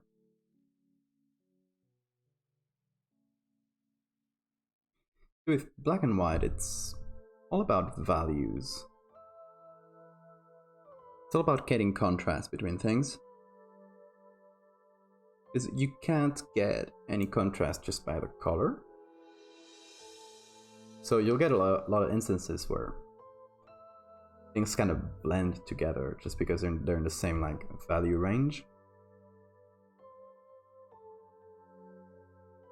That's why I'm tweaking so much, why I'm like going back and forth between, you know, making these spikes lighter or darker. In this case I just changed the background, so I might have to go over a few of them again. Like this one here might use a bit more contrast. Well, before it probably didn't need it.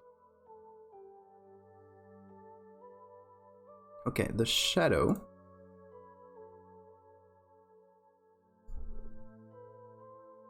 There we go. Might have been a bit too strong.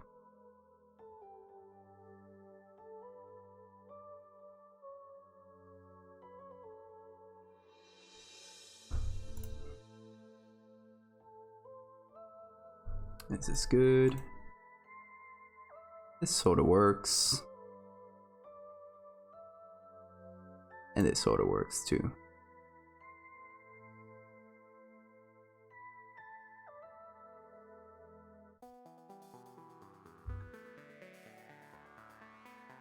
Oh yeah, more FTL. Okay. So, just by the virtue of the background we have, where edges between things are hardly noticeable, I think some parts should sort of blend into the background. Even if I said that it's all about making contrast, I guess sometimes it's about removing it. For realism, gotta make some sacrifices.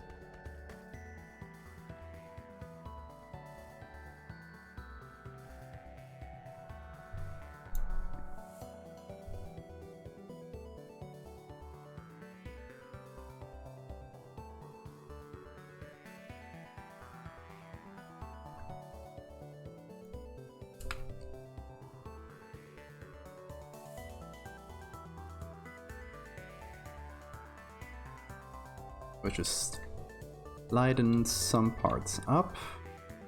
I think the face will leave it as it is. It is in a plausible value range compared to the rest. I still want it to be fairly visible.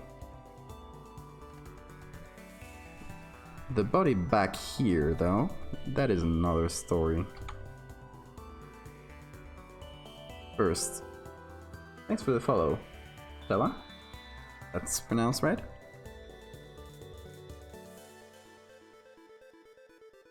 I'm trying to follow a curve here so it makes sense around the whole body. Oh, and this part of the body. So I just did a really big change to the background. That's why I'm changing a lot of things.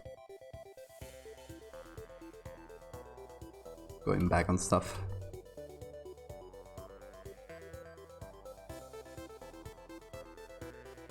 This can sort of say like it is. But I'm gonna make some of these spikes a bit more visible, a bit darker, to match with the... to contrast against the background.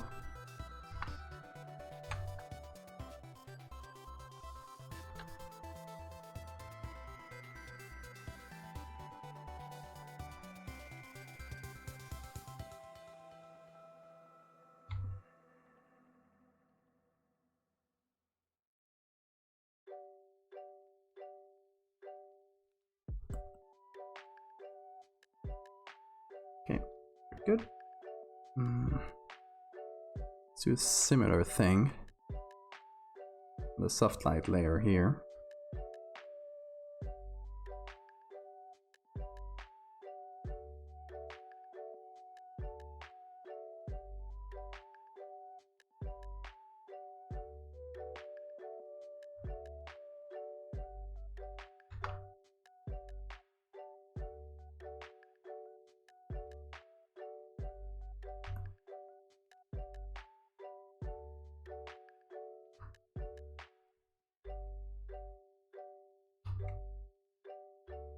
Let's make this slightly brighter in general.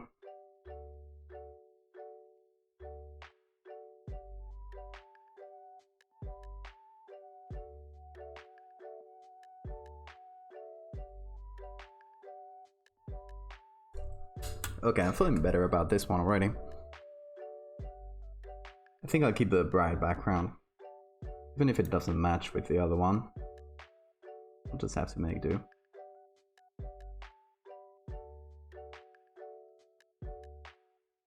Here, I'm still feeling something weird about this.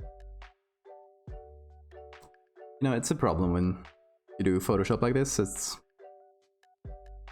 very often you know that there is something wrong. You just don't know where it is or how to fix it.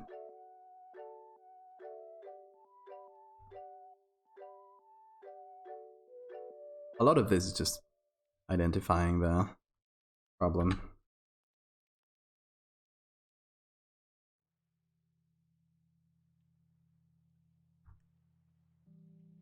As I was saying before, you know, when you watch a movie and suddenly there's some CGI that really looks like CGI. Well, that maybe just looks a little bit like CGI. You know there is something wrong with it. But more often than not, can you put a finger onto what exactly is bothering you about it? What exactly is not realistic?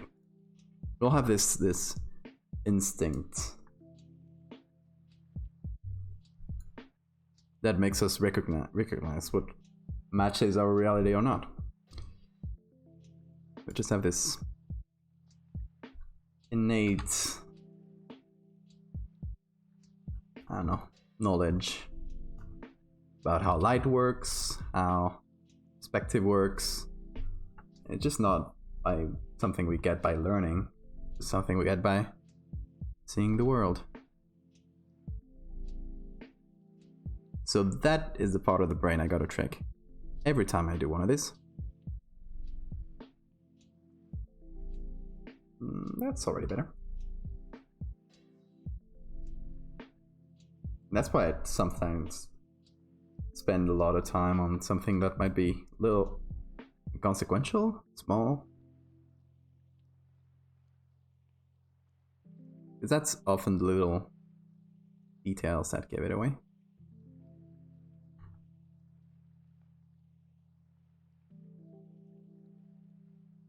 Write this up.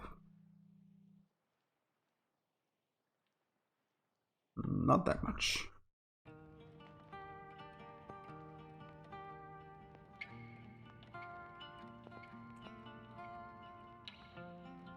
Yeah. And shininess, I think, is a lot of what makes us think it looks wrong. Like something that's too shiny or not shiny enough.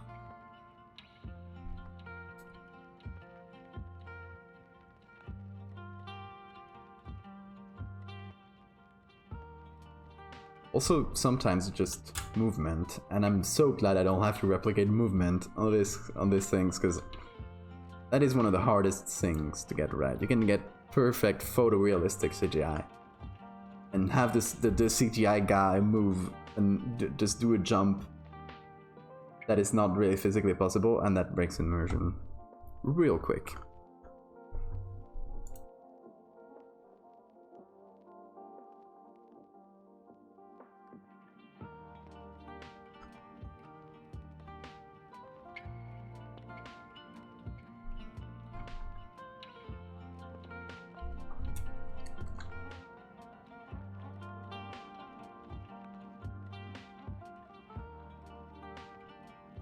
See, sometimes like this layer 29 here, I make a new layer and then forget about it, and it's just lying around, not doing anything.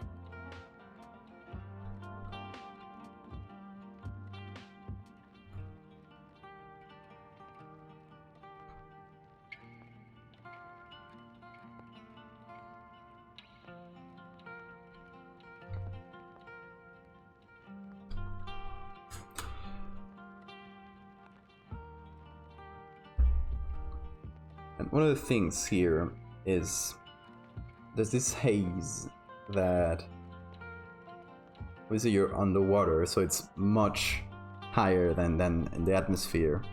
As you get away from the camera, it gets more and more hazy and loses a lot of contrasts, loses a lot of visibility.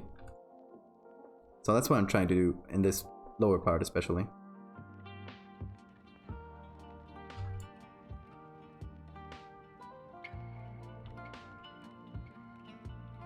Cluster here.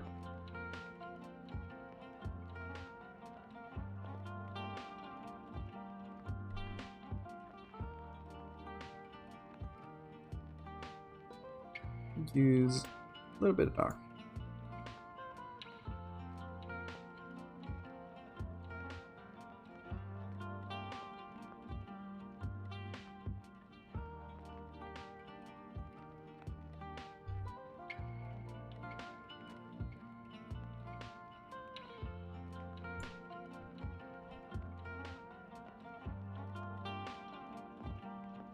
So how about the other cluster? This cluster here, since we brighten a little bit background, it's kind of sitting over a railing. I don't think it's noticeable though. I think we'll just leave it like it is. Okay. I think I'm pretty happy with this. Still needs some tweaking, but really happy. Most of my tweaking I do is usually on the next day. Not something you see on stream. But next day, usually when I wake up, I'll take a look at it again with some fresh eyes. Sometimes flipping it can reveal a lot of things too. Yeah, look at it again, and often you do find a lot of new errors. Or just little things that don't work. In this case, thankfully, flipping it doesn't seem to affect it too much. I mean, it's obviously kind of a moved. It's not a very well taken picture, but Goes without saying, right? Just taking it in a panic, in a blur.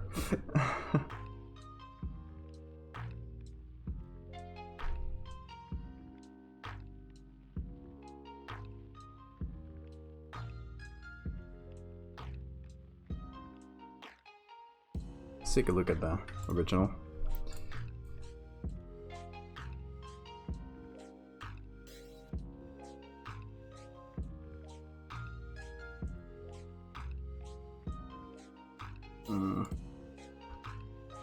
But we do have this other one too. This one.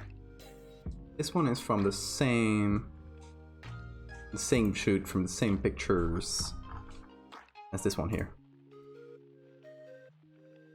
So maybe I can see using this one kind of as an introductory shot of the boat. So we would get this one. Well, actually, hang on. This one of the guys getting ready. This one of the guy in the water. Or maybe, no, this one. And this one of the boat. And maybe we can see already a couple eggs. Obviously, I get rid of this, guys. Then this one. So you can see the size of the egg with the size of the guy. And finally, big reveal, what's protecting these eggs? Big guy. Yeah, I think that's a lot of pictures. That's a lot of pictures for so little times. I mean, we've started this 4.5 hours ago. Like, started from scratch, I just had the pictures. We already have 3 full ones, because I don't think I'll do anything to this. 3 full ones, and we could do a 4th, I feel like. Should we get a try on this one? Better make it look like this.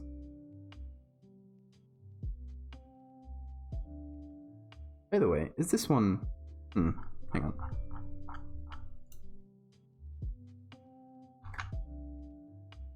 Let's get out. Oh, what happened? Weird. I flattened it and changed things.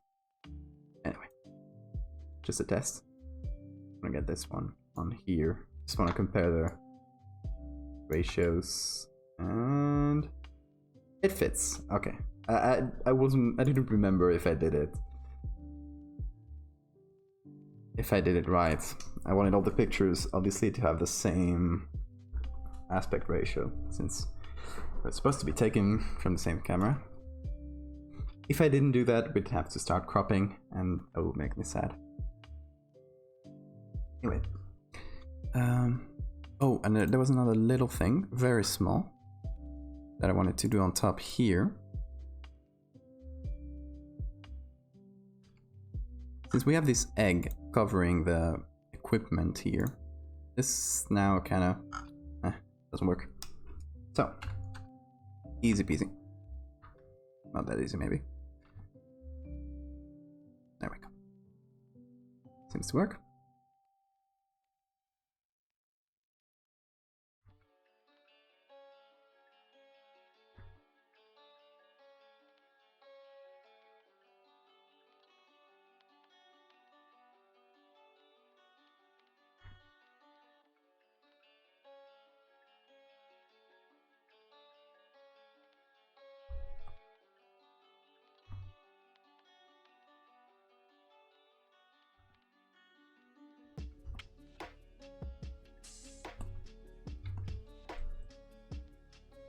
Yeah, it wasn't adding anything, so why leave it? Alright then. That is pick number 1, which is gonna be like the 3rd one really, but it's the first one we did, so.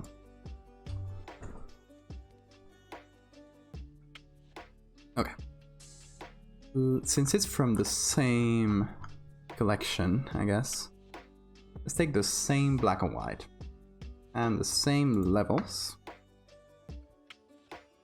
just plop them on here. Very nice.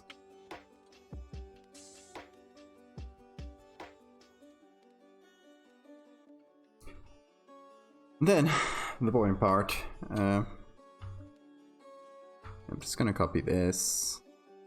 I'm gonna flatten it. And we're gonna have to cut some pretty large pieces of this. So here's how I'm gonna do this. First, and this is a shoe technique. If you don't know shoe, it's great. Photography streamer who always does this. So just call it by his name. He wants to cut something out of the background, wants to clone stamp something. He'll first cut it in little bits, little pieces, with the normal clone stamp. And once that is done, and I don't know why it's something right there, but whatever.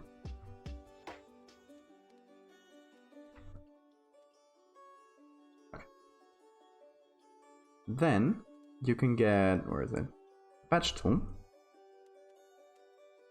Get each of these pieces and remove it pretty easily.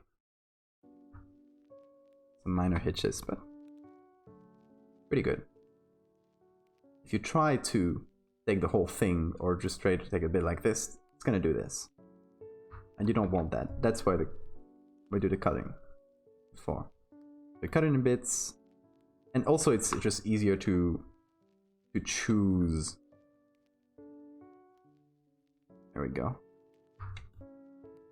A bit to patch if you're doing it smaller by smaller bit. Yeah, that's already pretty good. I got rid of large swath there. So same here. There's already some pretty like independent. I was gonna say jellyfish, but it's air bubbles. Just gonna take from the other side of the picture.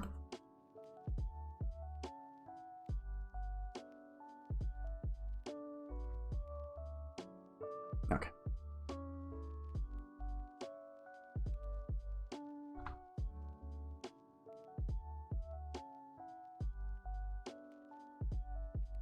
See if we can take from here.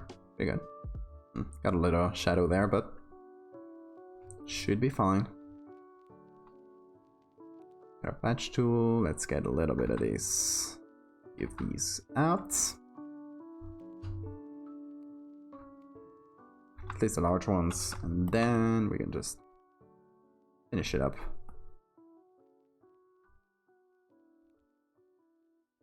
There. Guess it should be darker. Oh.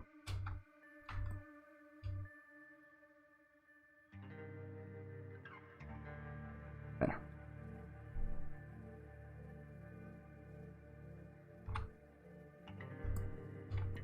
Also, patch tool is pretty good if you wanna make a smooth transition. So like I just did there. We have this ugly hard line in between the two patches here. Just get a patch from a clear part, and that's pretty good. We'll maybe have some bits to fix up, but this is the first approach. Works quite well. Now we're getting to the hard part. This was the easy one. So we're gonna get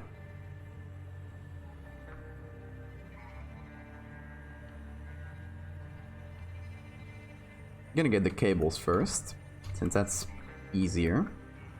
And you know, I'm lazy, so I always try to get the easiest things out of the way.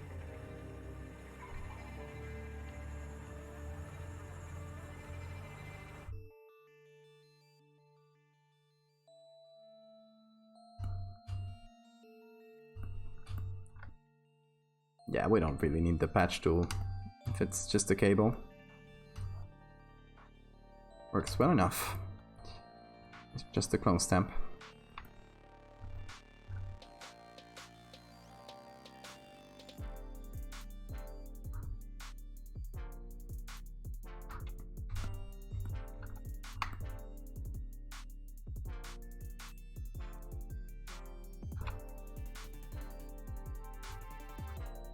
Get it from here. Oh, got a little edge. Better.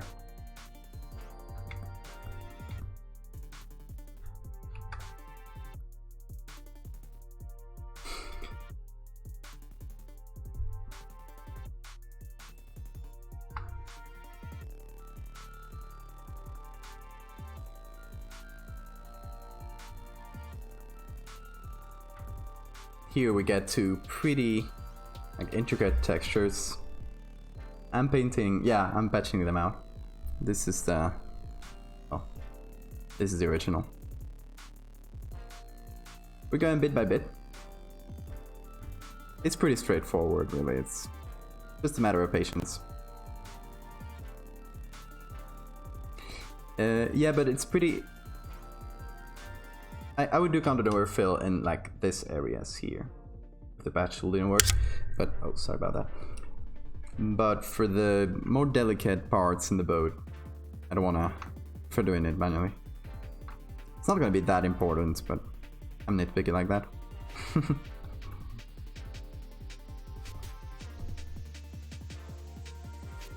Like if we did this, we'd have to cut it out a little bit first.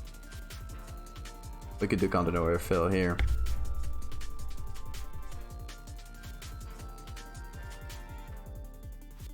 Let's do a normal one. Yeah, works well enough. Patch tool too. I think for this, patch tool is more than enough. Yeah, delicate area is here. Well, actually. Oh, look what a blessing here. The guy's not even touching the boat. You can just patch the guy out. We will just get the edges out. And screw you, guy.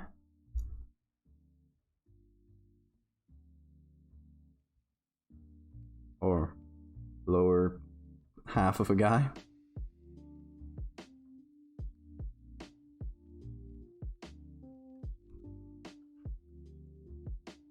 Oop. Out of here.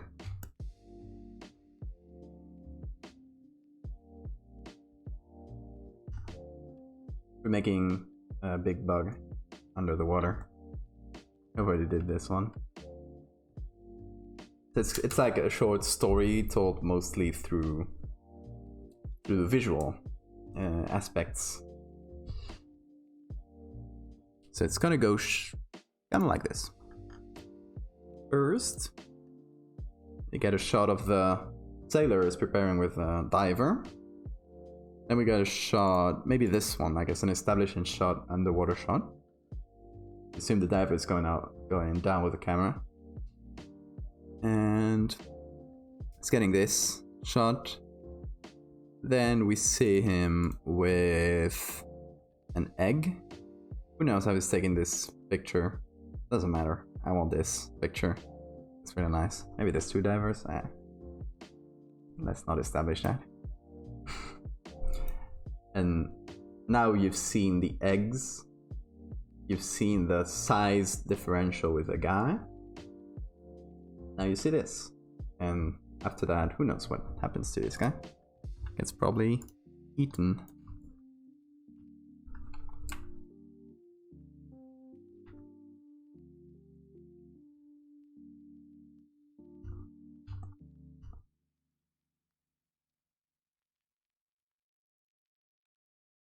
So as you can see, the story is not written yet, but the gist of it is in my head.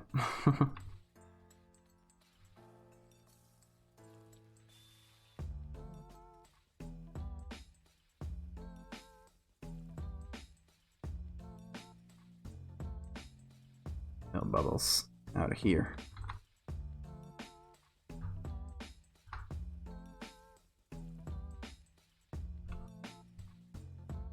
Oh, that's better.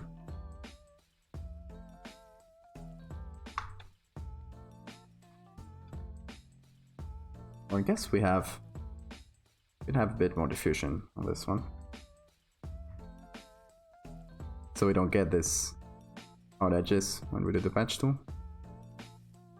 Also, looks a bit, well, patchy, but nothing that can't be fixed. Actually, nothing that really matters that much.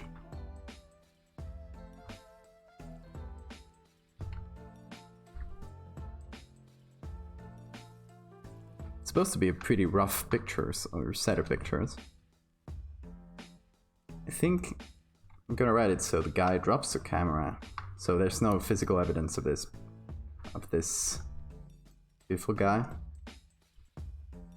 It's gonna drop the camera and probably just gonna wash up on shore somewhere with no context to who took it.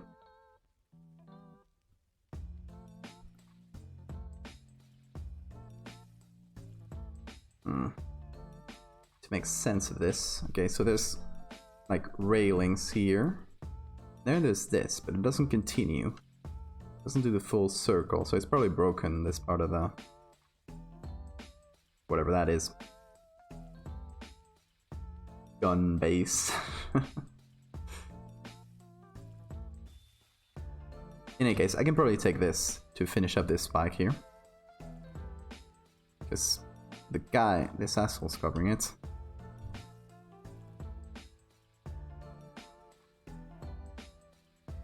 What an asshole. Come on.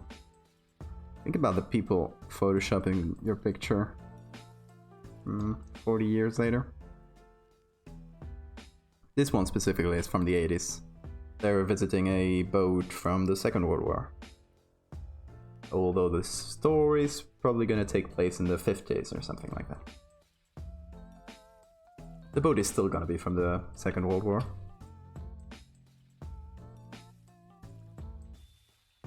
So maybe it shouldn't be that degraded? Who cares?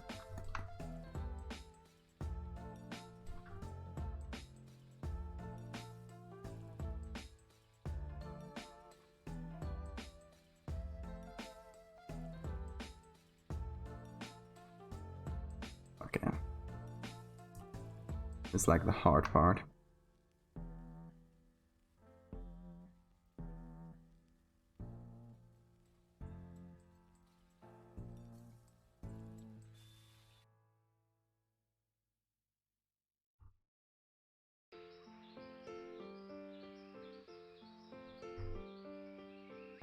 Let's try to make sense of this.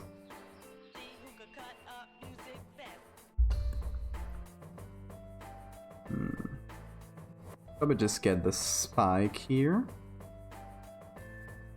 Control J to copy. Whoa.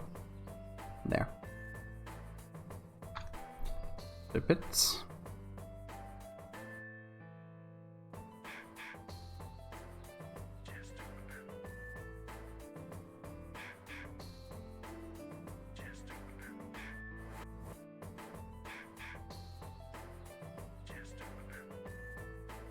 There we go.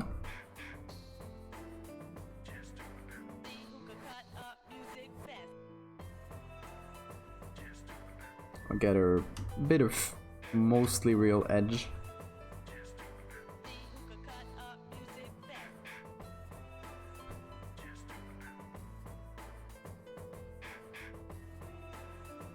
Instead of copying the same texture over and over.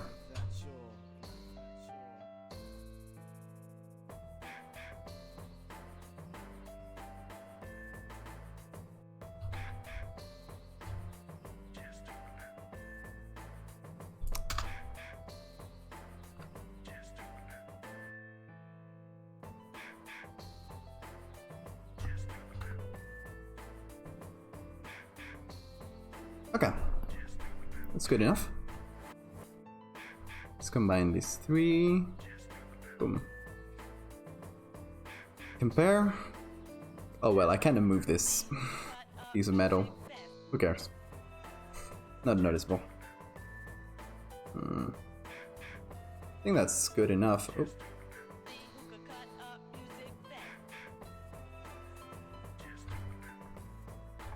Yeah, there's some wonky areas around here from our extensive patch tool use. I think we can take a very soft brush on the other side. And if that works. No. Why doesn't it work? That's good. Oh, it's a few bubbles left over. We'll just leave them.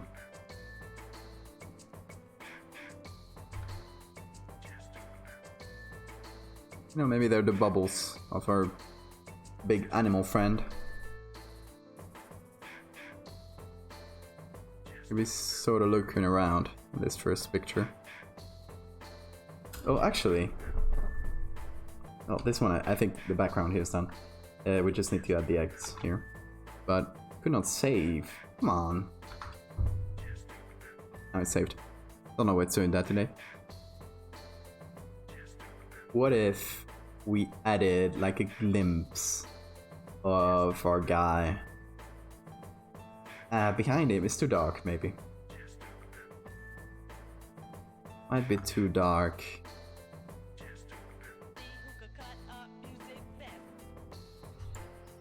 Spoopy.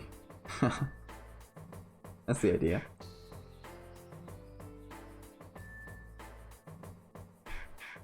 Been making spoopy stories for a while. Been very fun, actually.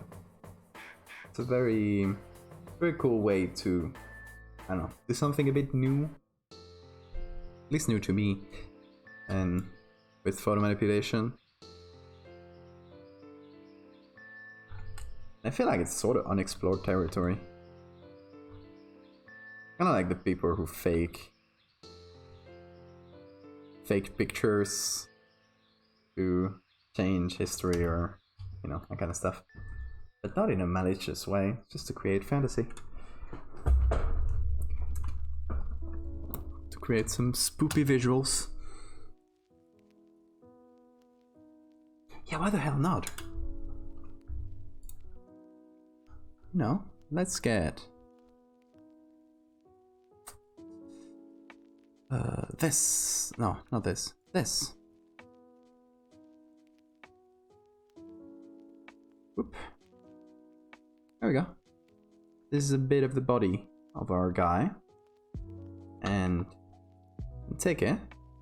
Let's flip it so the light is looking up. What if we took this and put it as a silhouette, like just sort of popping out behind the,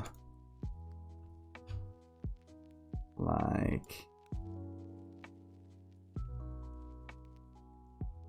just get it black and white on top. Put it in a group. Put a layer mask on the group.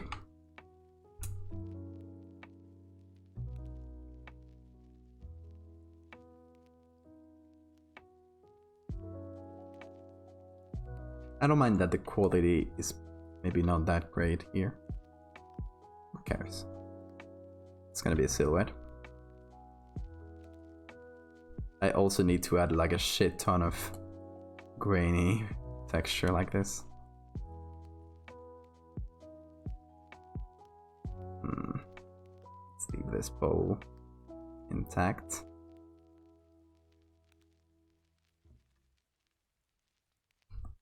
Pretty good. How about that? Just like get a little glimpse of our main boy. Okay. This is gonna need some levels. The other way. That's the way.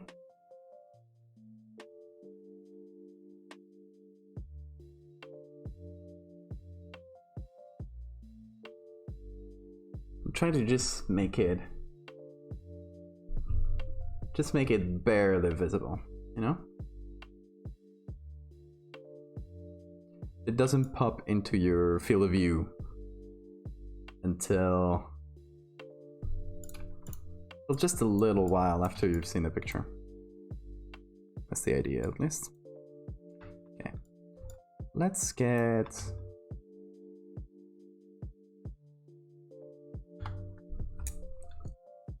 a bunch of texture from here. Just using clone stamp because it's more comfortable. There we go. This is just for texture's sake. I'm gonna darken it as much as the background is in. Just gonna apply that. I'm gonna apply that on overlay, stuff like be overlay, but then I need to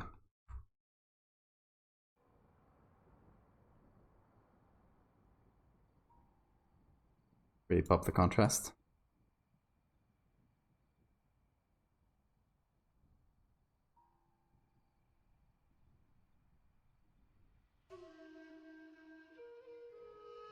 God damn this bugger.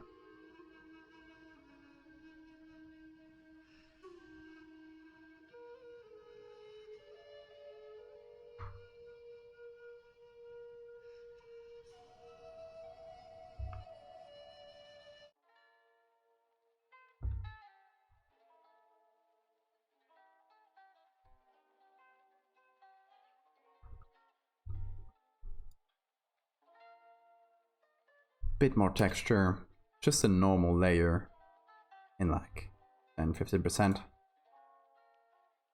Just trying to get those noise levels right. Okay.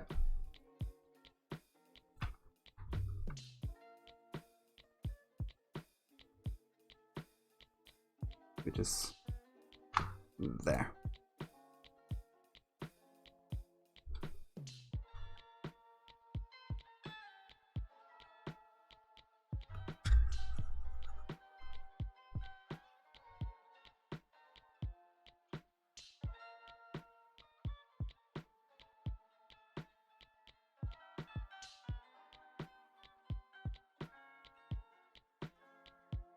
This is not going to be like the main thing here. I just want a hint of it.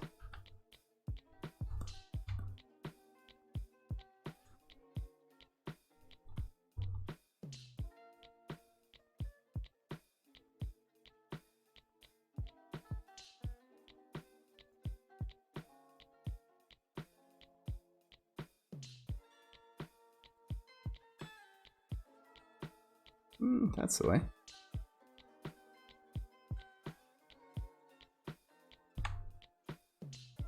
Soft light.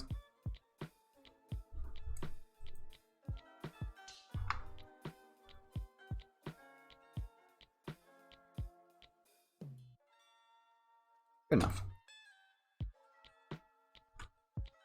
Great. Now I think we just need to get some of these eggs. Here we got a bunch. Oh, hang on.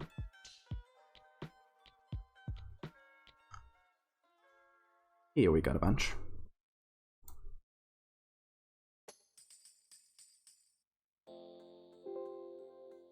Thank you. Thanks for the follow. And enjoy your dinner.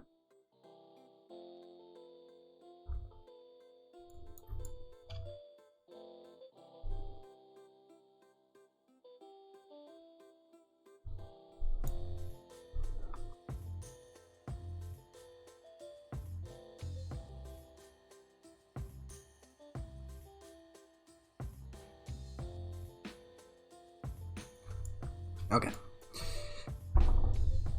So the eggs. This cluster 1, and up there is cluster 2. I think we're gonna get the ones from...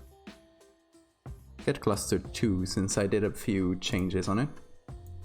Let's get it with all of its adjustment layers. I just get the whole pack and put it here. And oh, I guess it fell inside the the group with this.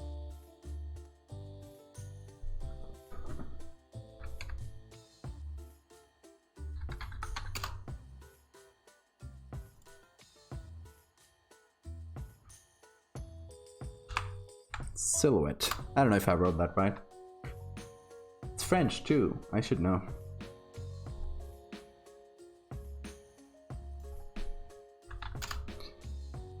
Anyway, this is the eggs.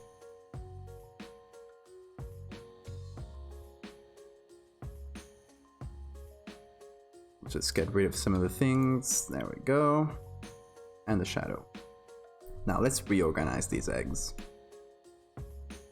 They should be larger in this one too. How large though? Okay, so compared to the body, like a full-grown egg here is like around the circumference of the body. So it seems about right, since the body here is further away. It's around this size, seems right. Get the other ones up to speed. There we go.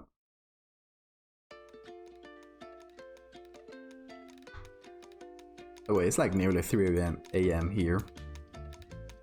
Thank God I'm a night owl. Just not something I say very often.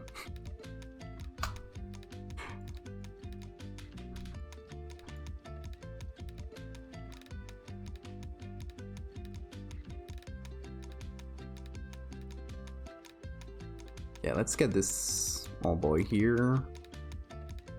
There we go.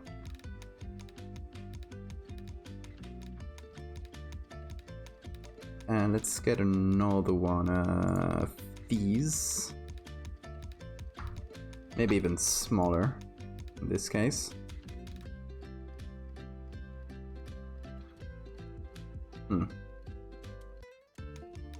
Actually, let's get a couple. No. Why is it doing that? Oh, it's an auto select. Got it. Dummy.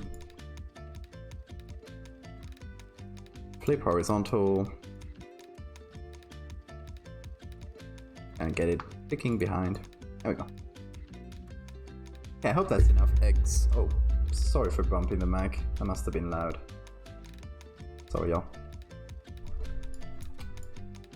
Got it a bit close to my hand there.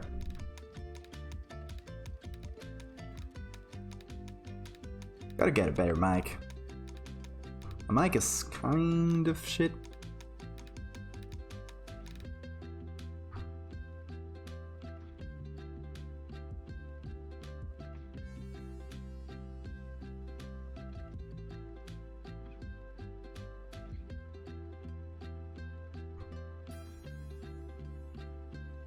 Okay, let's get some shadows in here. Kitten does like to be alone. Now, I've never had cats. I have tons of dogs. I've had tons of dogs. Never a cat. So cats' behavior is like one of life's great mysteries for me.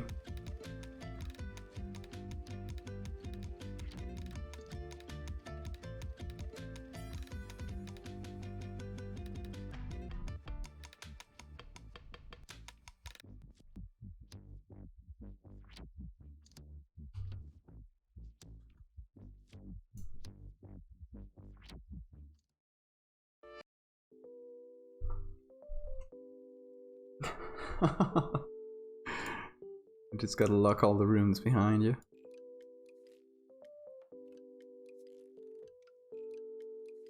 That's good though.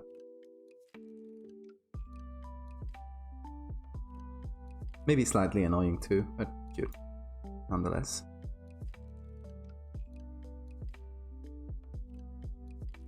Oh, the levels should be over the shadow. There we go.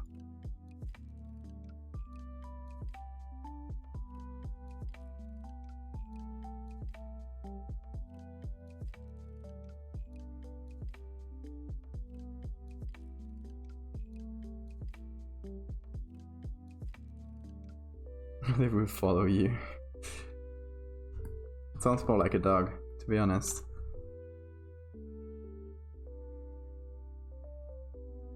My dog does that all the time. Like, you get up for a second to go, I don't know, grab a glass of water, whatever. He'll follow you, doesn't care.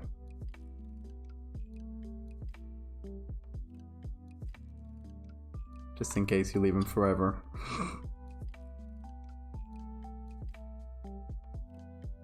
He'll meow, and then if he's someone who'll run. That's cute.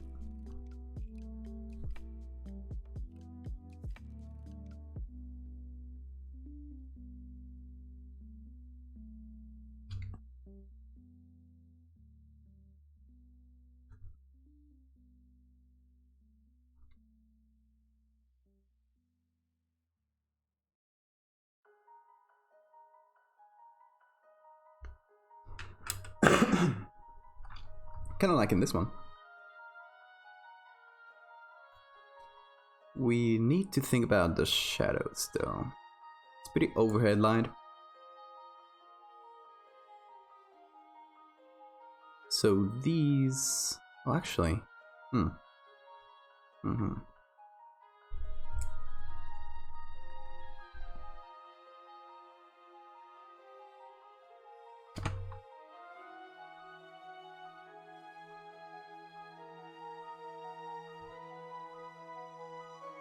There we go. Well, no, we don't. That's a pretty bad edge. That's a terrible edge. Sometimes I prematurely celebrate. Yeah, I'm liking this one. It's pretty simple though. It's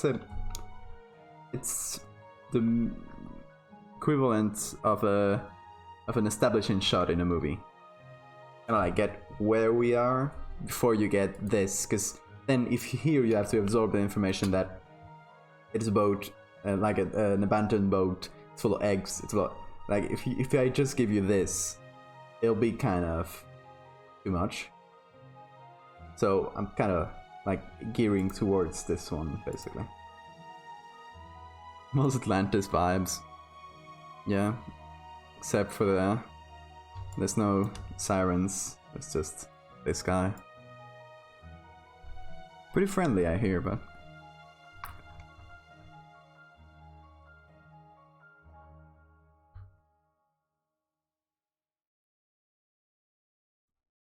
So everything that's below this ledge kinda darken quite a bit.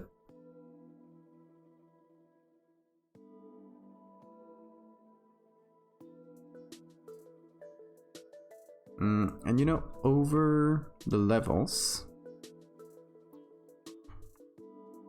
I'm gonna have another, like, maybe soft light layer, just to finish those shadows just a little bit to the end.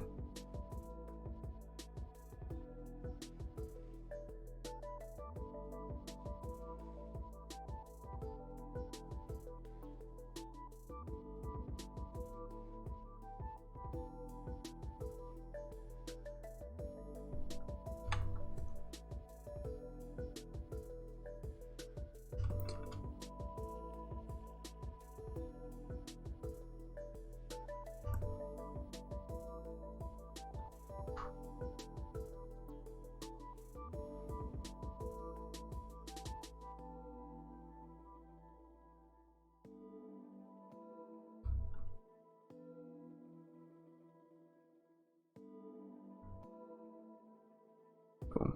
Actually, that was better before I did that. Okay. Not gonna clip it.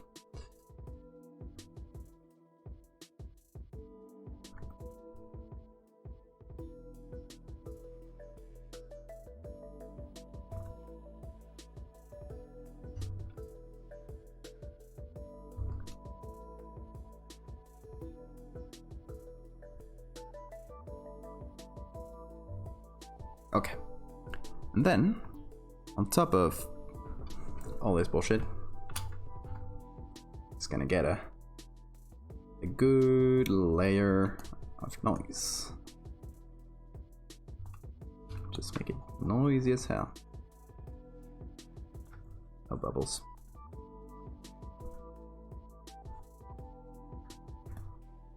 Pretty good to have like an unlimited amount of noise here in the background. Pretty easily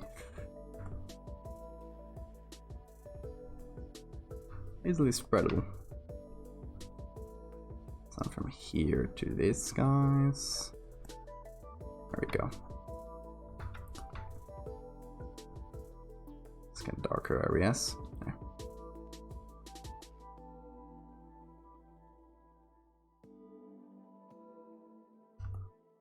Can put this on overlay. I think should work fairly well. Let's see. Kind of darken it in general, but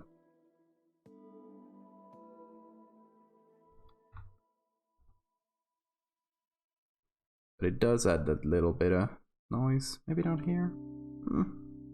Getting less and less sure about the noise this adds. Okay. Instead of that, let's get our full grain action.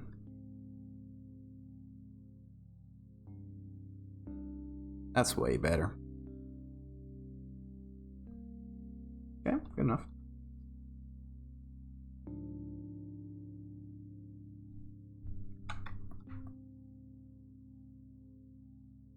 Softening this edge a little bit.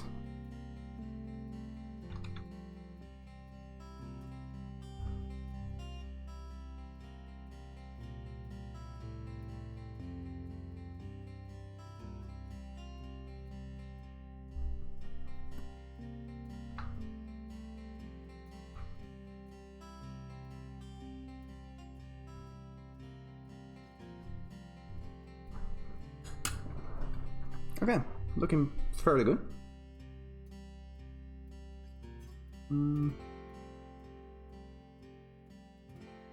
Oh yeah, of course. I was thinking, what else should I do? I should obviously get rid of repeated parents before anyone notices. Don't tell anyone that this is copy pasted. Just get this. And this here. I'll actually use some textures like I did before and blend this darker edge together. Yeah, that looks good. Same thing as here.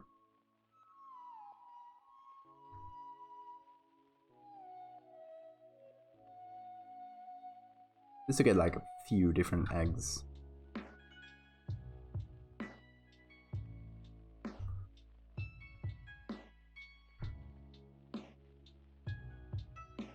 Move some textures around. Get like some from here up to here, for example.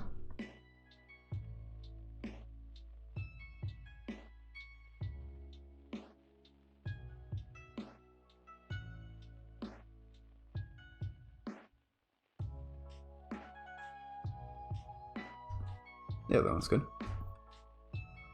Okay, pretty good.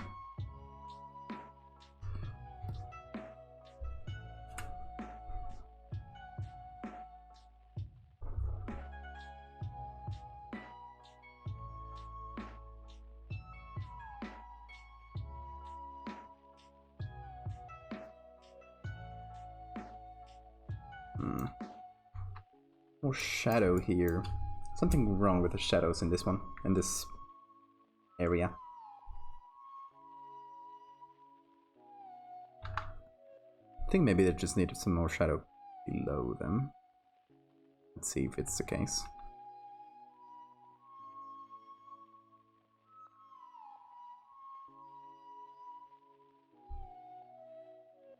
If that even works. That works. Oh, it's soft light. Oh, I can. Yeah. Yeah, got it. I was making shadows, but of course they weren't showing up. That is because I have a layer mask on top of this. Don't know me.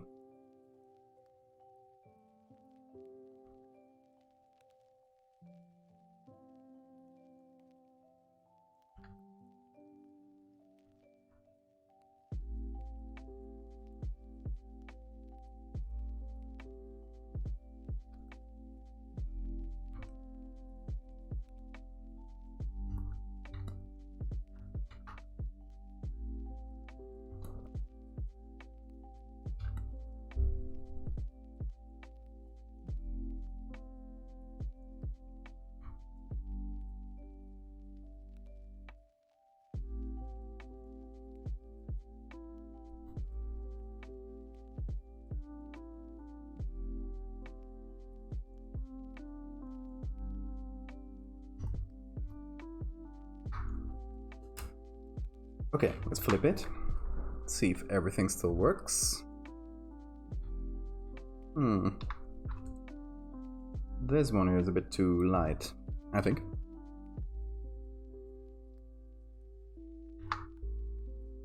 Boop. Easy peasy.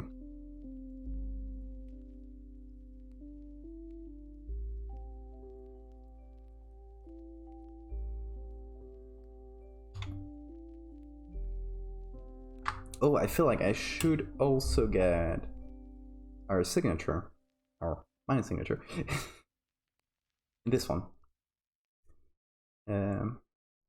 Those that don't know, my signature is a symbol I always hide into my edits. It looks something like this. There we go. And you can always see it like hidden somewhere. Sometimes it's very hard to see.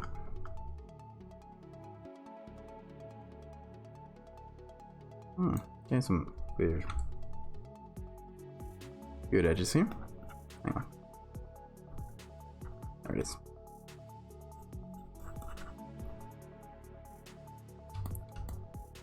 Okay.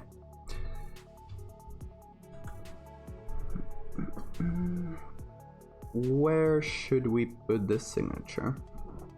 So in this series, this creepy bug series, the signature also serves a bit of a storytelling, like, connection, I guess, because you will see that symbol everywhere you see these bugs and the people associated with them. So let's see. Well, here it's like very hard. It's like inverted here, but important. Here you'll see it in whoever cataloged these images. Put this symbol here. We don't know why. And so in this one, in the Antarctic, you can see there's some diaries to go with them. And in the diary of the guy who goes crazy and starts adoring this bug, here it is. It draws the same symbol.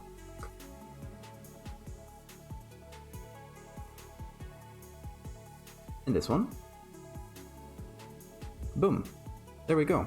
The Roman guy that found this huge bug had this symbol on his robes.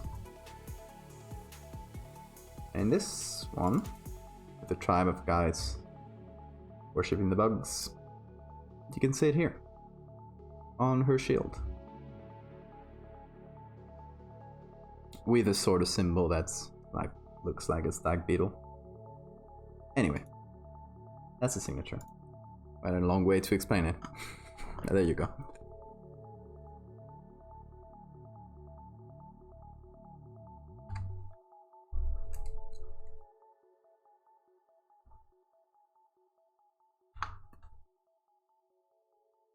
So I should put it here, in the boat that harbors these bugs, to sort of put the connection there. I could also put it on the explorers that are going, in the diver I mean, because it's just, you could put it on this guy, but why would he have a symbol unless he's already going to look for something related to these bugs? I feel like it makes more sense to put it in the boat that harbors them, even though it's in ruins. Maybe like the boat had some eggs before and just fell under the water. Sunk. Fell under the water. The hell am I saying?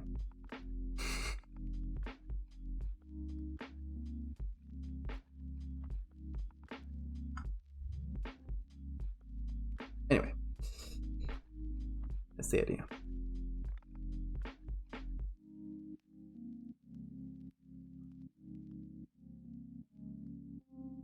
Nope. There we go. So we have crates here. What look like crates. Maybe it's ammunition. It's overgrown and shit. Got some scrap metal.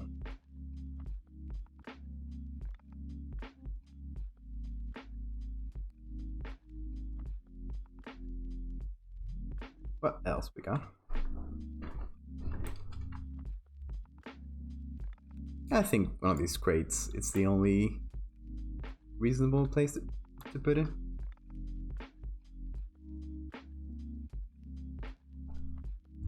So, I think we're gonna clean up this one a little bit. Oh, let's just assume it's clean. Can run a very quick cleaning here. Just get rid of some debris. Give us nice little surface to work with.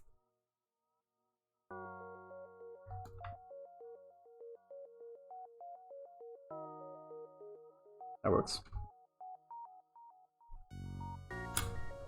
And then get my signature in PNG form.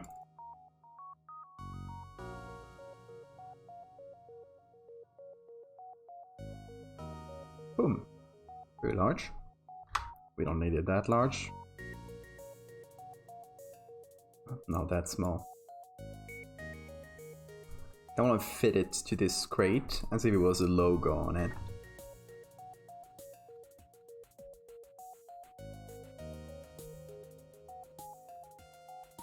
We already get this one. I feel like we did.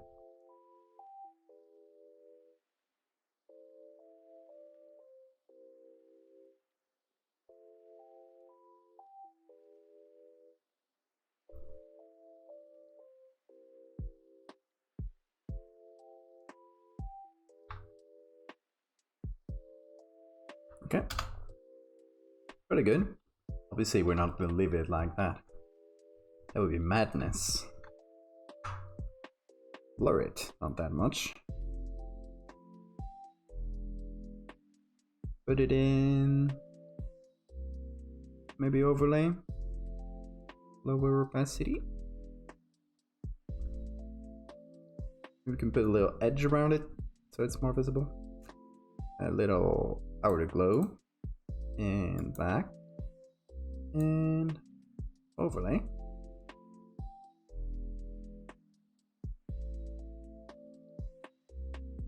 It's like pretty soft like this. It's too visible. Gotta get a good compromise here. Not adding any noise on top of it, because since we're putting it on overlay, it'll already like pick up the noise from below it.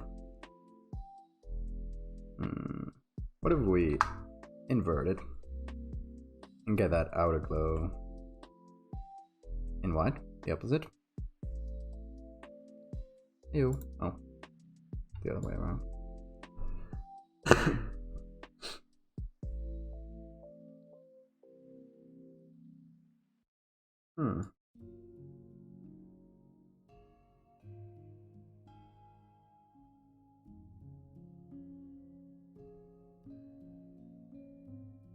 Is it too crisp? I feel like it might be too crisp. Just pump up that Gaussian. What? What just happened? Just became an orb. Look at this.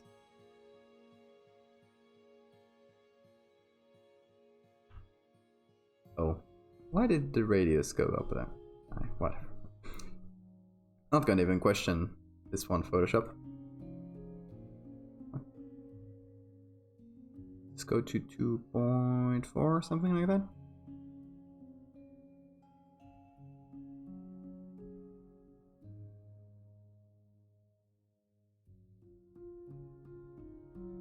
Yeah, let's do something. Let's get this outer glow. Create layer. There we go. that way. The outer glow here.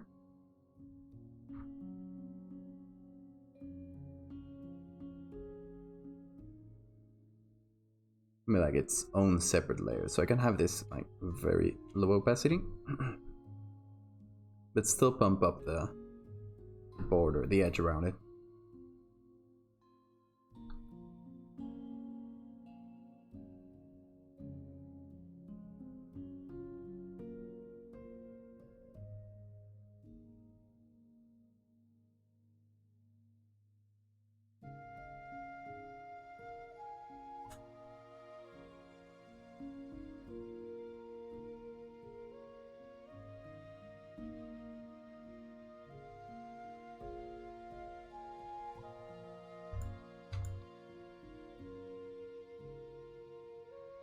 Let me know if this is too noticeable, like too fake or something.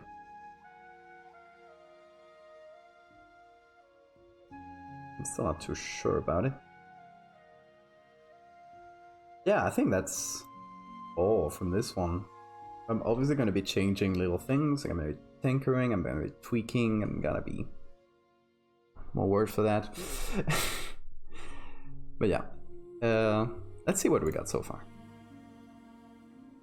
So, we got a diver and his sailors getting ready for little exploration of a sunken boat, right?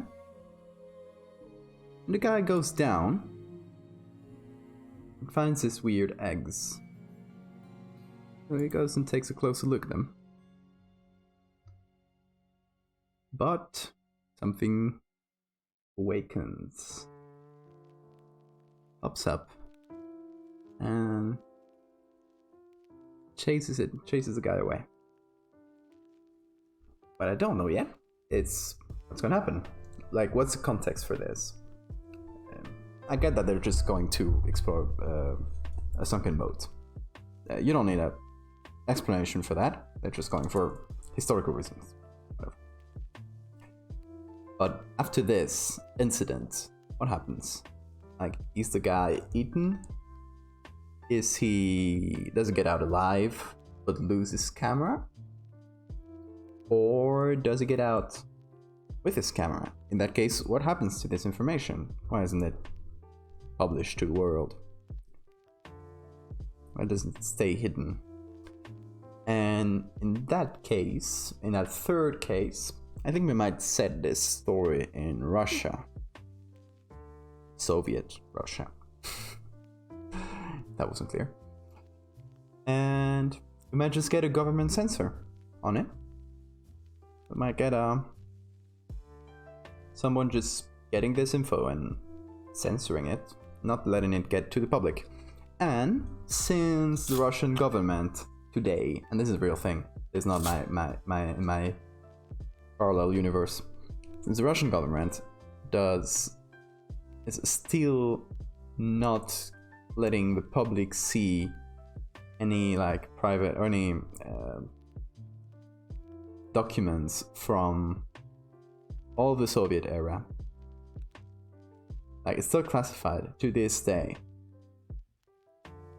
It is very plausible that this is just, and that something like this would get classified and then just lost in a sea paperwork and just never released to the public. I don't know.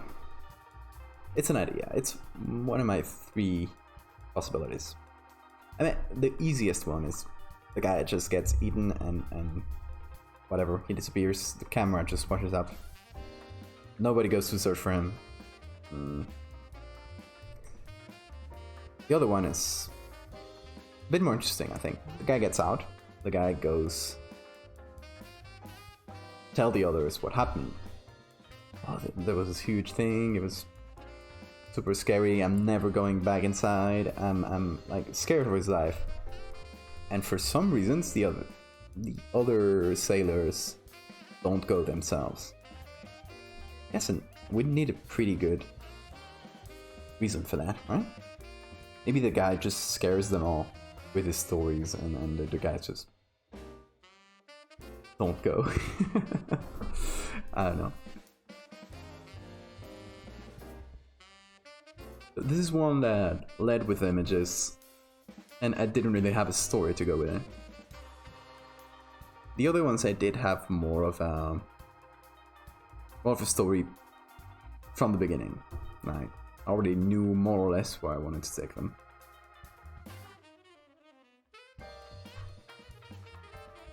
But this one, I don't know. Kind of making it up as I go along. Which is part of the fun.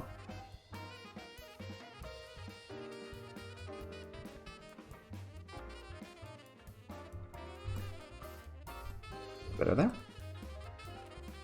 Anyway, I'll be tinkering with little things like this. You probably don't want to see that. That's boring. Yeah, that's all the pictures. 1, 2, 3, and 4. That's all done in one day. In 5 hours. Incredible pace. High five me. Anyway, that's gonna be it. I'm gonna check if there's anyone cool to raid. Let's see. You know, any cool photography or photography adjacent? I don't see anybody.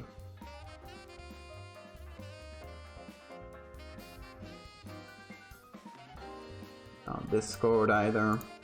Okay, nobody really interesting streaming right now. I guess it's very late.